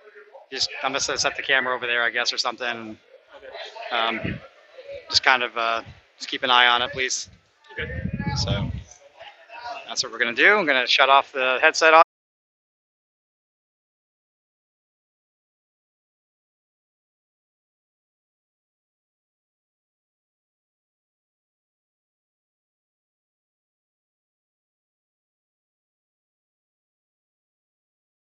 Turn my headset off. It's Roy Bissell signing off, and now you're going to hopefully capture the ambiance and all the everything that's going on here for their closing ceremonies. Try to get this camera set up in the right spot where this big ass pole isn't in the way.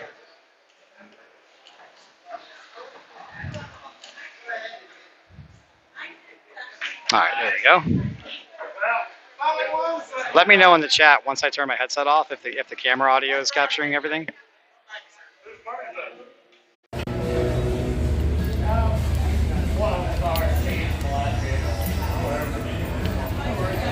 So let me know if the camera is capturing the audio, please.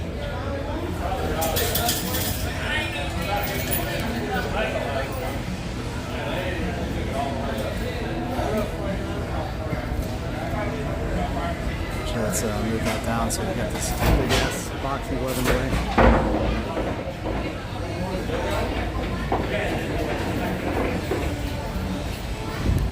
This is the lounge area for our our ceremonies. Man, I gotta move this in there so not. This pole is like right in the way.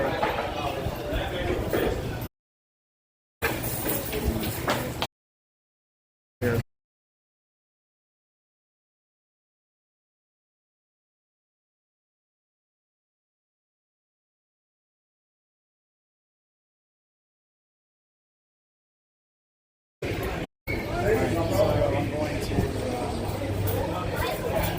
You got everything transferred over and you're all good to go.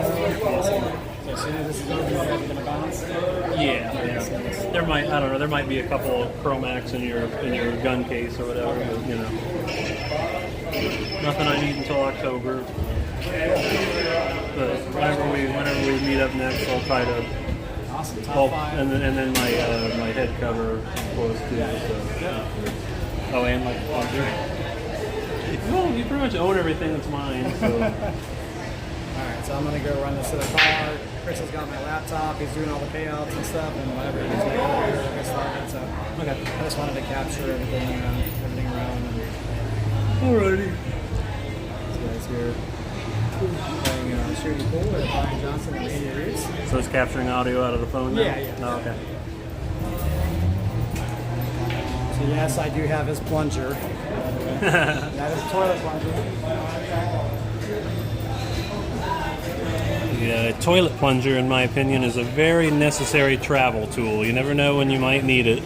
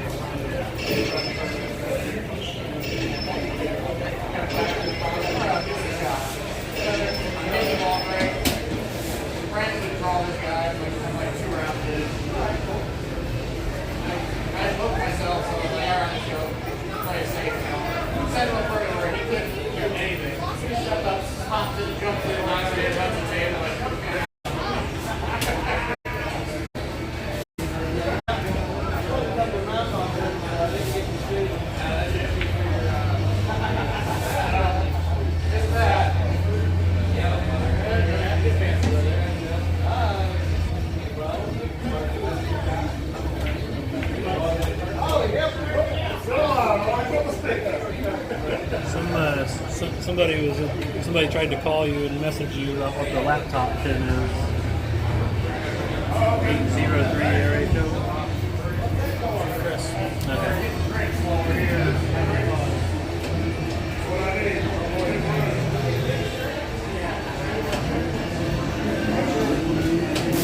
Make sure you have that for your good food.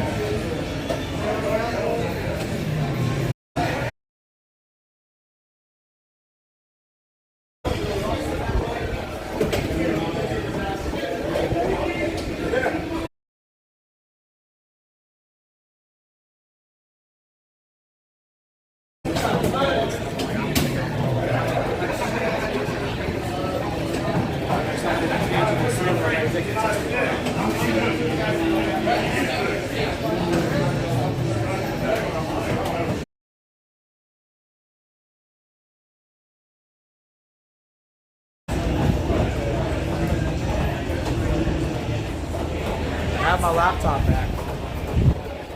Yay.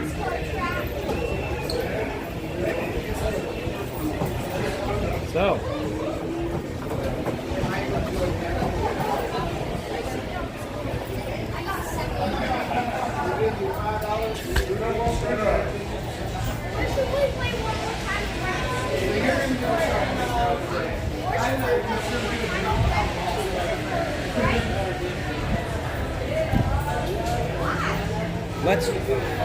Let's chat.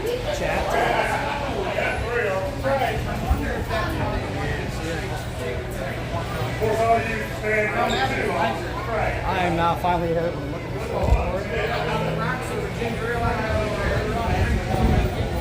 Second here.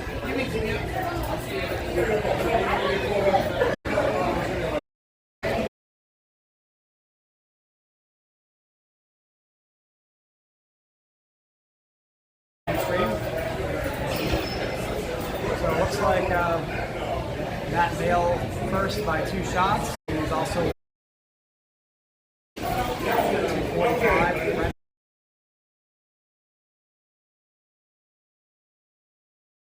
John Howell and Tony Martador at 247. Danny Dadley, Joey Graybeal, and Tim Talley at 248. Dave Clapper, Matt Block, Marcy, Mark Casey, and Mike Johnson at 249. Jingo! John Wilder at 250. And the rest of us. That was in at 255. Barry Sykes at 257. Tony Carcass at 264. Brian Akers 264. Jeremy Cabinet with, I'm not sure, 43 in round 7. That's unfortunate. 266. 5. Randy Moore, 270. I'm not sure what's going on with Randy Moore's score. Not sure what's happening there. Gary Schiff, 279. Eric Chang, 279. John Nervus at 281.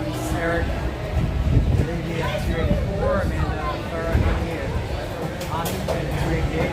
Aaron Myers, 303. Getting their loss at 312. So it's a lot of fun. Like I said, my personal results don't matter. I want to try to bring you guys great stream content. I know you might not be able to hear me. I'm trying to talk a little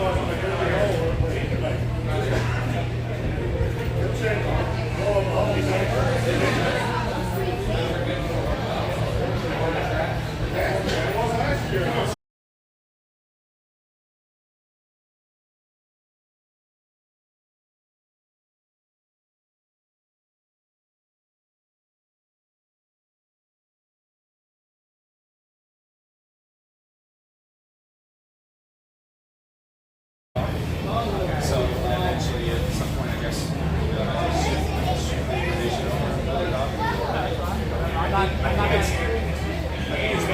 I don't know how to do it, but I know the guy that works there and knows how to get on the website. We probably have a big nice one.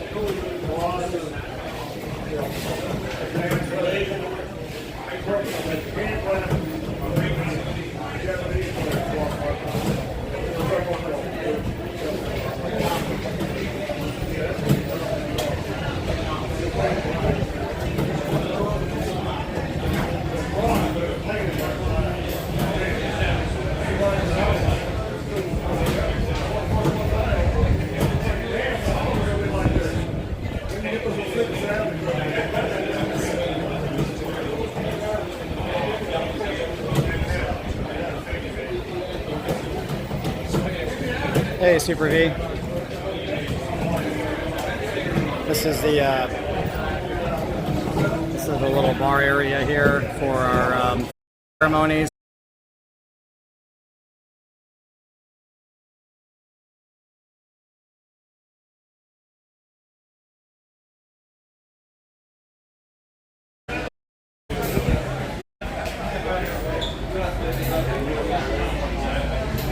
Another vantage point here. This is a Kansas City style barbecue.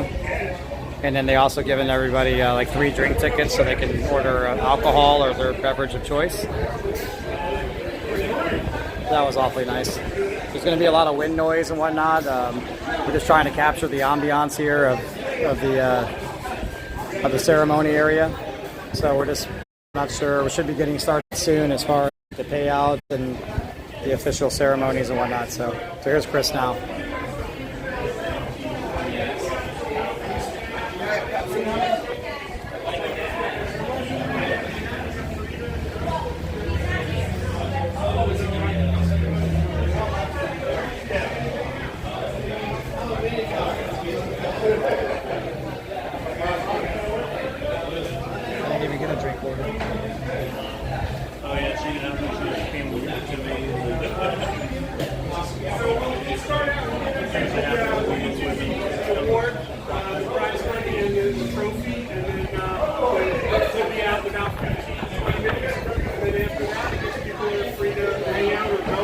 I'm not first to everybody else.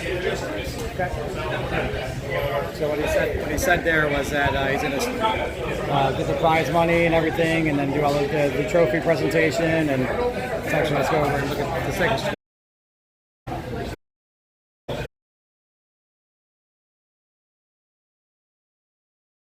He's there. U.S. Open champion. That would look sweet on Matt Nail's mantle at home. Frank, thank you for all Yes, you thanks, buddy. We're out of here. All right. Back home. So here's the payouts, and we're gonna do this, keep everything live. The audio is on.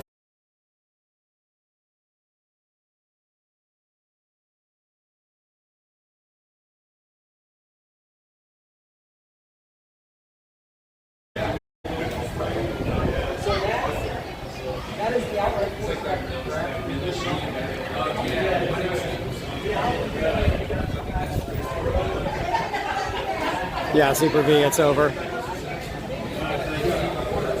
Looks like I was actually getting better reception over and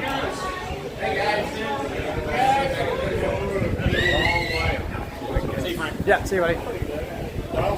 See if we can get some better reception.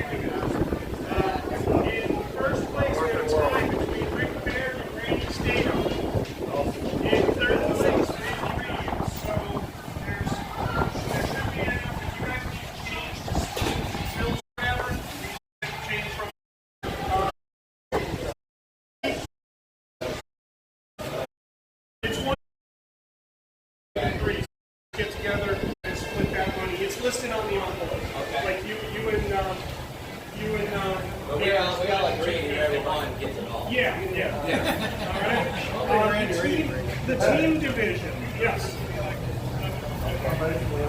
Yeah.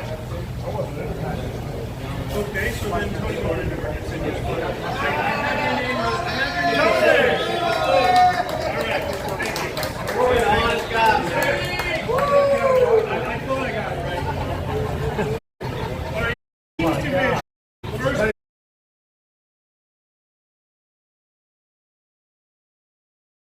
Second place.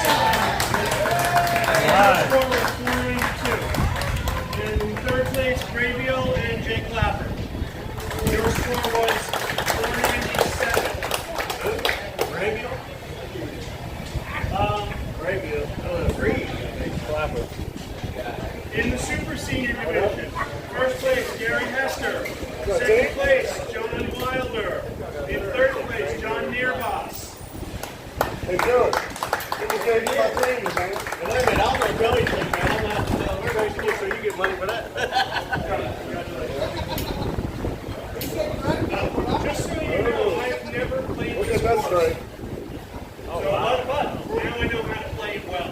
So I will be playing. In the ladies division, Vanette Block, first place. Mark Mingo in second place. And Amanda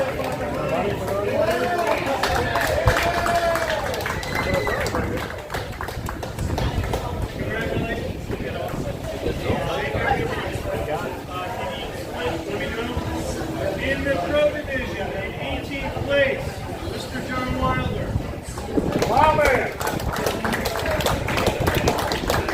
In the pro division, in 17th place, Michael Johnson.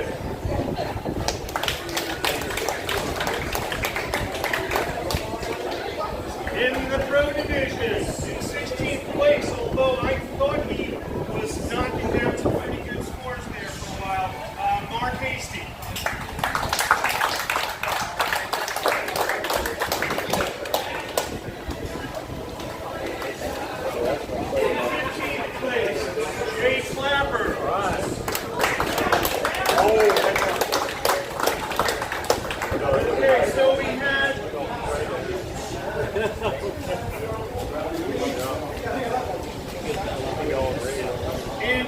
In places 12, 13, and 14, Danny Battley, Tim Talley, and Joey Graybeal.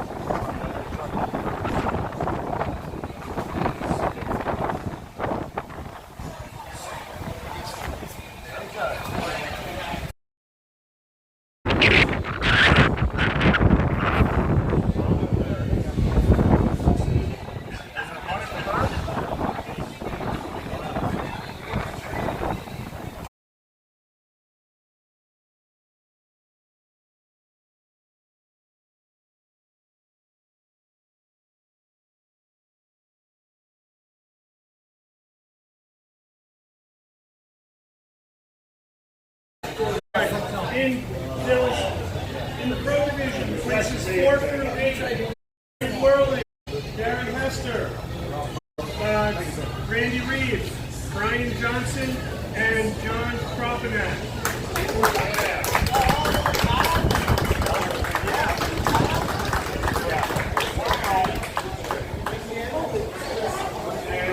All right, in the pro division, in a tie for second and third place to be split, Randy Statham and Rick Bear.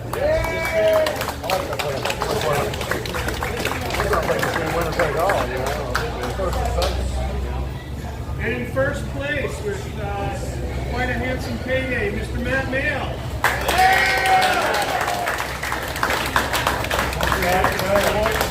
And then they can get 10 more for it. I got to break the last one down. I got 5 10. Oh, even better.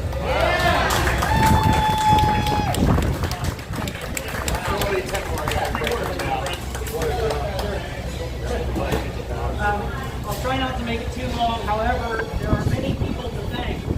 First and foremost, Chris and his staff.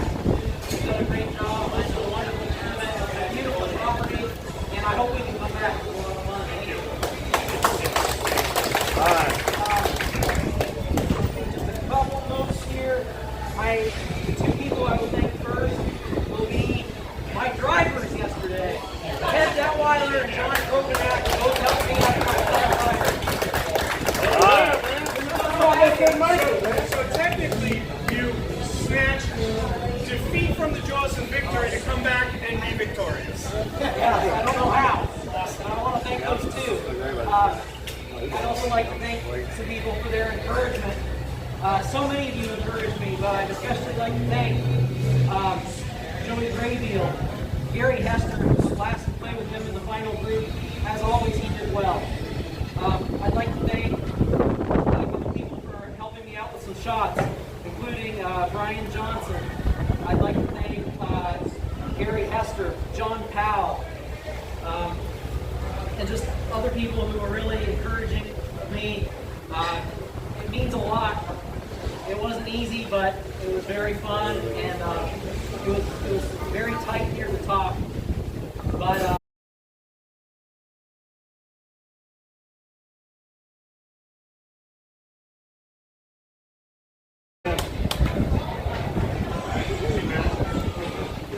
Thanks, Brett.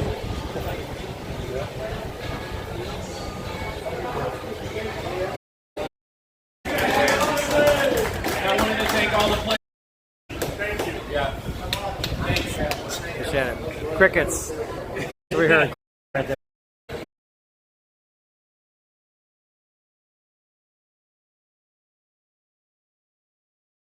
Oh well, I enjoy doing it.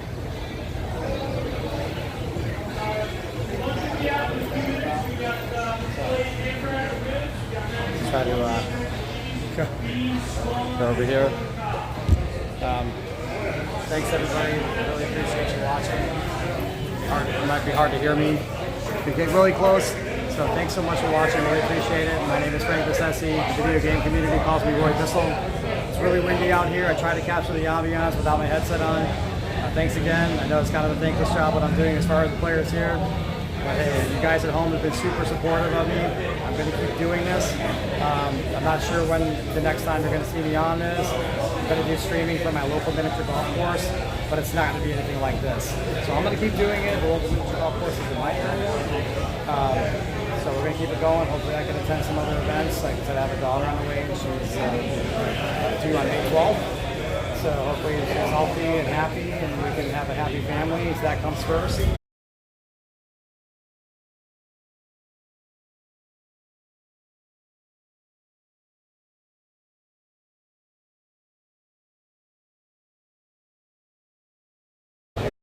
As far as the rest of the day is concerned, I'm here until tomorrow. I might go over to Pop Stroke in Fort Myers just for something to do. I'm not sure yet. So I'll let you guys know on my Facebook page if I'm going to stream over there. Otherwise, thanks again for watching. Thanks for all the support. My name is Frank Bissessi. I'm here at the 2021 Uspmga Us Open. Thanks again for watching and all your support. Have a great day.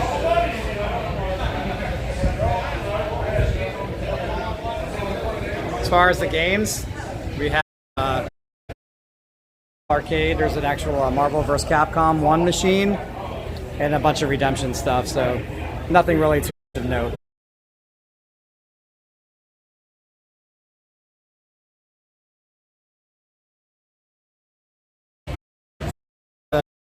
Graphics on the screen so you guys can kind of see like what I was talking about and the general line of the shot that everybody was playing, or at least the majority of the people were playing. So stay tuned for that, and I'll post those pictures on my Facebook page. Thanks again, guys.